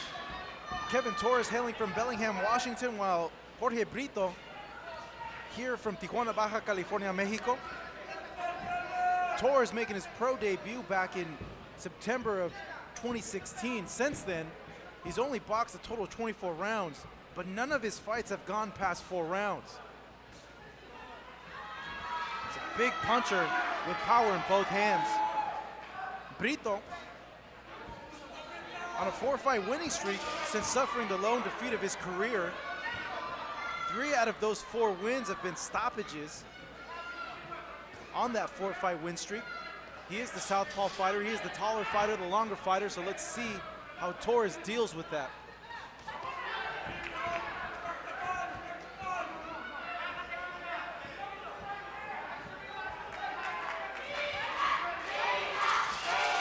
As we see, the height advantage that Brito has, being in there, Brandon, with such a big puncher as Kevin Torres, excuse me. He's gonna want to keep him at the end of his punches and not gonna want Torres. He's gonna want to keep Kevin out. He's not gonna want him to get any Oh, leverage on those punches whatsoever. yeah. Especially a hard-hitting puncher like Kevin. You're gonna want to keep him on the outside. But Kevin's build is just immense. Oh, down goes Kevin Torres off a straight right hand. Brito set up that left hand real nice. See if Kevin recovered from it.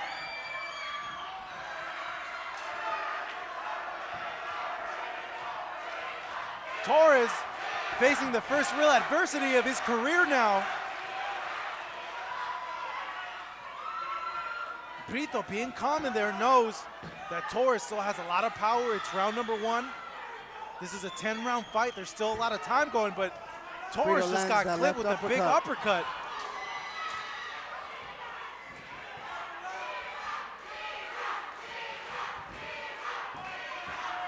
The crowd getting behind Jorge Brito, chanting Chihuas, Chihuas. Has a huge contingent of fans here with him tonight. All of Brito's career KOs have come in with the first 2 rounds. Let's see if he's able to do that. Torres lands a good hook there. As we come to the end, round number 1. What a round for Jorge Brito. Beautiful shot. He set it up with that jab. This is not the start that Torres was expecting to have.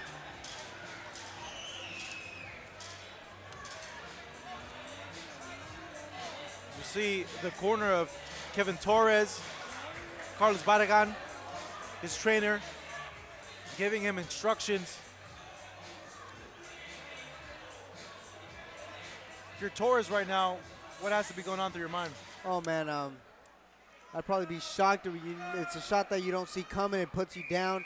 You know, you get up and you might think Brito might come at me with everything he has. So you want to try and regain your legs, trying to keep your composure,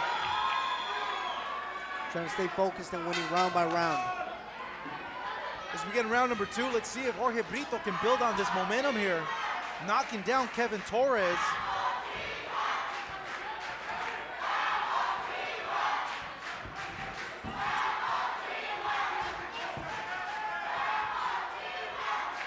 Like we mentioned, Brito, the taller fighter with the longer arms,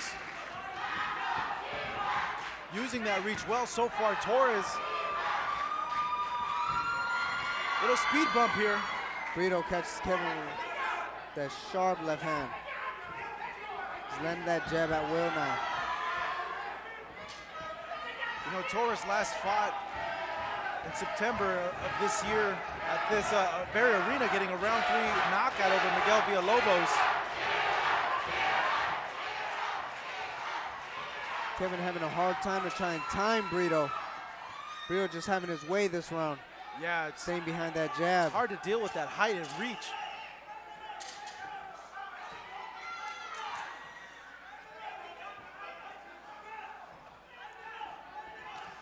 None of Kevin Torres' fights have gone past 4 rounds. This is the first 10-round fight that both these fighters are involved in. Jorge Brito does have experience going a little bit more rounds than Kevin Torres. He's gone a full 6 round in his career 3 times. His sole loss came by way of a 6-round unanimous decision to Hector Andres Reyes here in his native country of Mexico.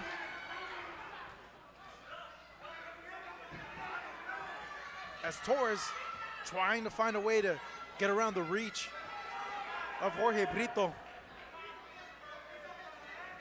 And it makes it even more difficult that Brito's a southpaw. Yeah, Kevin's finding it a little difficult trying to get that timing on him. He's not finding that distance.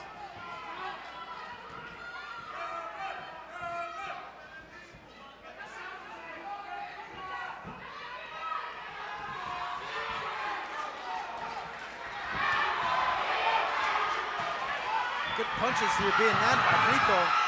Slip by Kevin. Yeah, the feet tangled up.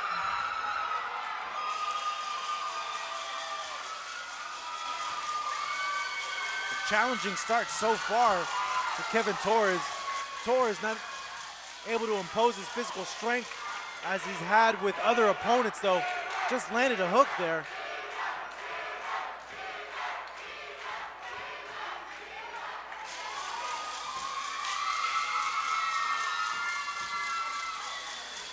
Big swing there from Brito. Torres trying to move his way in with the jab. But every time Torres dips down, Brito's able to throw that left hand right at him. Oh yeah. He's catching him coming in at will. A solid first 2 rounds so far for Jorge Brito. We're gonna go ahead and take a look at the knockdown in the first round. Right now, set this up for me, Brandon. Let's see how Brito was able to knock down Kevin. So we're awaiting that replay. So I don't think it's gonna come up. Saw a flash of it.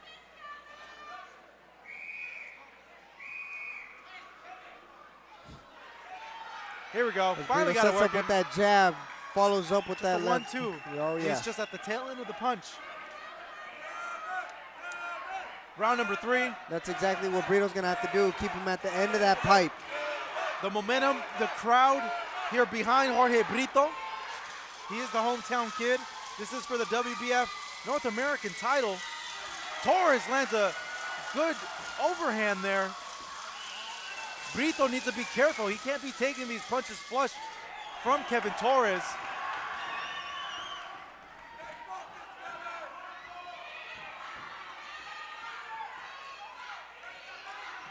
Torres is just all power when you look at his build, his back. Man, a very physically imposing kid.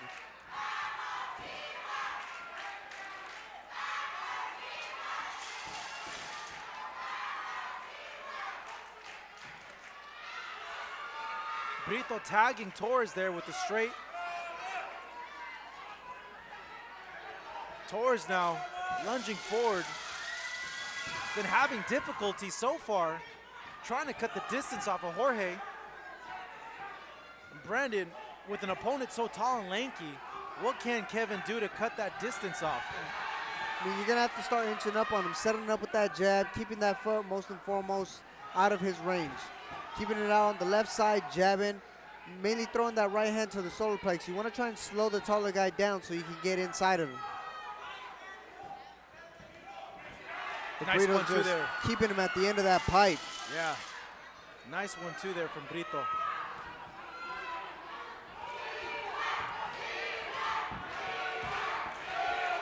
Kevin's also going to want to keep that foot on the outside of Brito to be able to go ahead and get his punches in.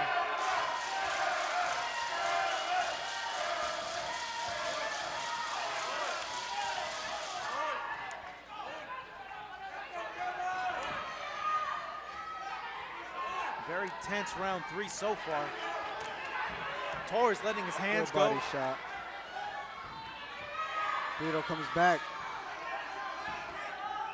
Now, Brito very deceiving. He doesn't look as physically as an imposing figure as Kevin Torres, but there's a lot of pop there in those punches that he's throwing. I bet that shocked Kevin.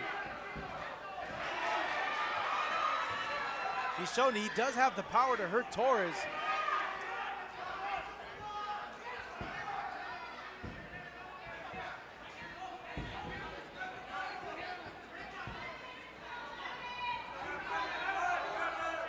As Brito continues to impose his height and range. A little showboating there from him as well.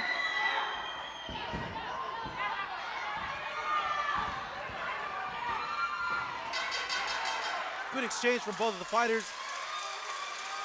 We end round number 3, and Brandon, looking at how the fight has gone so far, you got to think Jorge Brito is ahead big in this fight. Oh, he's going ahead. He scored a knockdown in round number 1. To me, it seemed round 2 and 3 were his.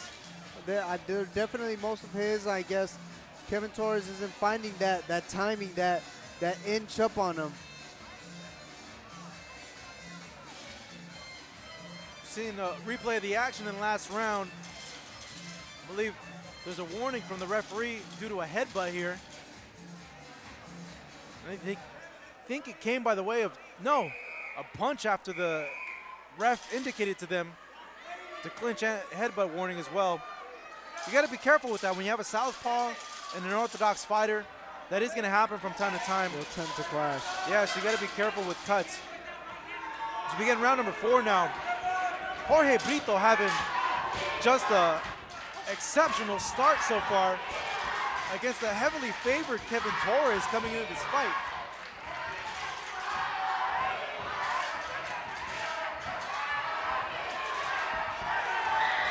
Brito slips.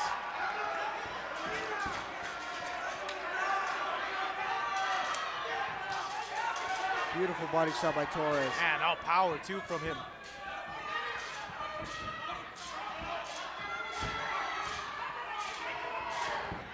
Brito continues to keep him on the outside. That's where you're going to keep winning these rounds, round by round. Yeah, Brito looks relaxed as well, which is a good thing. I know he's wary of the power, but he knows that he can hurt Torres as well. He's in there with him. Though Torres is in Brito's kill zone. Surprised he's not feigning a bit more or trying to move left and right, yeah. Just standing right there in the middle.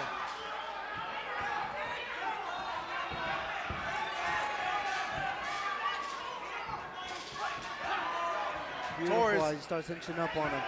Firing off that 3-punch combination. Hasn't seemed to bother Brito so far in this fight. Beautiful angles by Brito, getting out the way.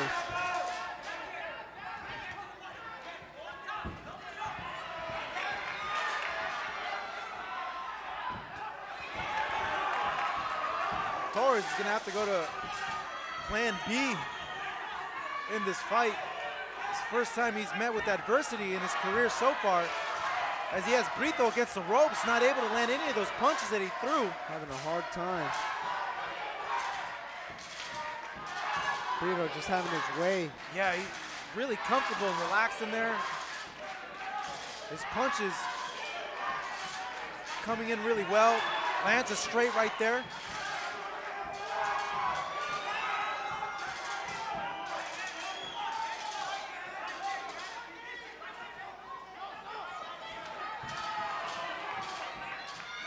As we're inching now towards the last 30 seconds of this round, Kevin Torres has won all his fights within this time frame right here.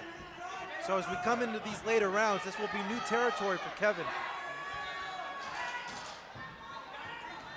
Oh! The referee's gonna count that as a knockdown.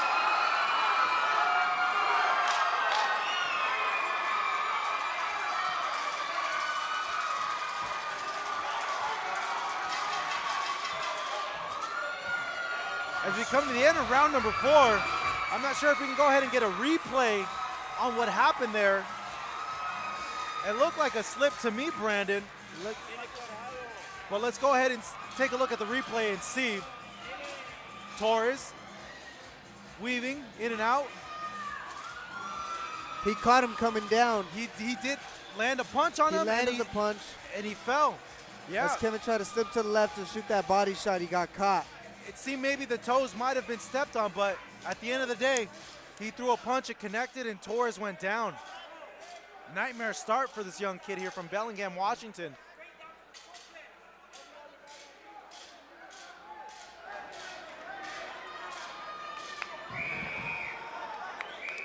Brito already up in his corner. Has all the confidence in the world. Torres' corner and some of his family members yelling at him, you gotta stop this kid, you gotta stop this kid. Already 2 knockdowns down, 10-round fight. Brito has won every round so far. It's exactly what Kevin Torres has to do. Has to start inching up on him, has to start going down to the body, has to start being relentless. Yeah, he's gonna have to take a risk. He might get caught with the punch coming in, but at this point, seeing what's happened so far in this fight, he's just gonna have to bite down in his mouthpiece and just take a risk here.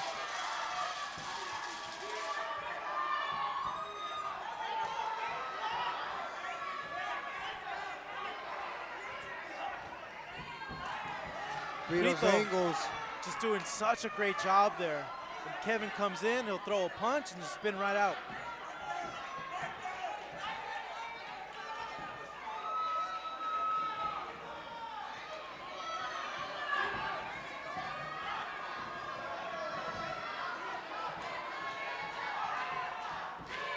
Torres trying to walk down Brito.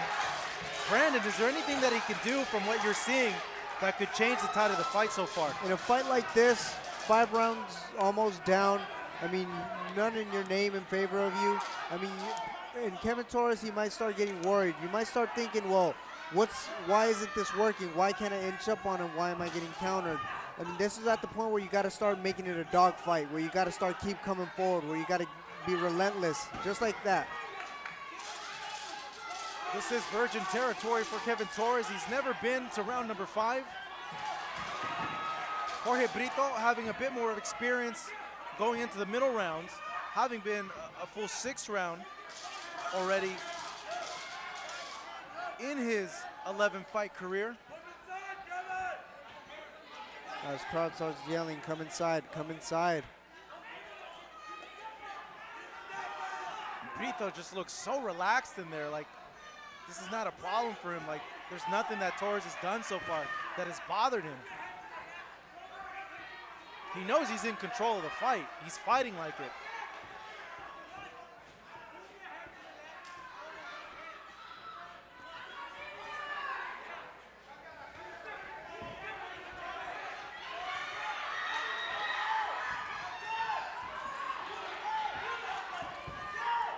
Now Torres able to make it a little bit more of a close quarters fight where he wants it as he lands a big hook there. Doesn't land flush though, lands on the neck of Brito. He's got to start being careful as all those left hands keep coming in. Kevin's eyes starting to swell up.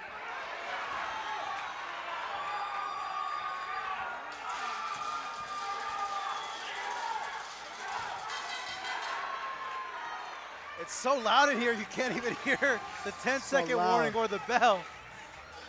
Man, the tension in the corner of Kevin Torres with his family members and friends here. Family yelling at him, you gotta fight inside, you gotta fight inside. As we look at him in the corner right now.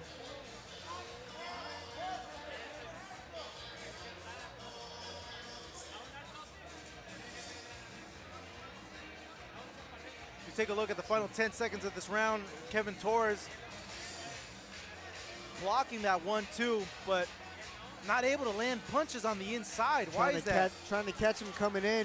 At this point, as you see Brito landing these shots, you start to get desperate. Why are these shots landing and you just can't catch him? You just can't find that timing on him.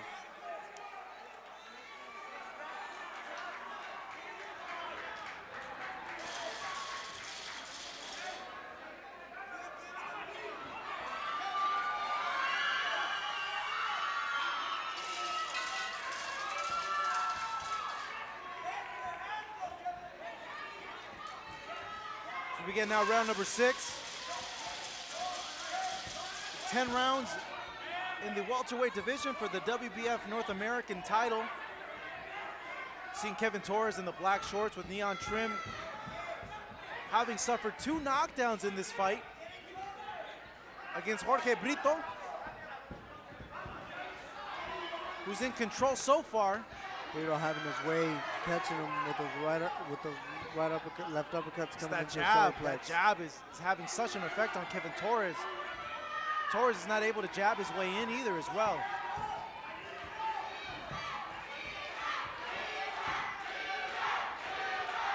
Brito just keeping him at bay at the end of that pipe.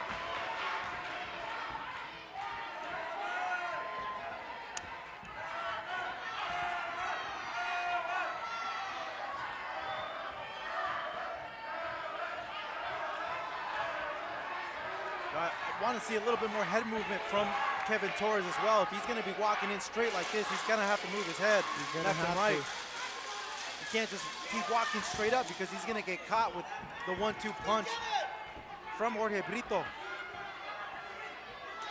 And when he's able to get inside like he is right now, he's going to have to stay on him. He seems to just be chasing Brito. He can't manage to cut that ring off. Oh, looks like there's a headbutt that just happened right now.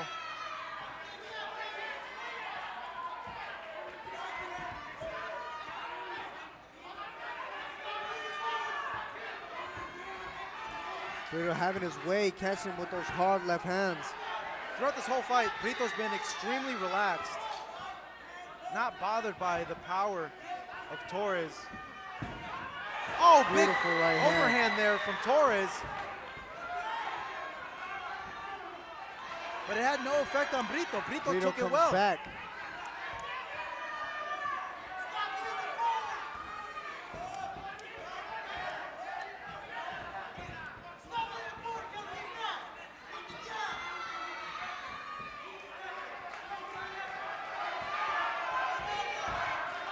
Good combination there from Jorge Brito.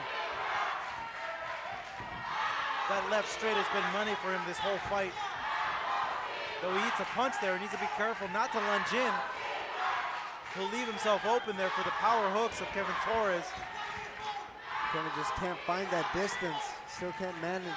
Well, he's moving his head a little bit more now, but that jab from Brito and that straight Brito keeps opening doors. What's making Torres second guess all these moves that he's making.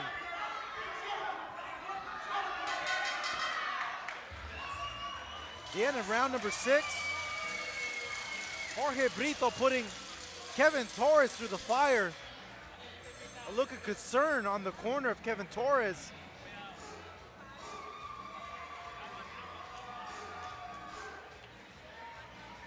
Kevin Torres, throughout this whole fight, as we see here at the replay, just getting popped by the jab and 1-2 of Jorge Brito, Brandon. Just keeping him at bay. Kevin desperately tries to land that left hook.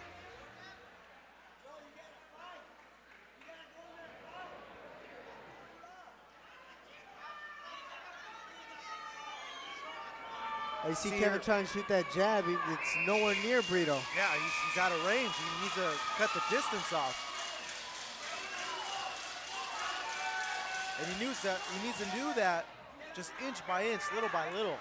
Popping a jab, double jab, feint, moving left and right. Brito, man, he's a tricky guy. You got to give credit to him, man. Showing some real skills in there.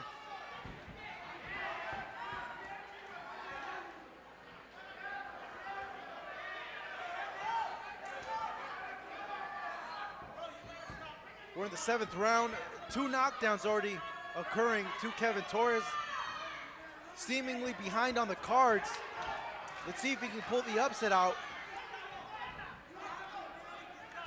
Pull out something big here because he's going to need it.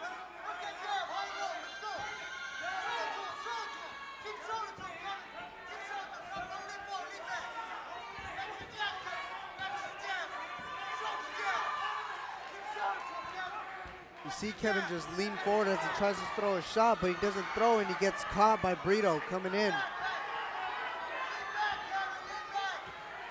It's exactly what Torres has to do. He has to stay inside, Make it a dog fight. Yeah, he needs to stay right there and just go to work.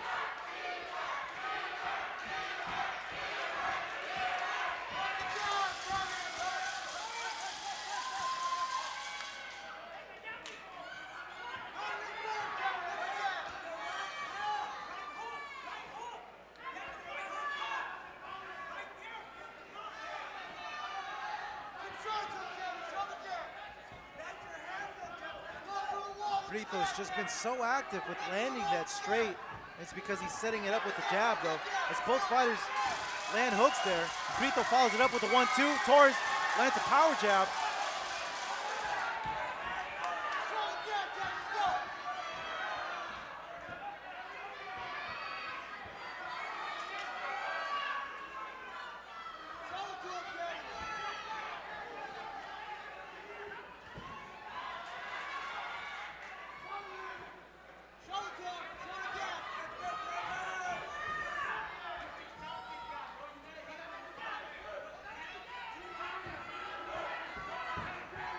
Little catch and shoot action there from Torres.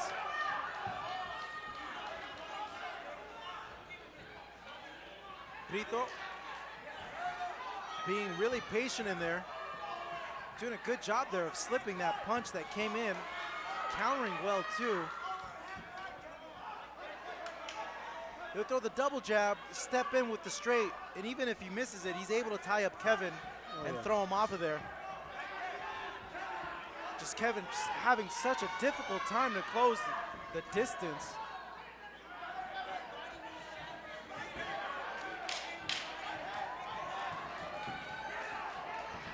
He's got to keep coming. You can't just try and counter a person who's longer than you.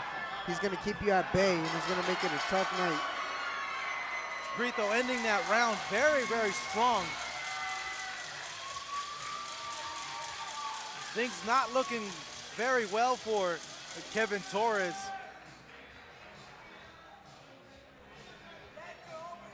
Taking the final moments here of round number 7. As Kevin tries to lean in, he gets caught. Yeah, eats that jab right there. Eats that straight. Brito coming in. 1-2.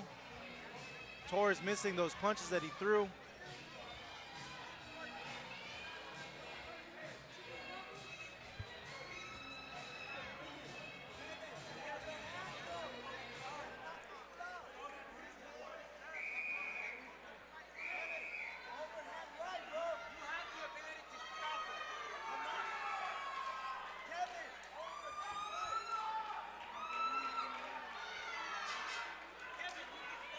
As we now begin round number 8, this is Marcos Villegas on the call here with Brandon Cruz. We are at the Big Punch Arena in Tijuana, Mexico. You are watching the best in boxing on Fight Up TV. You are seeing Jorge Brito seemingly dominating Kevin Torres here right now, scoring 2 knockdowns already in this fight, using his height and reach against Torres, not allowing him to be able to let off on his punches and keeping him at the end of his own punches. Oh, he gets clocked right there with a hook, right though. hand by Torres.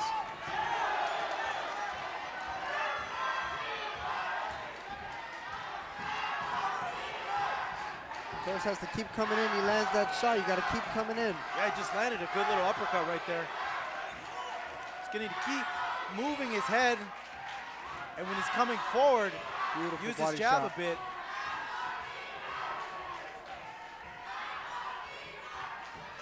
It's the first time Kevin Torres has ever been 8 rounds ever in his career. All his fights have ended within 4 rounds.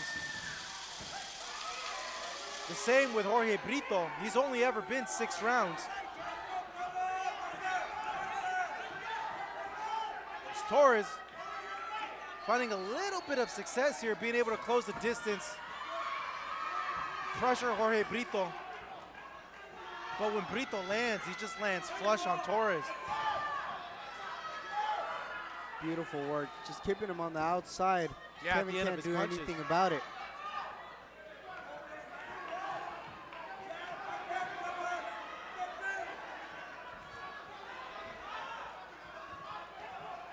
Brito with a good 2-punch combination. getting his rhythm, he's moving around. Kevin has to follow up after that right uppercut. He has to come following up. After that left hook, he has to follow up. So much confidence in Brito now as he lands a straight.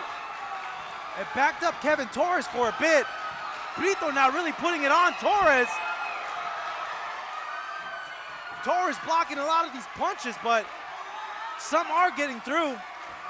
Brito has to keep that distance. You don't want to get caught with nothing wild. Torres eats another punch there. Throws a good little hook to the solar plexus of Brito.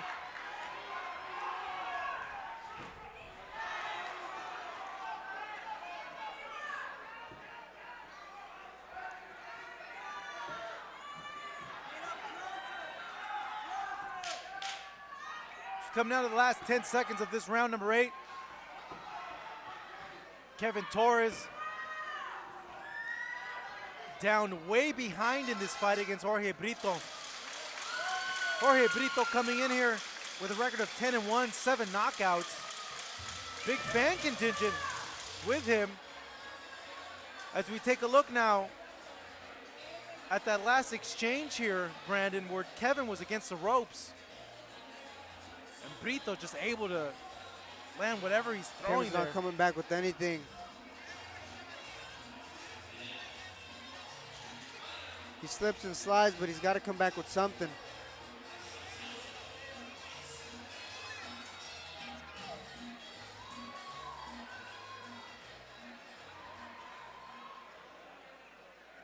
See the corner of Jorge Brito.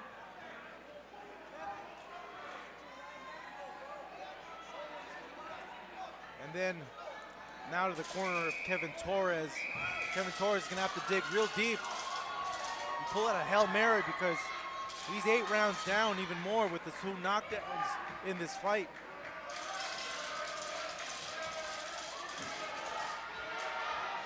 We get now round number 9 for the WBF North American title.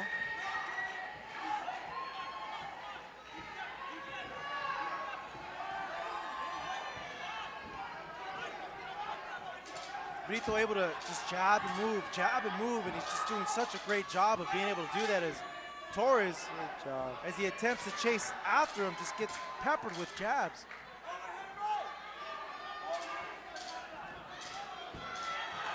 This is exactly what Kevin has to do. He has to keep coming forward.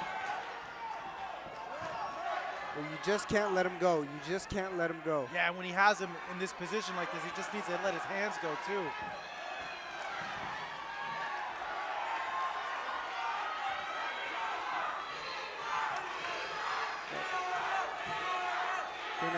Kevin has to keep cutting that ring off, coming forward. Smart move there by Brito.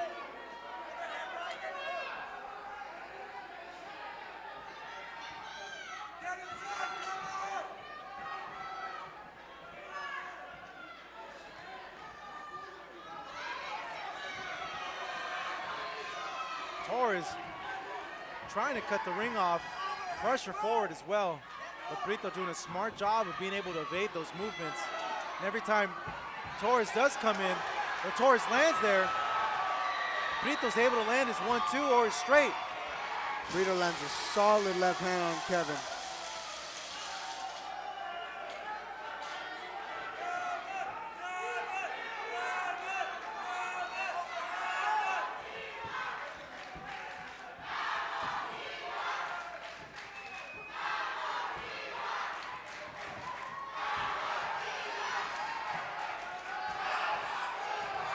Torres attempting to come forward. Big miss there. That's a good shot there, does Brito, but he's able to befuddle Torres at this point with that jab, not allowing him to really get any combinations off on him.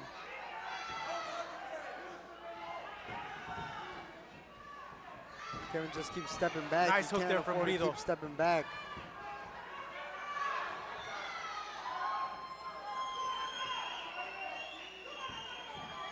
Now Brito has a lot of amateur experience. Almost made the Mexican national team as well.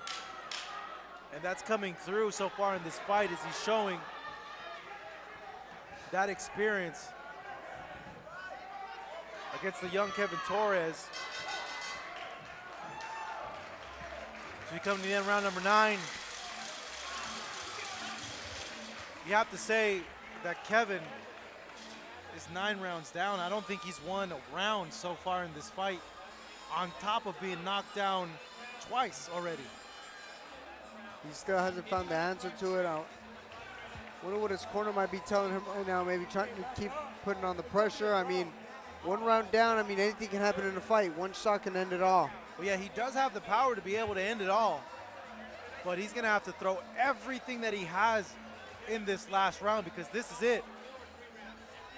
This is for everything right here, and he needs to pull Damas y something caballeros, este es el round número 10, el último round. And ladies and gentlemen, this is round number 10, your final round. As corner tells him, focus, Kevin, focus.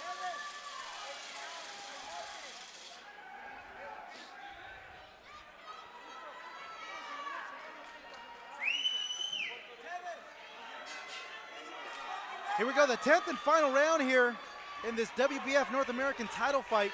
Jorge Brito, the taller, lankier fighter, having his way with the favorite, Kevin Torres, knocking him down twice so far over the course of these 10 rounds. Torres having such a hard time dealing with the reach and being able to cut the distance off on Jorge Brito. At times getting hit flush with punches though.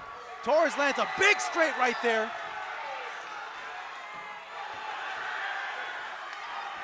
Follows it up, but Brito has his own answer to those punches.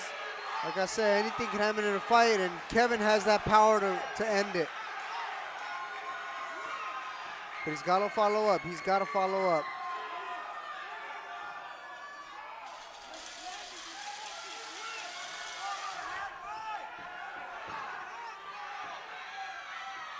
That's been Brito's money shot the whole night. It's been that 1-2. He's had so much success with it against Kevin Torres. Torres needs to move his head a little bit more. Can't stay there on line.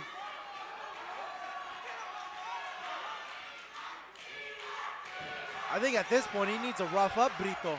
Get in there, make it dirty. You're gonna have to go for broke. Yeah.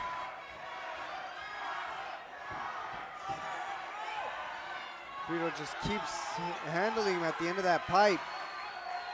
When Kevin tries to come close, he just wraps him up.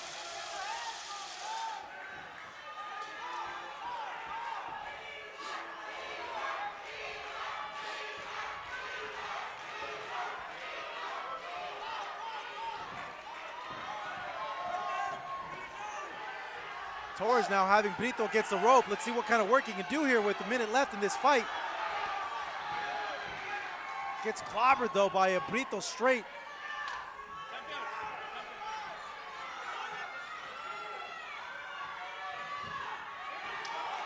Lands a straight punch there. Follows it up with the jab. Brito misses 2 punches as Torres comes forward.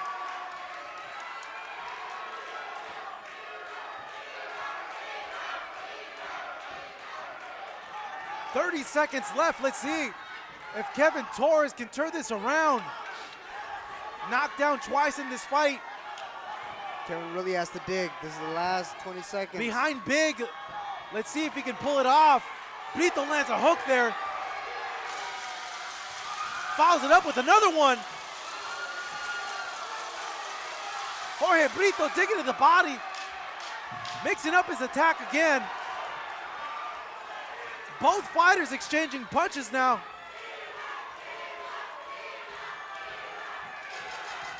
What a great end to that fight. Look at that. As both fighters embrace. 10 rounds in the books. Jorge Brito going on the corner there, celebrating. Excellent fight that he fought here tonight. Great fight. Great fight. Came with a great game plan. Kept him on the outside. Did everything he had to do. Just vicious shots that were thrown. See both fighters going back and forth here at the final few seconds of that round number 10. They both try and land that vicious shot, see who goes down.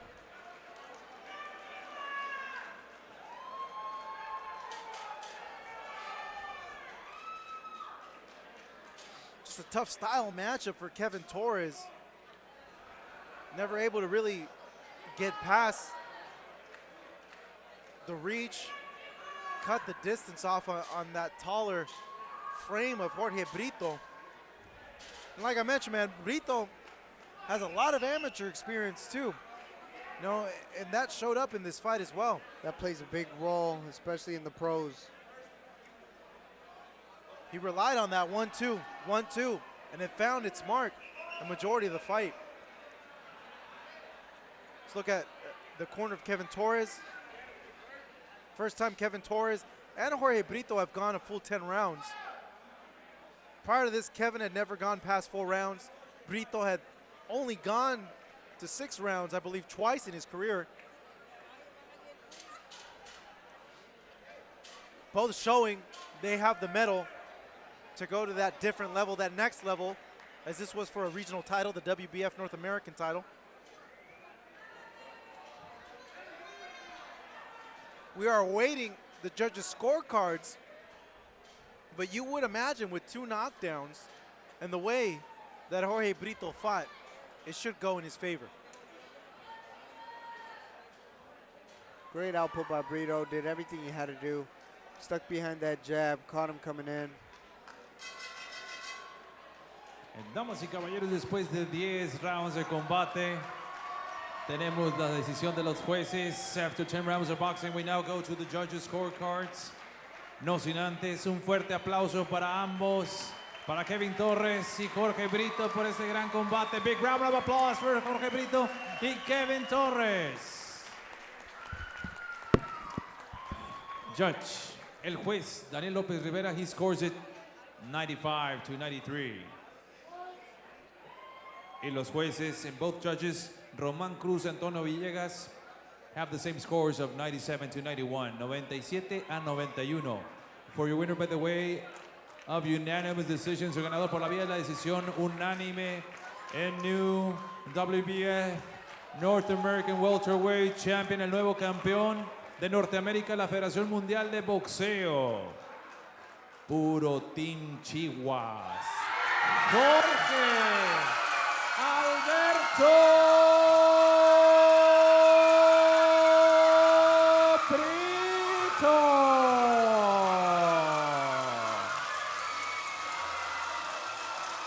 There you see an exuberant Jorge Brito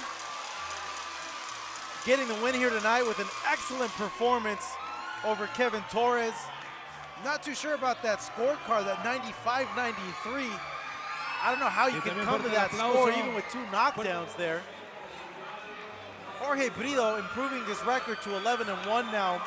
Kevin Torres suffering the first loss of his young professional career, dropping down now to 10-1-1. All smiles there with Team Brito as he claims the WBF North American title.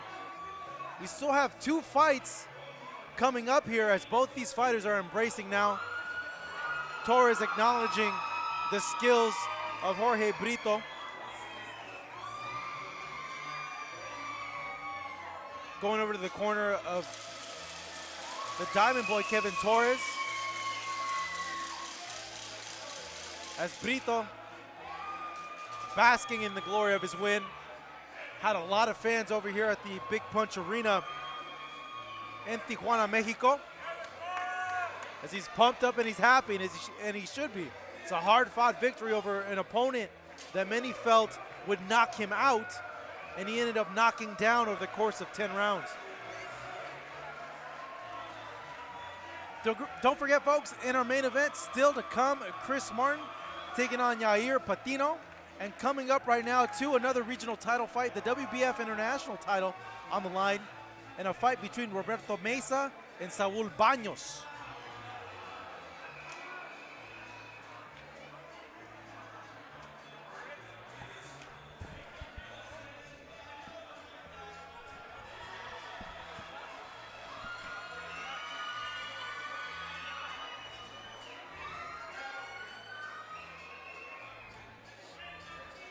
We take a look now at the tail of the tape for this next fight. Coming up, Roberto Meza versus Saul Banos. Kevin, we see the age difference there. Banos, the 4 years elder of Roberto Meza, but everything else looks pretty much identical. Roberto Meza having a half-inch reach advantage against Saul Banos. Both fighters pretty evenly matched. Banos overall with more professional fights than Roberto Meza. Meza having 12 fights in total. As fans are still cheering for Jorge Britos over that big upset win against Kevin Torres. Banos coming into this fight with 26 fights in total, having boxed 133 rounds as a professional, compared to Meza's 47 rounds as a pro and 12 total bouts. So a big difference in experience there between these two fighters.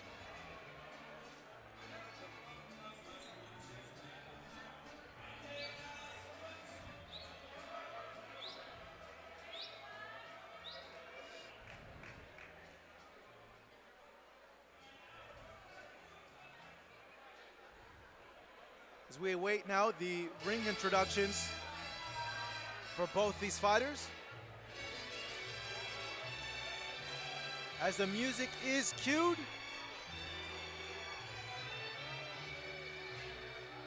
And Saul Banos, El Terrible, makes his way to the ring. Well, remnants of Team Chihuahuas right there, making their way out of the ring, as we expect for Saul Banos to come out at any moment now.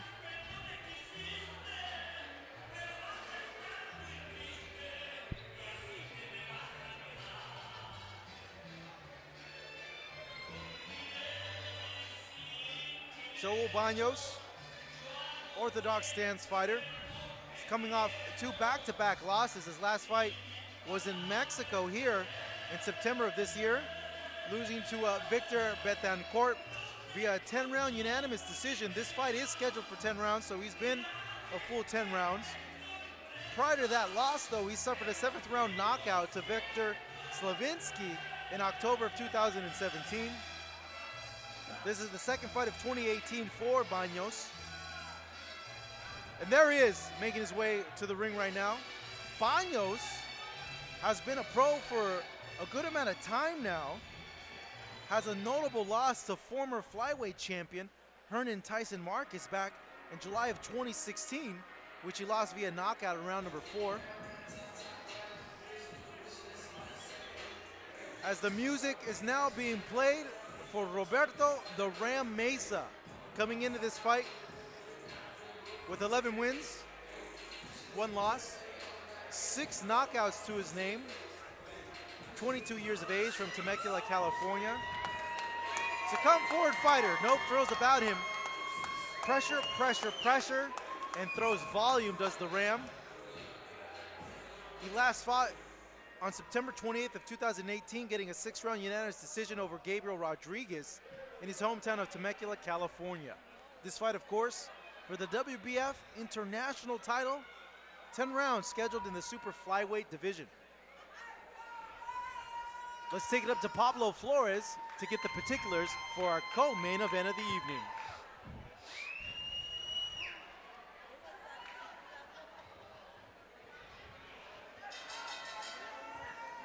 Damas y caballeros, Boris Teca Boxing Promotions y BIB, the best in boxing, presenta el combate estelar de esta noche. Está pactado 10 rounds por el campeonato de la Federación Mundial de Boxeo Internacional de los Pesos Superpluma. Ladies and gentlemen, let's get ready to rock and roll with our main event of the evening. 10 rounds of boxing for the WBF International Championship Super Featherweight Championship. Sus 3 jueces, your 3 judges scoring this bout in ringside.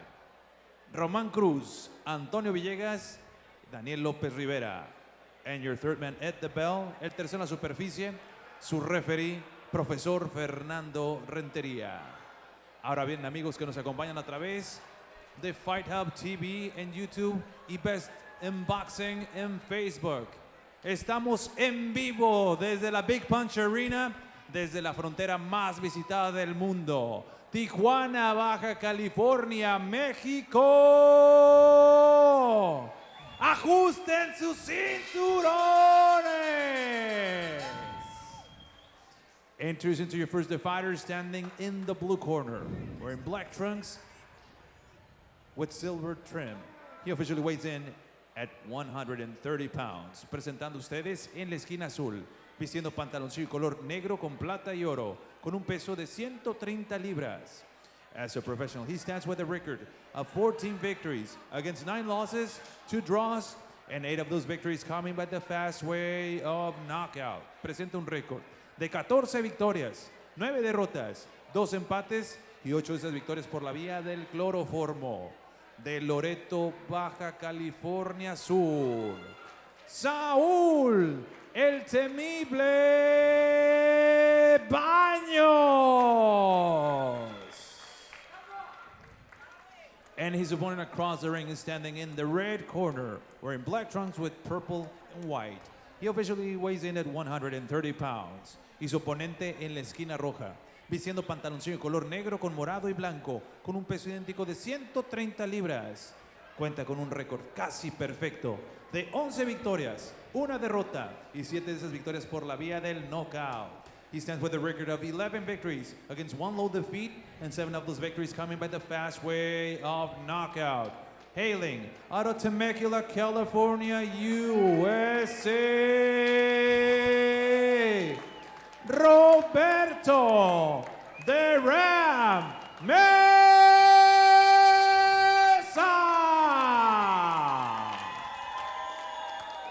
And here is with the final instructions para dar las indicaciones finales, su referee, el profesor Fernando Rentería. Aquí, atención a las indicaciones, ya las leímos en los camerinos, así que van a hacer una bonita pelea. Choquen guantes, suerte, gana el mejor, cuídense muchachos. And here we go, folks. Our co-main event of the evening. Best in boxing on Fight Up TV here at the Big Punch Arena in Tijuana, Mexico.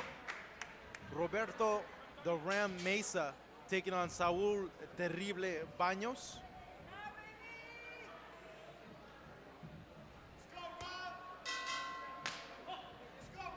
So begin round number 1, Meza with the black trunks with purple, taking on Banos, black trunks and gold trim.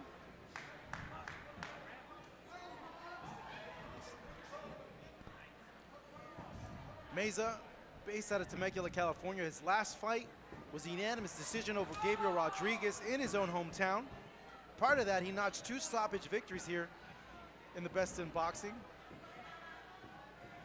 Though he's never stopped in one past the 5th round, this fight is scheduled for 10 rounds. 5 of his 6 stoppages have come within the first 4 rounds, so keep an eye out. If he's able to have his way, this fight will not go the distance. Saul Banos, as you see there, moving. Having his second fight of 2018. He's coming off of 2 back-to-back losses, wants to get back to his winning ways. Though he's going to have looking real sharp with that jab. Well, he's going to have a tough task in there with Meza. It's a guy that comes forward, man. This guy, he puts it on you, he'll put you through the ringer.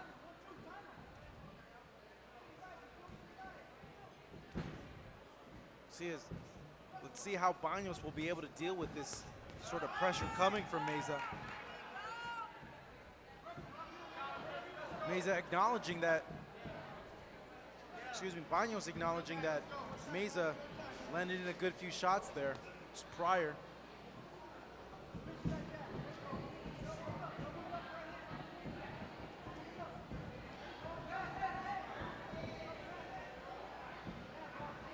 Meza looks really fluid in there too, Brandon. He's looking good, he's looking sharp. Yeah. Nice and composed. Good hook there landed by the Ram.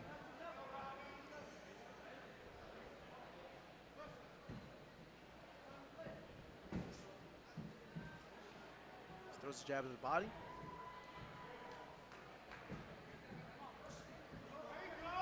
Another jab that lands right on the face of Banos. Banos seemed to have gotten rocked by that hook from Meza.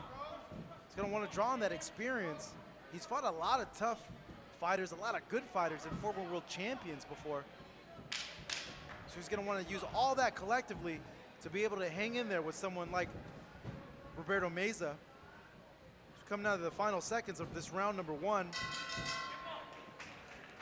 Good round for Meza.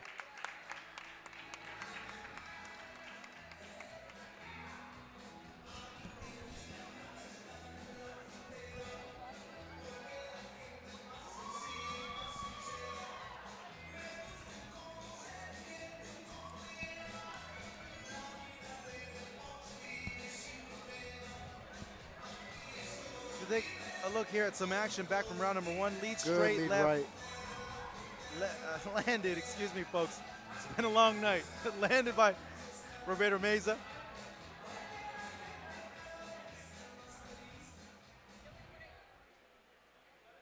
The Ram ramming those shots there on his opponent.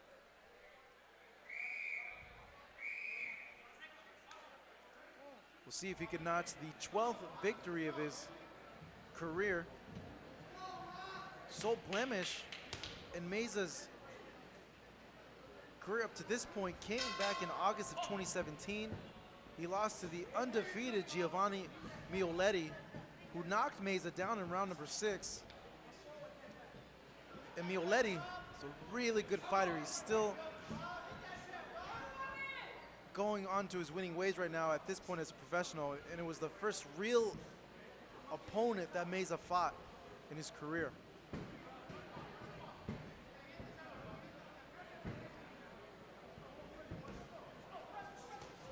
Meza sneaking a few jabs in there, got clocked just a while ago by Banos.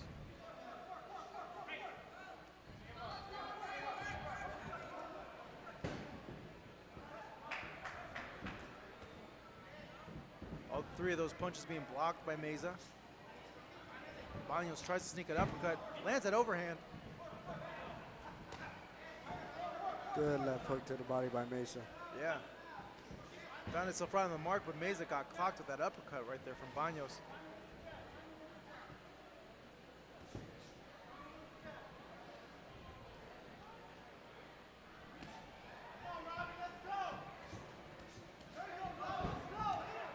Hook makes its way through, but Banos lands a straight of his own.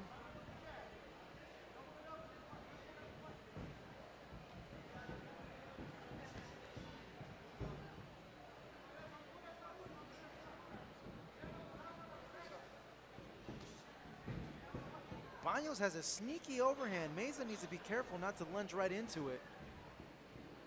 Banos has been trying to time him as he eats an uppercut there. Meza following it up. Banos able to get out of danger. Good body shot by Meza. Banos following up with 2 other shots to the body. Now it's him that's pushing forward.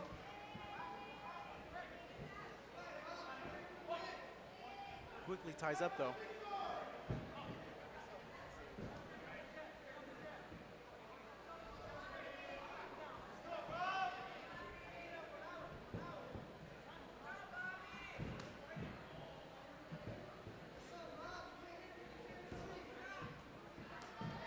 Banos Good series of punches there from Banos. Meza needs to be careful not to just move straight back.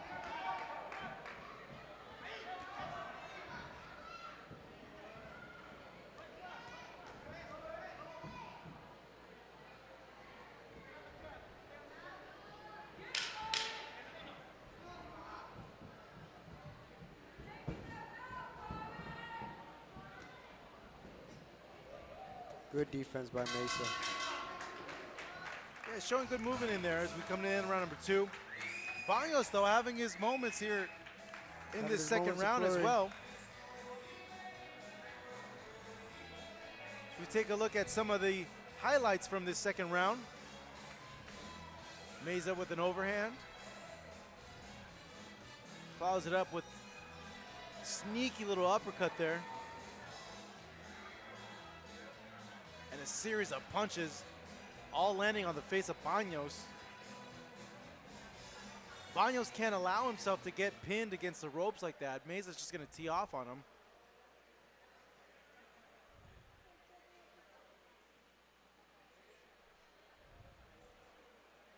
Banos, 8 years as a pro so far. Debuted back in 2010.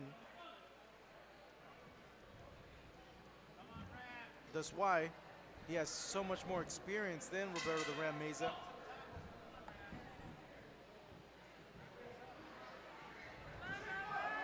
We begin round number 3.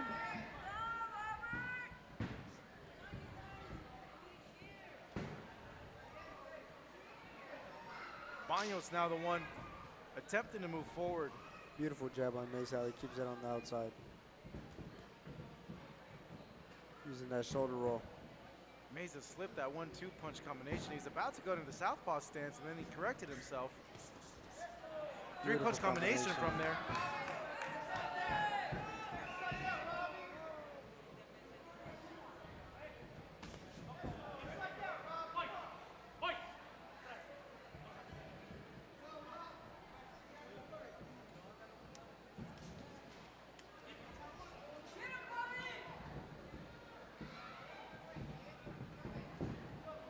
Banos lunging in. Can't be doing that with an opponent like Roberto Meza. He's going to clock you with an uppercut or a hook.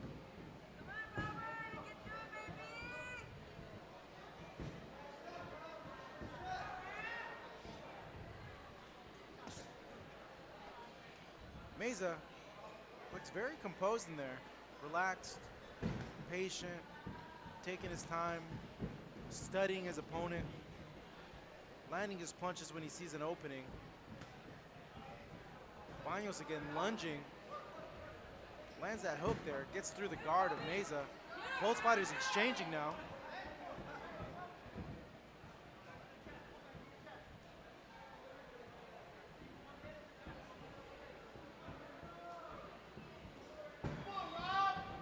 Not much power on these punches from Banos.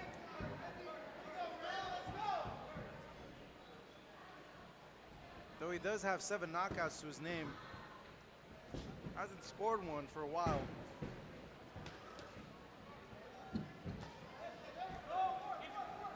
Meza just sitting back on that back foot, waiting for him to come in.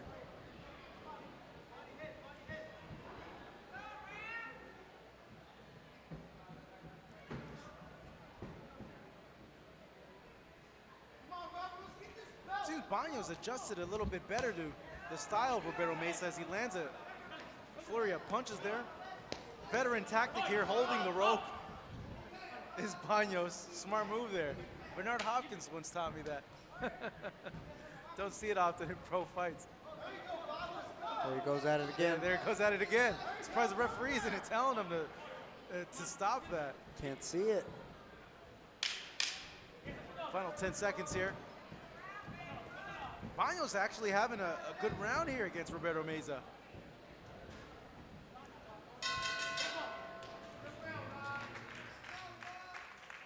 Seems to have adjusted a little bit better. Meza not as active as he was in the other rounds. A lot more.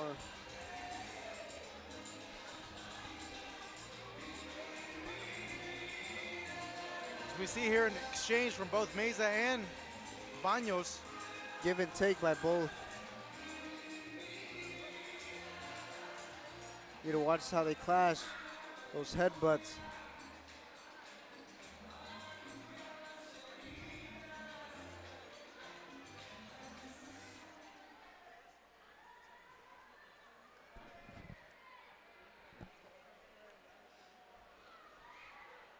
So look at the corner of Roberto Meza.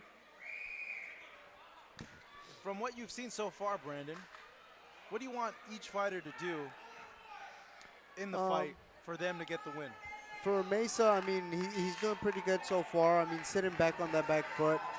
I'd like to see Meza shoot that jab a little more often. Keep busy with it. You know, setting it up, opening doors for him, especially it's going to lead the gateway to the victory. More like Banos, I mean, sitting down a little bit more on the shots, put him some leverage behind those. A little bit more active. He's only throwing 1-2 shots, or when he's in the inside, he tends to throw a couple, but they're not full leverage shots.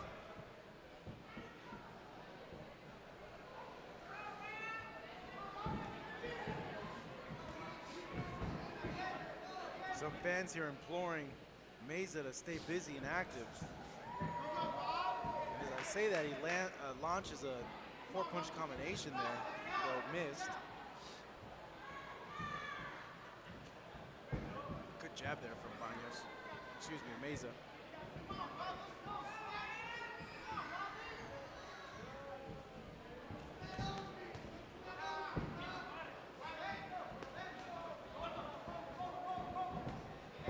Overhand there from Banos. Both fighters exchanging now. Good hook, yeah. From the ramming that hook to the face of Banos. Lands a lead left.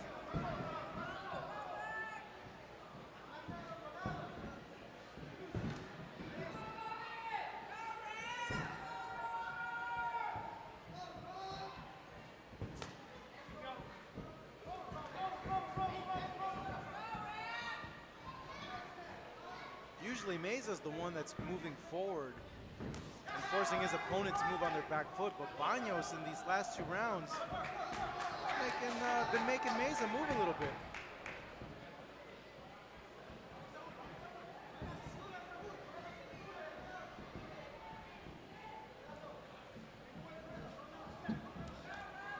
Gonna see a bit more of the movement. More counters by Roberto Meza. Meza. And that too.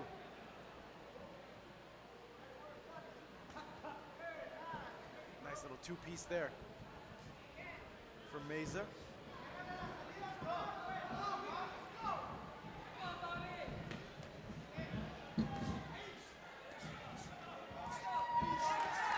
It's Meza now letting his hands go a bit with Banos in the corner there. Banos is able to get out, continues to move forward. Not really effective with his attack in this round though.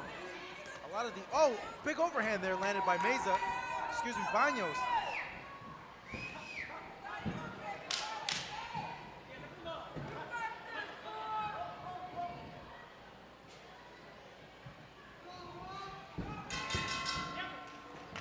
Banos is finding a home with that overhand right, Brandon. Why is he able to land that punch? Meza tends to do those slight pivots, especially to get out the way, but lately he's been stepping back too many times. As you step back too many times, within more than one step, you tend to get caught with shots, especially when a person's coming in with overhand rights.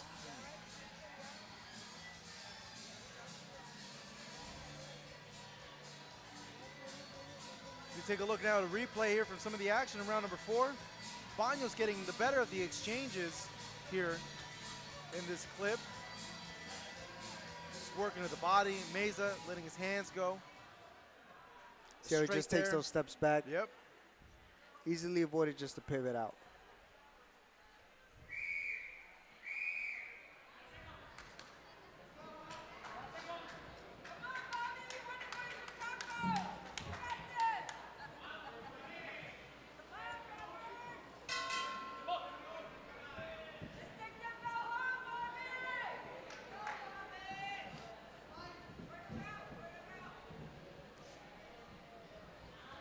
Round 5 here at the Big Punch Arena in Tijuana, Mexico. Still to come, our main event, Chris Martin making his ring return against Yair Patino. Martin signing a 4-fight deal with us here in Best in Boxing. Looking to make one final push in a career that spanned over 15 years. As right now, the 2 men in the ring, Roberto Meza and Saul Banos. They are fighting for the WBF International title, another regional title. We had 2 other regional title fights occur here on our card. Banos coming forward with his attack, missing those punches though. Roberto Meza now finally digging back to the body. Like to see more of that from him.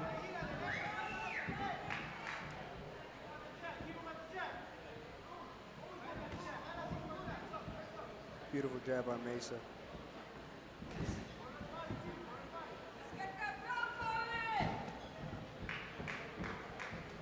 Yeah, and I'm a bit surprised. It's Banos has been coming forward, forcing Meza to move on his back foot. Kind of a difficult thing when you're the pressure fighter and then you get moved back on your back foot. That gets to a point where you have to learn to adjust, especially with the person who's coming in forward. He's not throwing in full leverage shots, so it's a place where you have to learn how to manage whether to come forward, whether to fix it, and adapt and box. Definitely going to be a learning experience for Meza. As there's not a lot of power on these punches that are coming from Banos. Meza, the more solid of the 2 fighters. Every time he lands a punch, you hear the thud here ringside.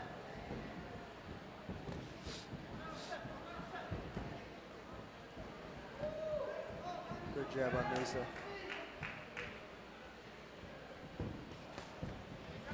Banos, though, answering back, though. The combination of his own.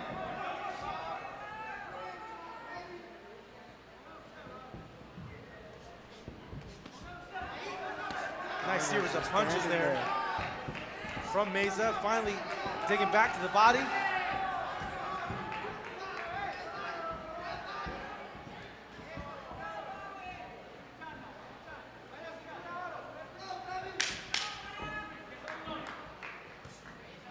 Meza known as a guy who comes forward, showing a bit more movement here in this fight. So he's pinned there to the corner by Banos, but there's no power in those shots from Banos.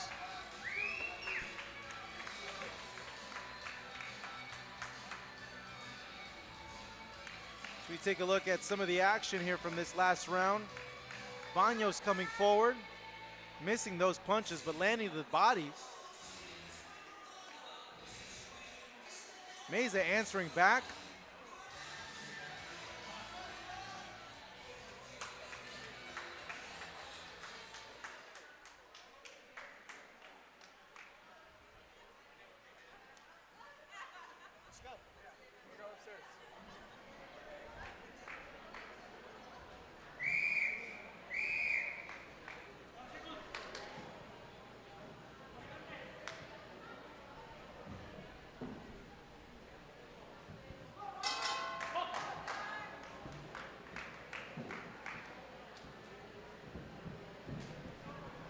We now begin round number 6.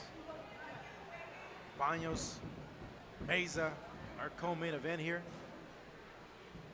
Banos switching now to southpaw. Eats a straight. Let's see. Now he switches back to orthodox. I was going to say, let's see what possibilities may come from him switching to the southpaw position.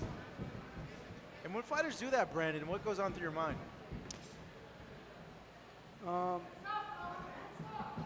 As you start switching, I mean, you start trying to see what works best for a fighter, especially trying to adapt. I mean, what works best? I mean, can you switch? As you see here, they're both exchanging shots. You always want to try and find what works out best, but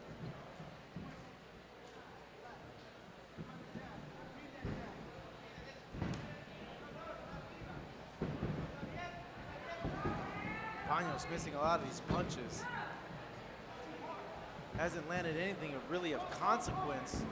He's got to start sitting down on those punches. Yeah. There's nothing that really have gotten the attention of the crowd here or the judges at this point. Mays has been the harder puncher, the flashier puncher. So if there is close rounds, you're going to want to give it to him due to that.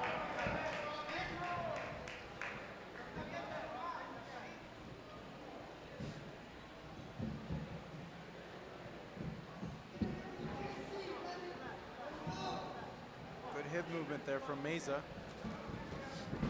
Gets clocked there by a straight from Banos. Stops stepping back. It's a good thing about Meza though. When a punch does land on him, he responds. Is Meza now actually switching to southpaw?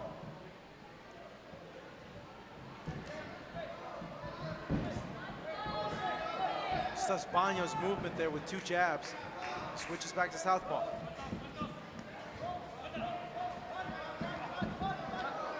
See, now he has Banos in the corner. Banos fighting his way out now. Doing some good work there on Meza.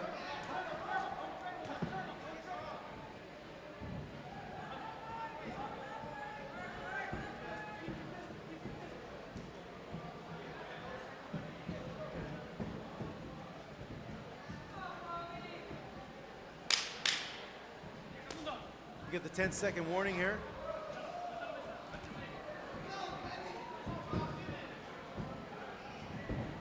Banos, Meza, another round in the books.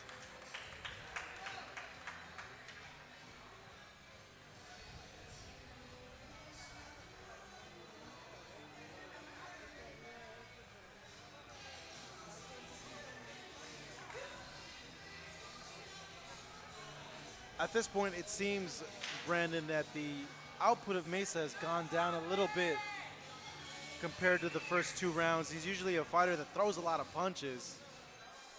Do you think that fatigue may be setting in right now with Meza or something else? I mean, the rolls, especially since you are going to be going 10 rounds, I mean, that is something to consider. You can't go all the way out unless you hurt a person. I mean, you don't want to lose all that energy. You don't want to burn it all out if a person's not hurt or even manageable to take the person out.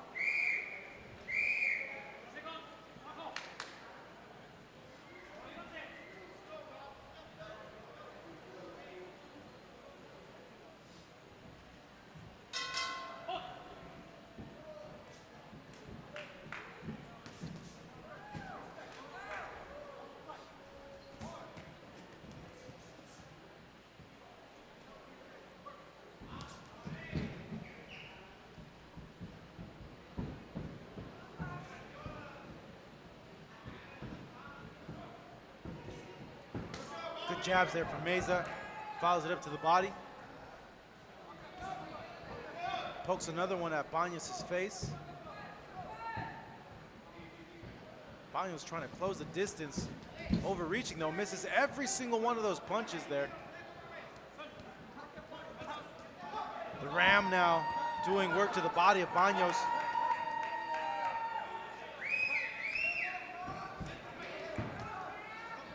Banos coming back with the shots of his own. Yeah, able to turn him around. Misses that big haymaker there, though. Banos putting together some combinations here. Meza doing a good job of covering up, holding and turning. It's now his turn. Try to put some work there on Banos. Banos slipping. Referee giving him a warning about pushing, which I always found weird about a fight. If you're in a fight, I don't see the big deal about a push.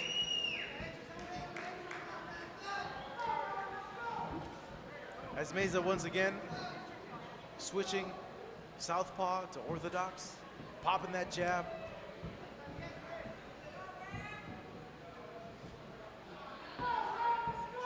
Doing a good job here of showing his boxing skills. He's got to stay behind that jab. He's got to repeat his counters. Beautiful work, just like that. Yeah, and he just can't allow Banos to tee off on him when he stays mobile in one spot.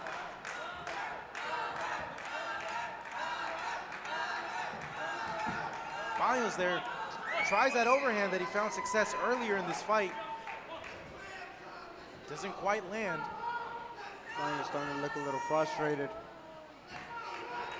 Yeah, Meza really starting to use his legs here in this fight, switching stances as well.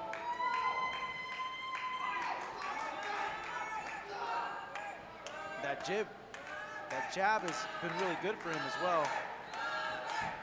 I like him to now, use it a little bit more. the crowd now getting behind Meza.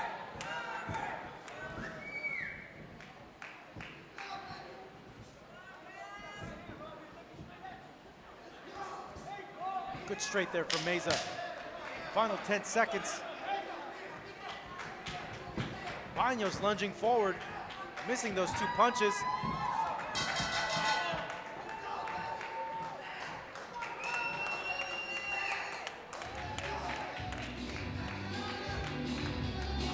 I don't see a sense of urgency from Banos, to be honest. I don't see it either. I mean, I just see a face full of frustration. He's not being able to land the shots, and the shot that he is landing aren't with full force, full leverage.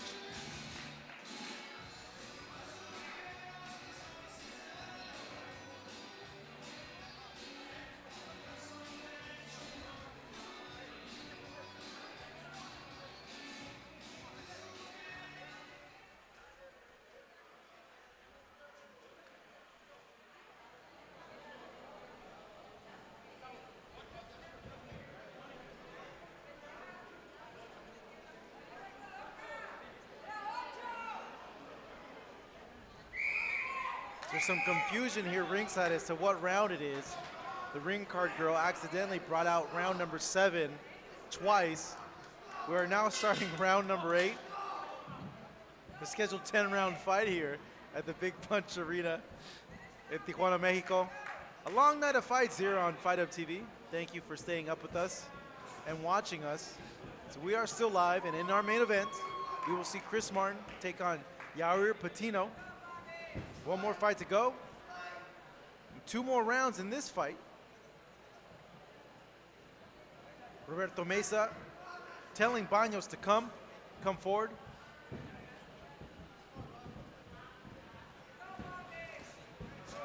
As he digs at the body there, sticking and moving.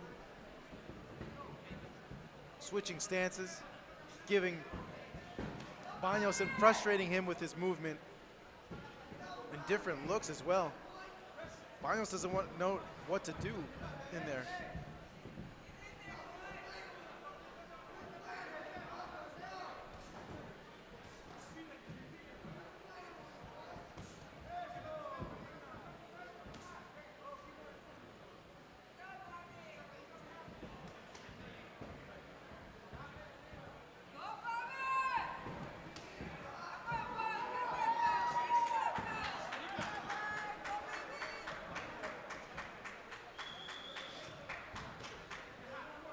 One thing that Meza does well is when he throws a punch, it's a good quality punch. He picks the right punches to throw. He's just not throwing just to throw. As he moves, he manages to keep his legs right under him, so every shot that he throws comes in with pretty good leverage. Because there's one thing to just throw punches, but there's another thing to throw punches with intention. You just don't want to recklessly throw a bunch of punches. Straight lands for Meza. Follows it up with a hook. Good variety of punches we've seen so far in these 8 rounds from Roberto Meza. The Ram, as he's called, his moniker. Rammed a lot of shots to the body of Banos in the beginning of this fight. Now he's used his movement a lot more as this fight has gotten closer and closer to rounds 9 and 10.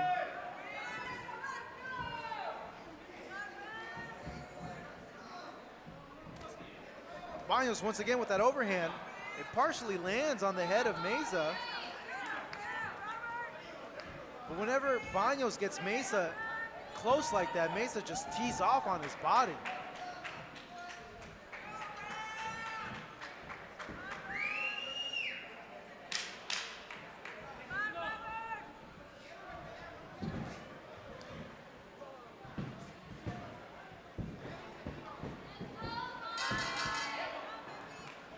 The end of round number 8.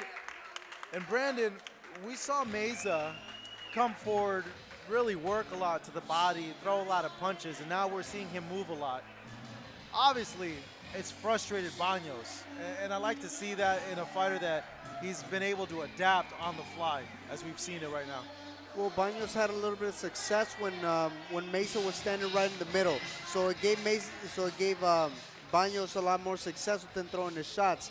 Now Mesa's learning a little bit more to pick up the pace, especially just using his legs now. He can pick out his shots pretty much with good leverage, especially moving and not getting hit.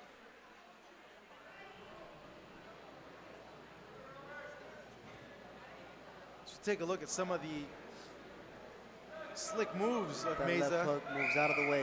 Finally moving that pivot. Gets hit there, but moves away from all these punches here.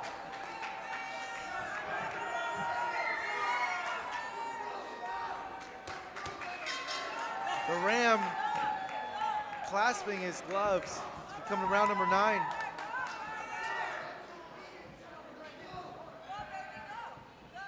Entering the last 2 rounds of this fight. And that's a good thing that you like to see from a young fighter, Brandon, is the ability to be able to adapt and use multiple game plans in there. Especially so young in his career, he only has 12 fights at this point. You always got to have more than one game plan. And Roberto's a young kid, 22 years old, 47 rounds as a pro.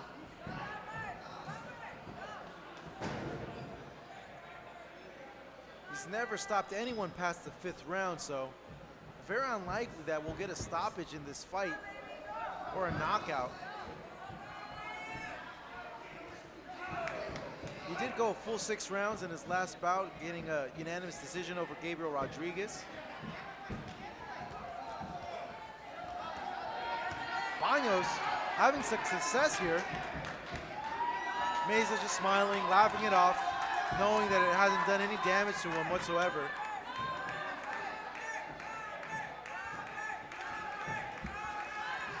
Banos coming back with his own Yeah, shots. letting his hands go, but all those punches being blocked by the high guard of Meza. Banos is trying to get his legs in there. Meza got to get back on his feet, get back on that bicycle.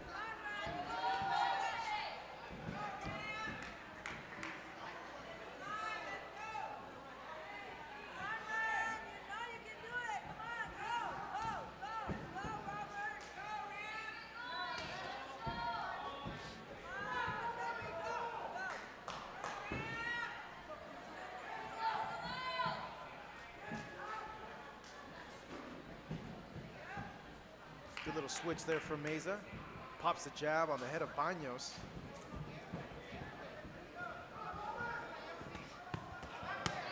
Good combinations to the body from Banos.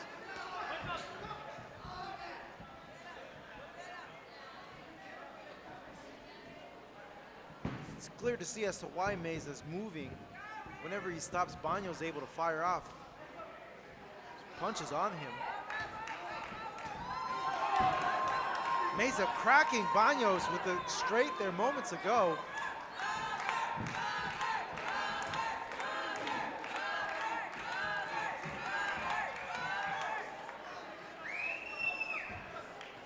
As we come now to the last 10 seconds of this round number 9.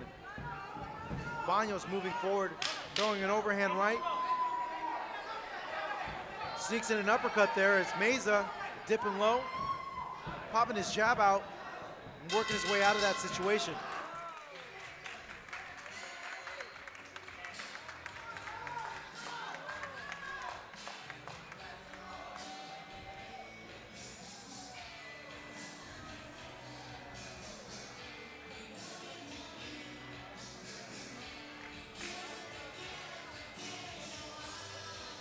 As we take a look here at a replay of the action from this last round, Banos connecting with that one punch, but when he did, Meza firing back. Good back and forth action here from both these fighters. Damas y caballeros, Boristeca Boxing presenta Banos, though, el round número 10, needs to be el careful último when he's round, ladies firing and up gentlemen. This is to round not number get caught. 10, your final round.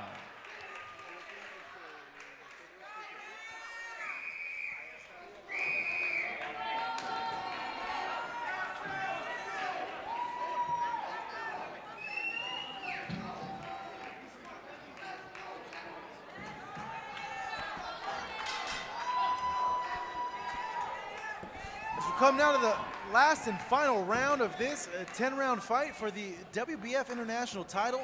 Roberto Meza, Saul Banos. The Ram, using his movement, his boxing, his ability to slip a lot of these punches from a charging Banos throughout this fight. It served him well.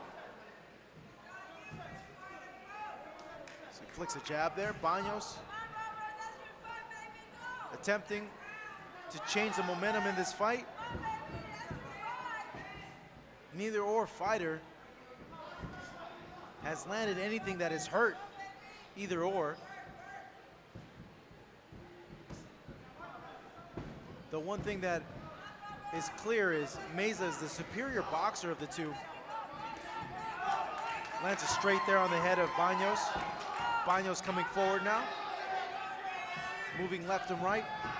Trying to avoid that jab that Meza's been so good and accurate with throughout this whole fight. And he pops it in again. Head goes straight back.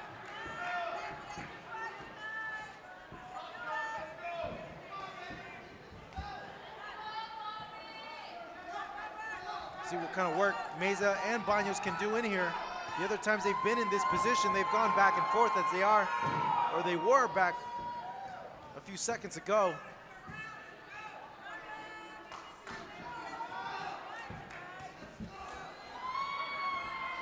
Great defense there from Meza. He's not too worried about the punches that are coming his way from Banos.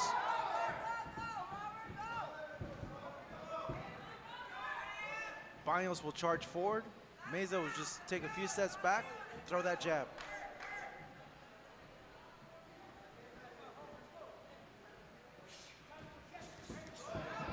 Three-punch combination there from Meza.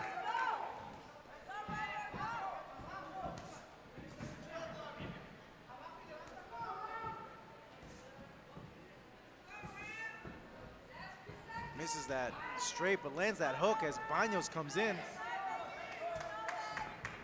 Meza had a little bit more power, or sat down on his punches a little bit more. I think he'd have a little bit more success with the charging Banos.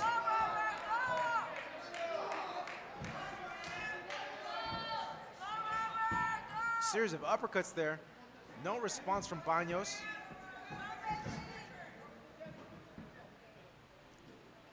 No movement from the head of Banos. He's just coming forward at this point.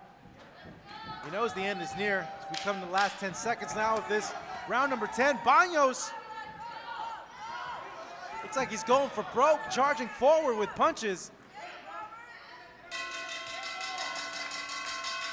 As 10 rounds are now in the books, Banos has his hands in the air. He feels he won the fight. Roberto Meza walking over his corner, all hugs and smiles. They're confident that their man will reign supreme here at the Big Punch Arena. How'd you see the fight, Brandon? I see it all going forward towards going to the decision of Meza. Meza did everything he had to do. I mean, he put on the pressure. He let his hands go within the first couple of rounds, but finally decided it was a lot easier to use his legs, use his counters when he had to use to, let his shots go when they were needed to. Let's take a look at the replay from this last and final round. A charging Banos, punches landing on the dome of Meza. It's because Meza's moving straight back, right, Brandon? Yeah, he's moving straight back as well. You could have just either put your shoulder right up under him, hug him, wrap him up, wait till you get your first space amount to throw right back your shots.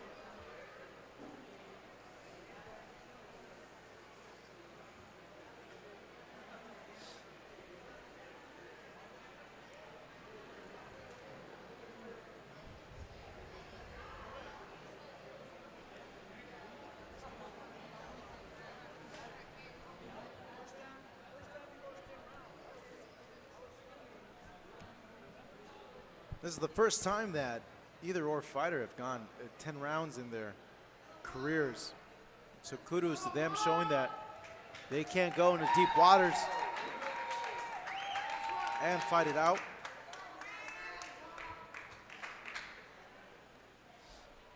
So we're awaiting now the judge's decision for the winner of the WBF International title. One more fight to go That is our main event. The return of Chris Martin taking on Yahir Patino. You see the ram there. See if he can ram another one in the win column here tonight.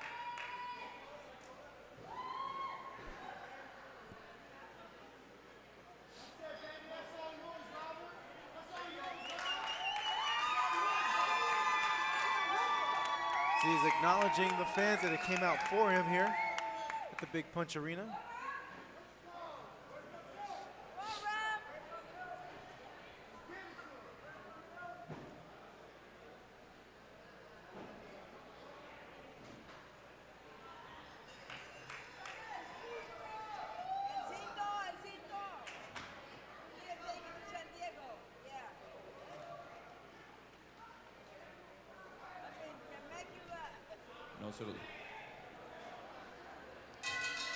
Ladies and gentlemen, for 10 rounds of boxing, we now go to the judges' scorecards. Después de 10 rounds de combate, nos vamos con las tarjetas de los jueces.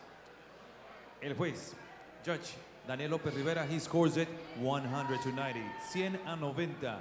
Y los jueces Antonio Villegas y Román Cruz coinciden en tarjetas 98 a 92. These two judges have the same scores of 98 to 92. For your winner by the way of unanimous decision. Su ganador por la vía de la decisión unánime. El new WBF Featherweight International Champion. El nuevo campeón internacional de la Federación Mundial de Boxeo de Peso Pluma.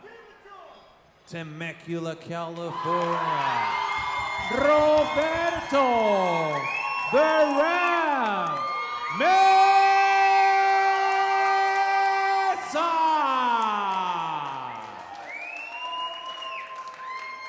Y en este momento, Rey Armendáriz le hace entrega al fajín que lo acredita como el nuevo campeón internacional peso pluma de la Federación Mundial de Boxeo. Tenemos otro combate más, nuestro último combate de la noche, en unos minutos.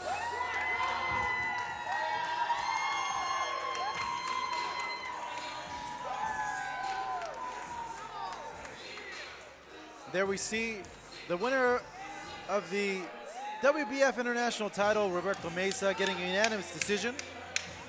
I agree with the scorecards. 190, 98 to 92. Within that range is acceptable. As we now come to the main event of the evening. Chris Martin returning to face off against Yahir Patino. As we take a look at the tail of the tape, Chris Martin, age 32. Yair Patino, 25. Martin, the taller of the two fighters, coming in at 5'7", compared to Patino's 5'4". Both came in weighing at 130 pounds yesterday at the weigh-in, with Chris Martin having a 2-inch reach advantage over Yair Patino.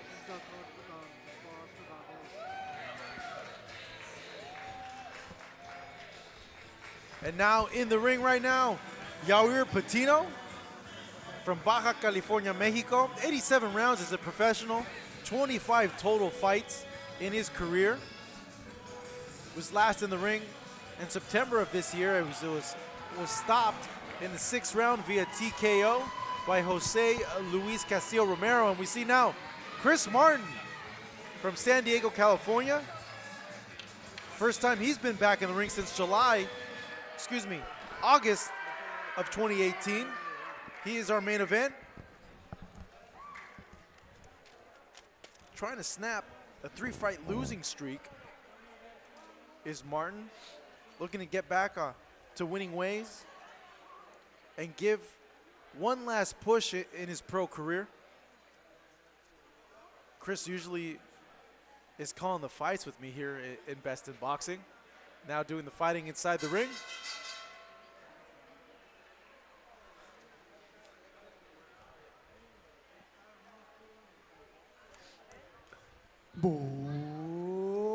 Boristeca Boxing Promotion, the best in boxing, presenta el siguiente y último compromiso de la noche. 8 rounds de boxeo en la categoría de los pesos pluma.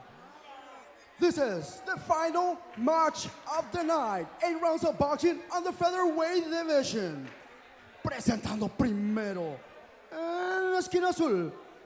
El detuvo la báscula en los 132 libras cerradas. Viste un hermoso pantaloncillo de color rojo con blanco. De Mexicali, Baja California, México. Yair Patino. Su contrincante en la esquina roja. His opponent on the red corner. He stopped the scale at 130 pounds. Él detuvo la báscula en los 130 libras cerradas. He's wearing a black with green trunks. Él viste un pantaloncillo de color negro con verde. From San Diego, California, the San Diego King, Christopher Cruz Martin. El tercero en la superficie, Juan Morales Lee. Damas y caballeros, se acabaron los dimes y diretes. Y ya no hay marcha atrás. Es tiempo de boxear.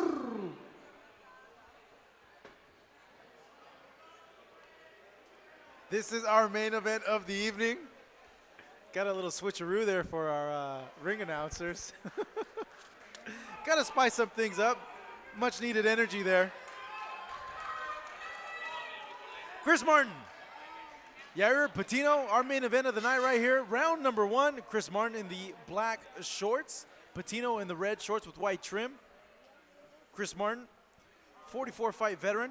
Pro debut back in July of 2006. In Phoenix, Arizona, getting a unanimous decision win over Rogelio Lopez. It's a 12-year veteran, Chris is. Patino last got knocked out back in March of this year. Excuse me, got a knockout win last in March of this year, knocking out Adrian Cano in 1 round. It's been a very active year for him with a total of 9 fights. And all his career fights have happened here in Mexico. Martin, last fighting in Los Angeles at the Belasco Theater on a Golden Boy card. Was put on against a very tough prospect. Good lead there from Chris. Patino trying to fire back now. Hands way down though when he's firing these combinations on Martin. Martin being stuck there in the corner by Patino.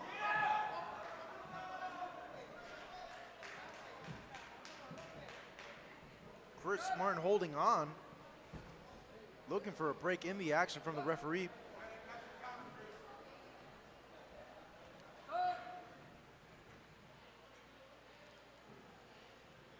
This referee calling a break in the action now. The corner putting on more tape on that glove.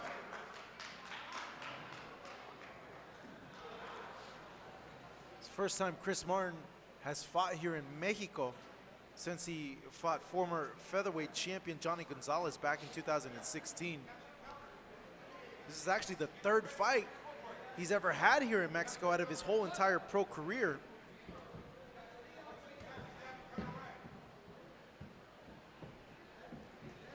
Over the course of Chris's last 4 fights, he's fought extremely high-level competition. The combined opponents of Chris's last 4 opponents, the combined record of Chris's last 4 opponents have been 51-3. A feel-out round for both fighters. Patino has been the one moving forward so far. I think Chris is taking a little too long to feel it out. It's taking a little bit too much unnecessary punishment. This is a 8-round fight. Chris has been notoriously known throughout his career as a very slow starter. It takes a while for him to get started. Patino finding some success early on here. Wild puncher is Yair Patino.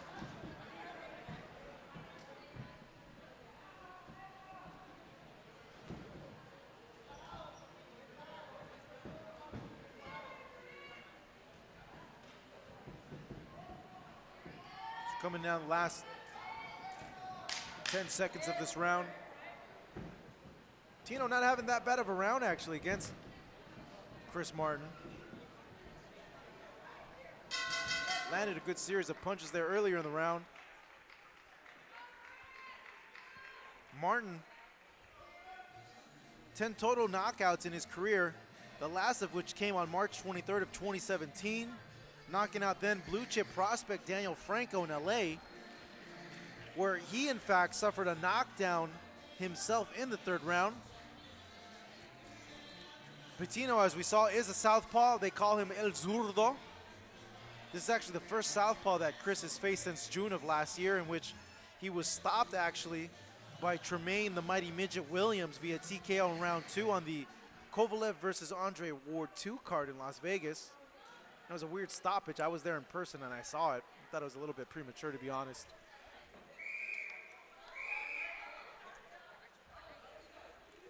Now, Chris, like I mentioned, has been fighting for a very, very long time, a 12-year veteran.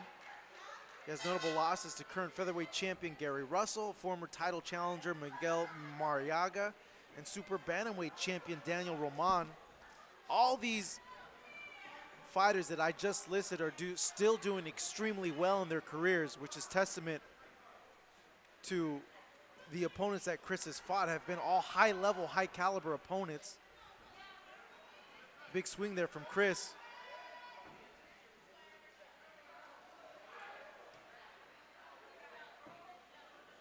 Patino,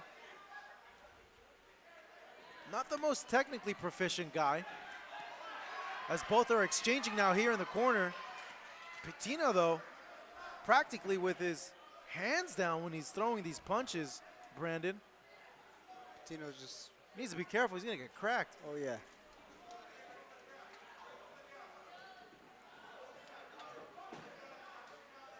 As Chris starts reducing Patino's energy, that's when Chris is going to be deadly.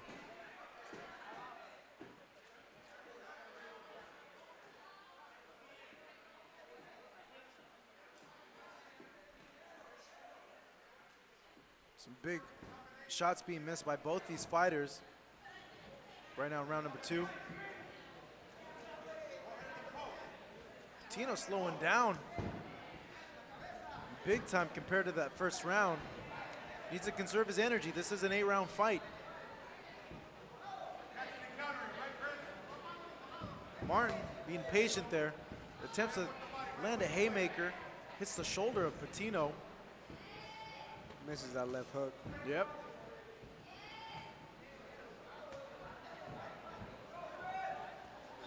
Patino got some pop in his punches too. He's gonna have to pace himself, not want to punch himself out.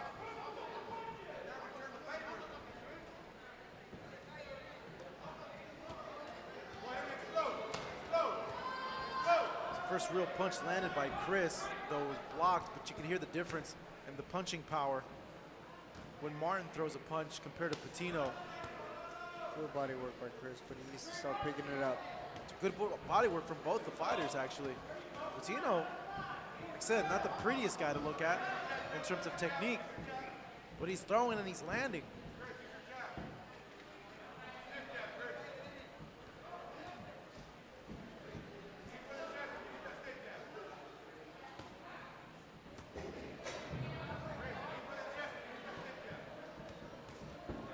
Good straight there from Chris Martin.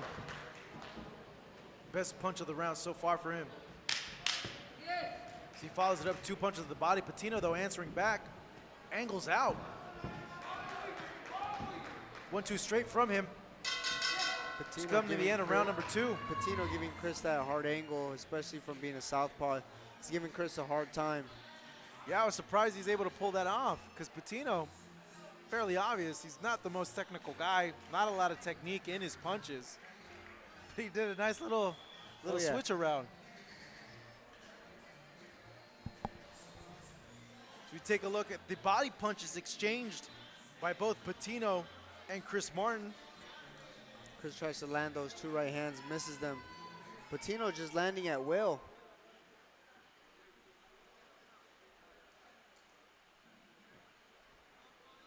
Throwing these punches, but he's just leaving his head up like a Pez dispenser, just an open invite to get clocked by a hook.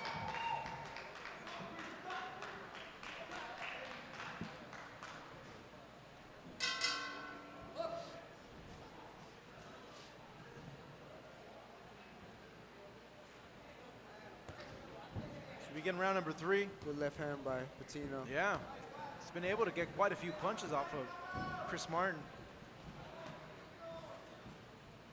Chris sneaks in a jab there, Patino swings wide. Surprised Patino's been able to get away with these shots.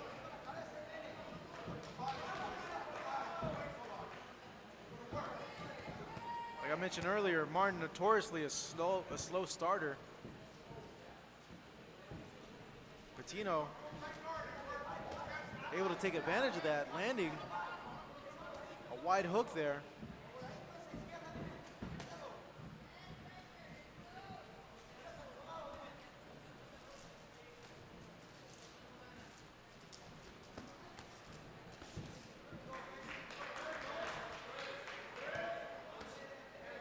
Good body work here from Patino.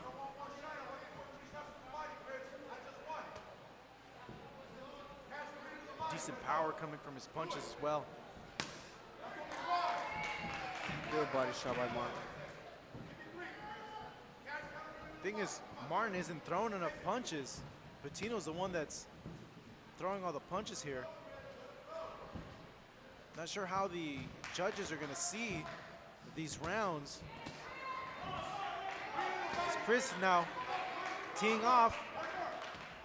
Patino though answering back. Answering back, he's not the sharpest fighter of all within his tools of trade, but he's getting the job done so far, round by round. It's very awkward, very weird timing on him.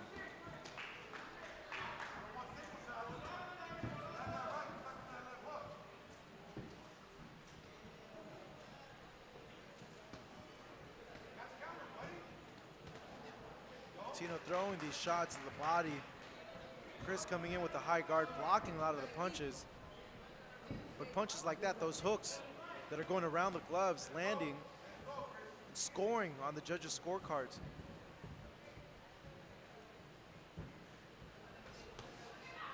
Good combination there by Martin. Clocks Patino on the chin. We mentioned earlier, Patino needs to be careful when he throws punches.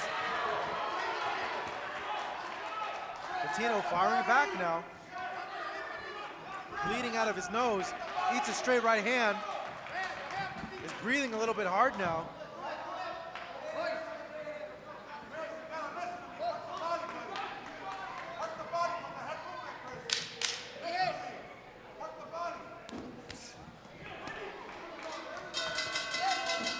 As we come to the end of round number 3, Patino walking back to his corner, bloody nose.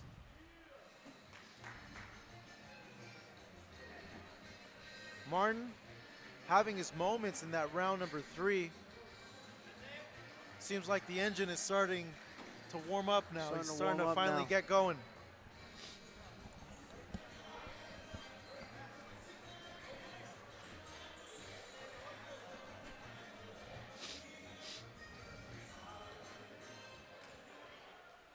See here, Patino. 5-punch combination. They're not full leverage shots, but he's still landing those. And I mean, that'd be something for the judges to see. Yeah, all those are scoring shots. Chris taking a little bit more damage than what his fans here, family, would like to see him take. He's trying to bounce back from 3 straight losses. Looking to get some momentum in his career. Martin feeling that he has a lot left in the tank. Wants to give it one last go in his pro career.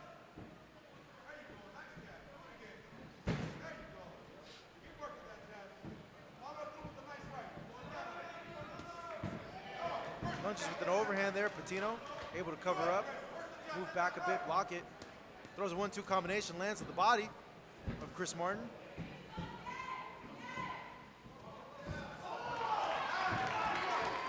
Patino able to slip that combination.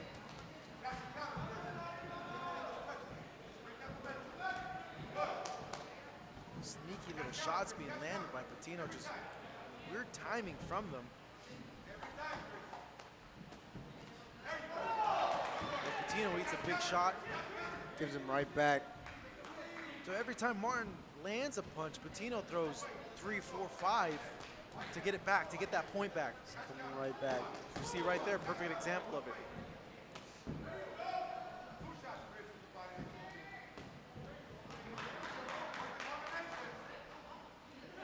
It's because the corner keeps saying combinations, combinations. So Patino looks to me, in my opinion, and I could be wrong, Brandon, slowing down just a little bit, and you think maybe Chris is trying to, get some rounds in. He's slowing down a little bit, but Chris hasn't been picking up by far either. So in my eyes, if I was a judge, I mean, favor would be straight to Patino as well. It would, still. based on activity. And he's landing more flush punches as well. Double hooks there to the body by Chris Martin. He's got to keep coming. He's got to keep being aggressive, coming in with those shots.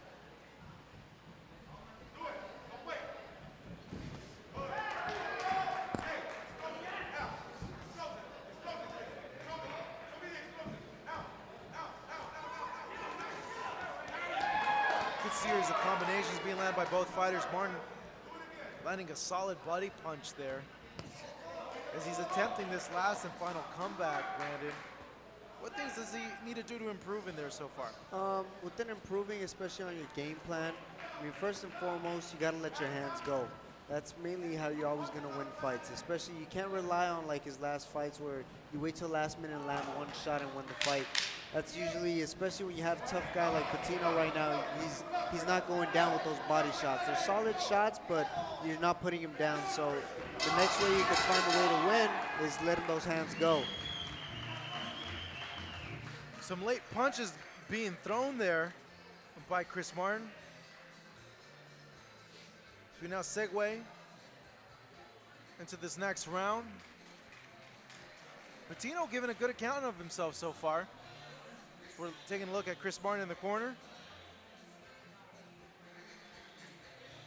So you mentioned, Chris is trying to make a comeback, trying to see if he can make one last push. Like you mentioned, the improvements that he has to make. But he's here in this fight right now. He has to win this fight in order for those other fights to make sense for him and to be able to make a final push. Of course. I think he needs to start letting his hands go, increasing his punch volume. Because even though it's been sloppy, even though the technique hasn't been the prettiest, Patino's throwing punches and he's landing punches. He's landing, of course. So we get round number 5. Chris Martin versus Yair Patino. 8 rounds here, our main event. Fight Up TV, best in boxing.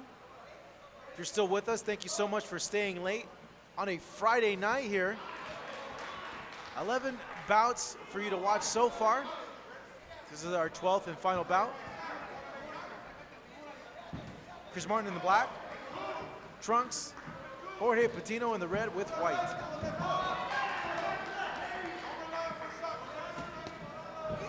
Patino still carrying on with that same output. Thought he looked a little tired in that prior round, but I guess not. That minute rest really makes a difference. Oh yeah. It's Martin coming forward now. Not much output from him. Especially the output that he is giving, Patino's giving it right back. He's eating a lot of punches on his way in.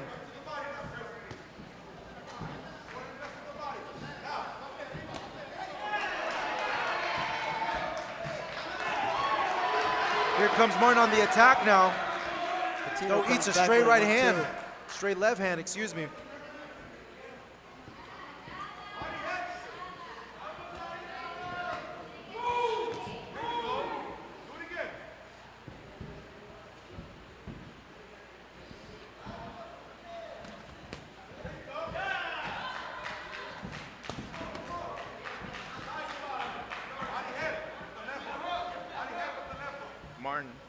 inching little by little, looking to land some good shots to the body.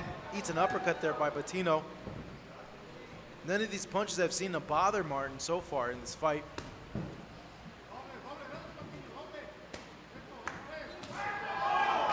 Good counter shot there.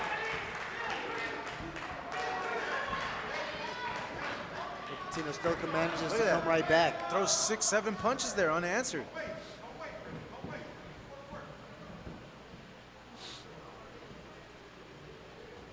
Very awkward fighter is Patino.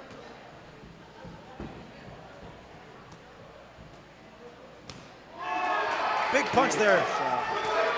Martin now trying to capitalize on that. Eats a shot. That's exactly what Chris can't be affording to do. He lands a big shot and he lets him go. Yeah, he has to really capitalize on those moments. Really jump in for the kill. Just coming out of the last 10 seconds of this round. Patino and Martin going back and forth. Though still Patino, the man that has landed the more cleaner shots in this fight. Of course.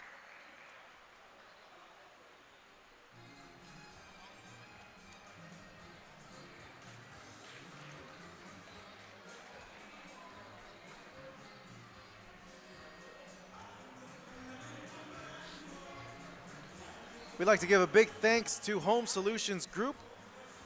Go ahead and contact them for all your realty needs. Head over to hsgsanDiegoRealty.com. Clinton Jones will take care of all your real estate needs in the San Diego area. Hit them up, Home Solutions Group Realty and Mortgage.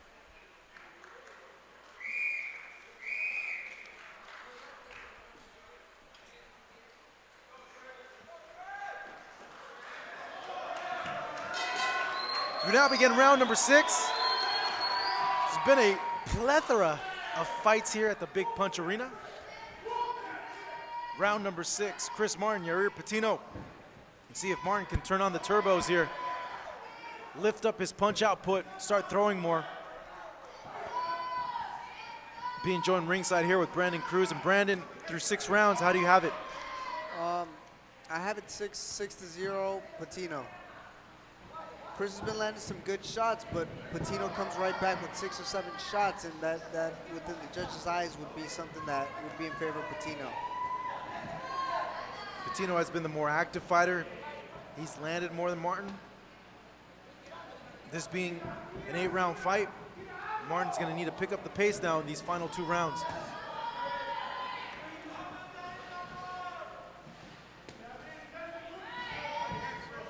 Chris is finally starting to pick it up.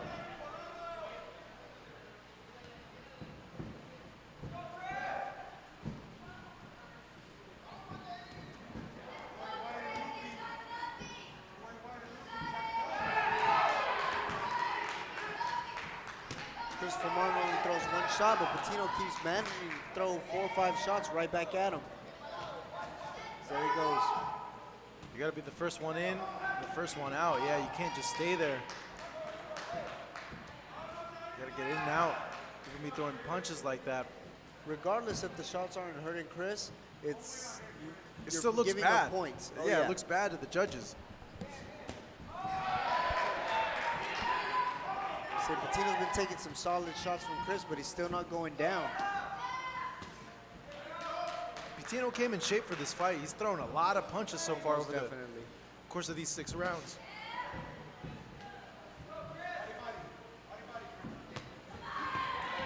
Overhand there by Martin. Looked like Patino might have taken a knee down, though. He shoots an uppercut there on the chin of Martin.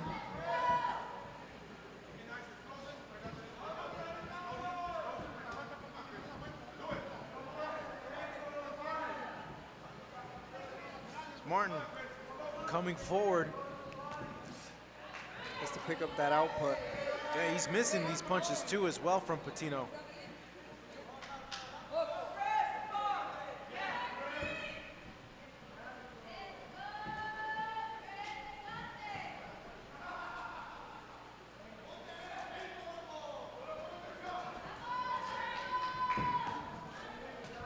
Patino landing that punch there.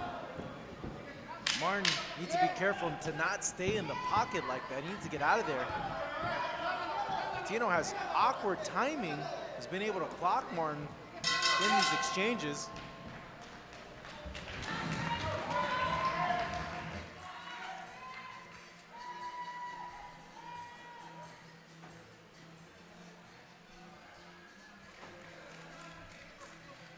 So we take a look at a replay here. Let's see if Patino took a knee or not, or if it was more of an off-balance shot. It looks like he was about to fall through the ropes. To that rope held him up. And he comes right back with the uppercut back on Martin. Thank you to the production crew to bringing up that replay. It was hard to see as it was happening in real time. So we take a look at the corner of Patino.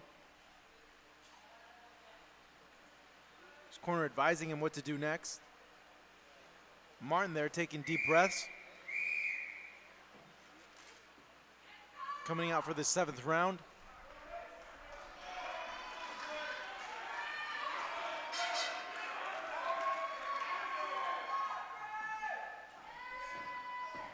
Martin gonna have to pick up the pace, start landing these shots. Because through 6, you can make the argument that Patino has blanked him out.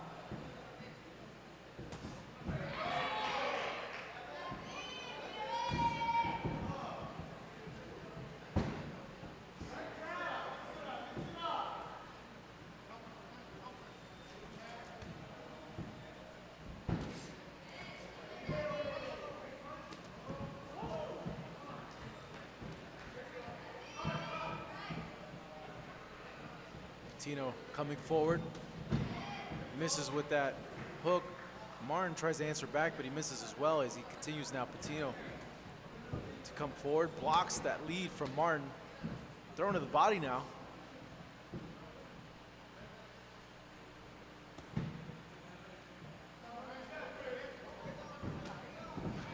Martin coming forward. Right hand.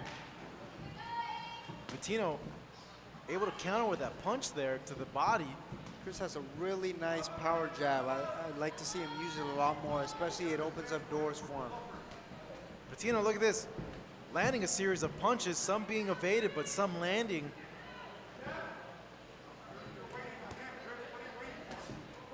Good hook there, knocks out the mouthpiece of Patino. Referee advising Martin to go to the neutral corner as the corner of Patino rinses out the mouthpiece.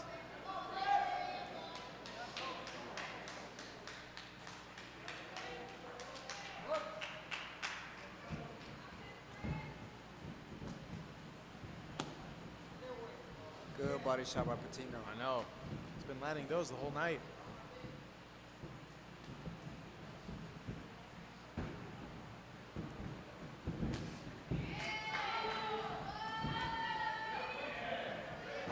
Martin trying to respond with some offense.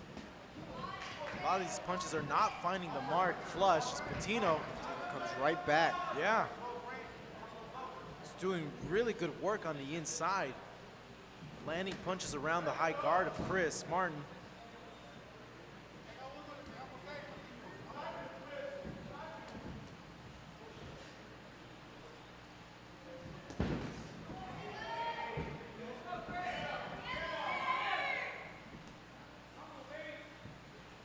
.30 seconds left in this round number 7.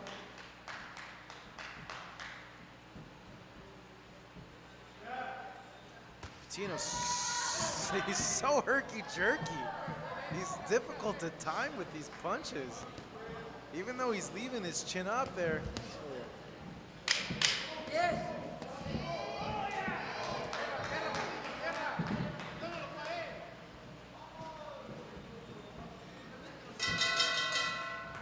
Round number 7 is in the books. Now we come to the 8th and final round coming up. If you were in the corner of Chris Martin, what would you tell him, Brandon? He's gonna have to start picking it up. You're down 7-0. I mean, you got nothing left but to start picking it up. You're gonna have to start making this a dogfight. You're gonna have to start picking up the punches. I mean, you're following up with good shots, but you're letting him gain them right back. See, as Patino lands those shots, They're not hard leverage shots. I know they're not hurting him, but he's landing. Oof. It's a good hook there by Chris. As Chris lands those 2 shots, but Thing he is, lets him Patino go. got a chin. That's the problem. He has a chin.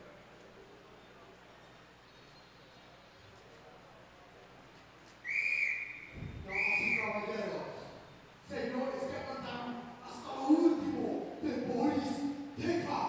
Este es el octavo y último round. This is the 8th and final round. Here we go, folks. The 8th and final round here in our main event. Best in Boxing on Fight Up TV.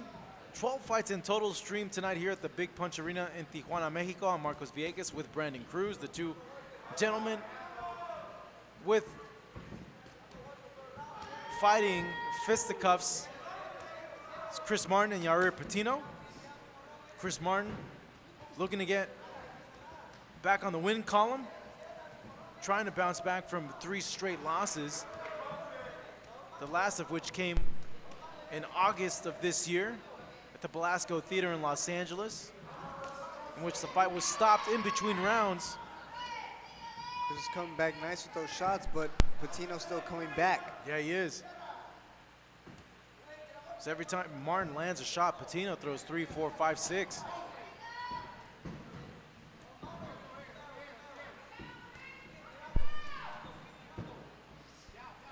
And like you mentioned, Brandon,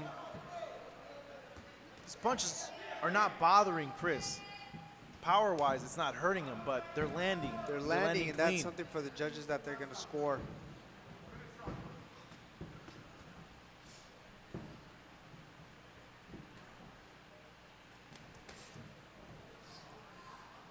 Good body shot there from Chris Martin. But once he lands a punch, Patino will sneak in 2, 3 little pitter-pat shots that land flush on Martin. As he goes right there, Chris lands 2 hard shots. Patino comes right back with the 10-piece combo. Yeah. 2 jabs there to the face of Patino. Excuse me, face of Martin.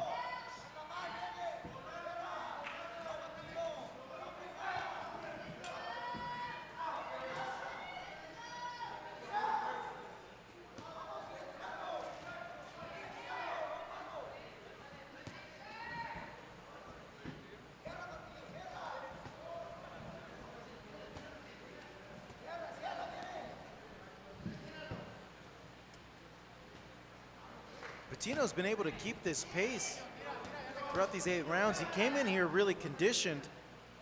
I would have thought at this point, he would have slowed down a little bit. He's still coming. Yeah, he's still firing off combinations, mixing it up to the body, to the head, going around the guard of Chris Martin. Chris not able to holding on, get anything flush on Patino.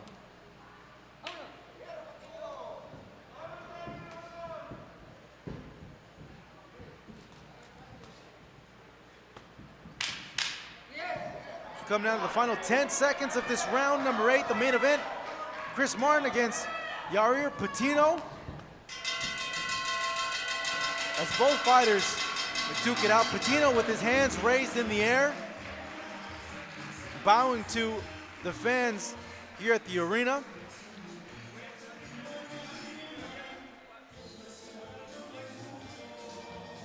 Brandon, 8 rounds in the books, man. You scored a shutout for Yair Patino.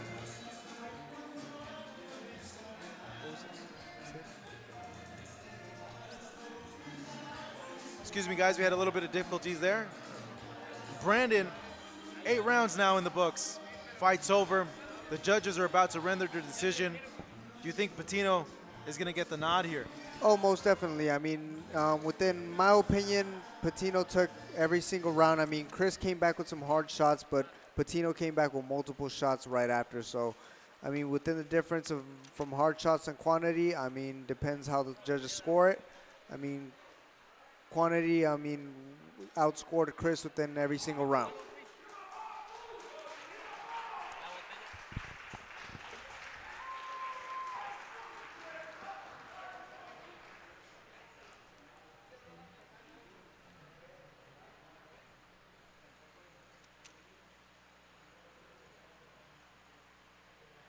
see both Chris Martin and Yahir Patino speaking to each other while we are waiting the judge's decision. And it looks like it is in. Let's go ahead and see how the judges rendered this fight.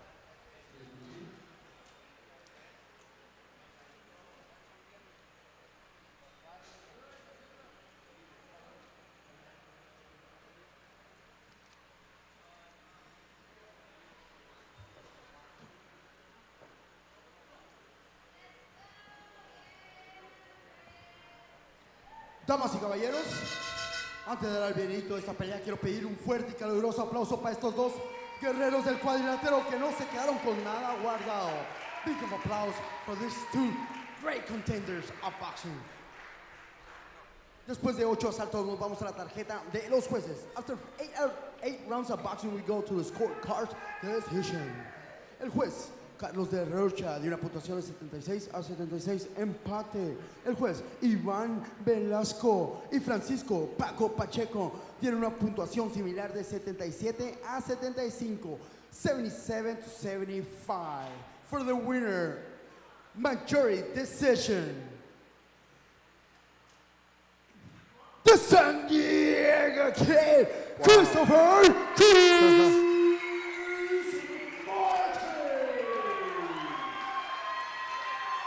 Well, Chris Martin getting a decision win over here over Yair Patino. Look, Chris Martin's my friend. I care about the guy. And I'm going to be real honest here.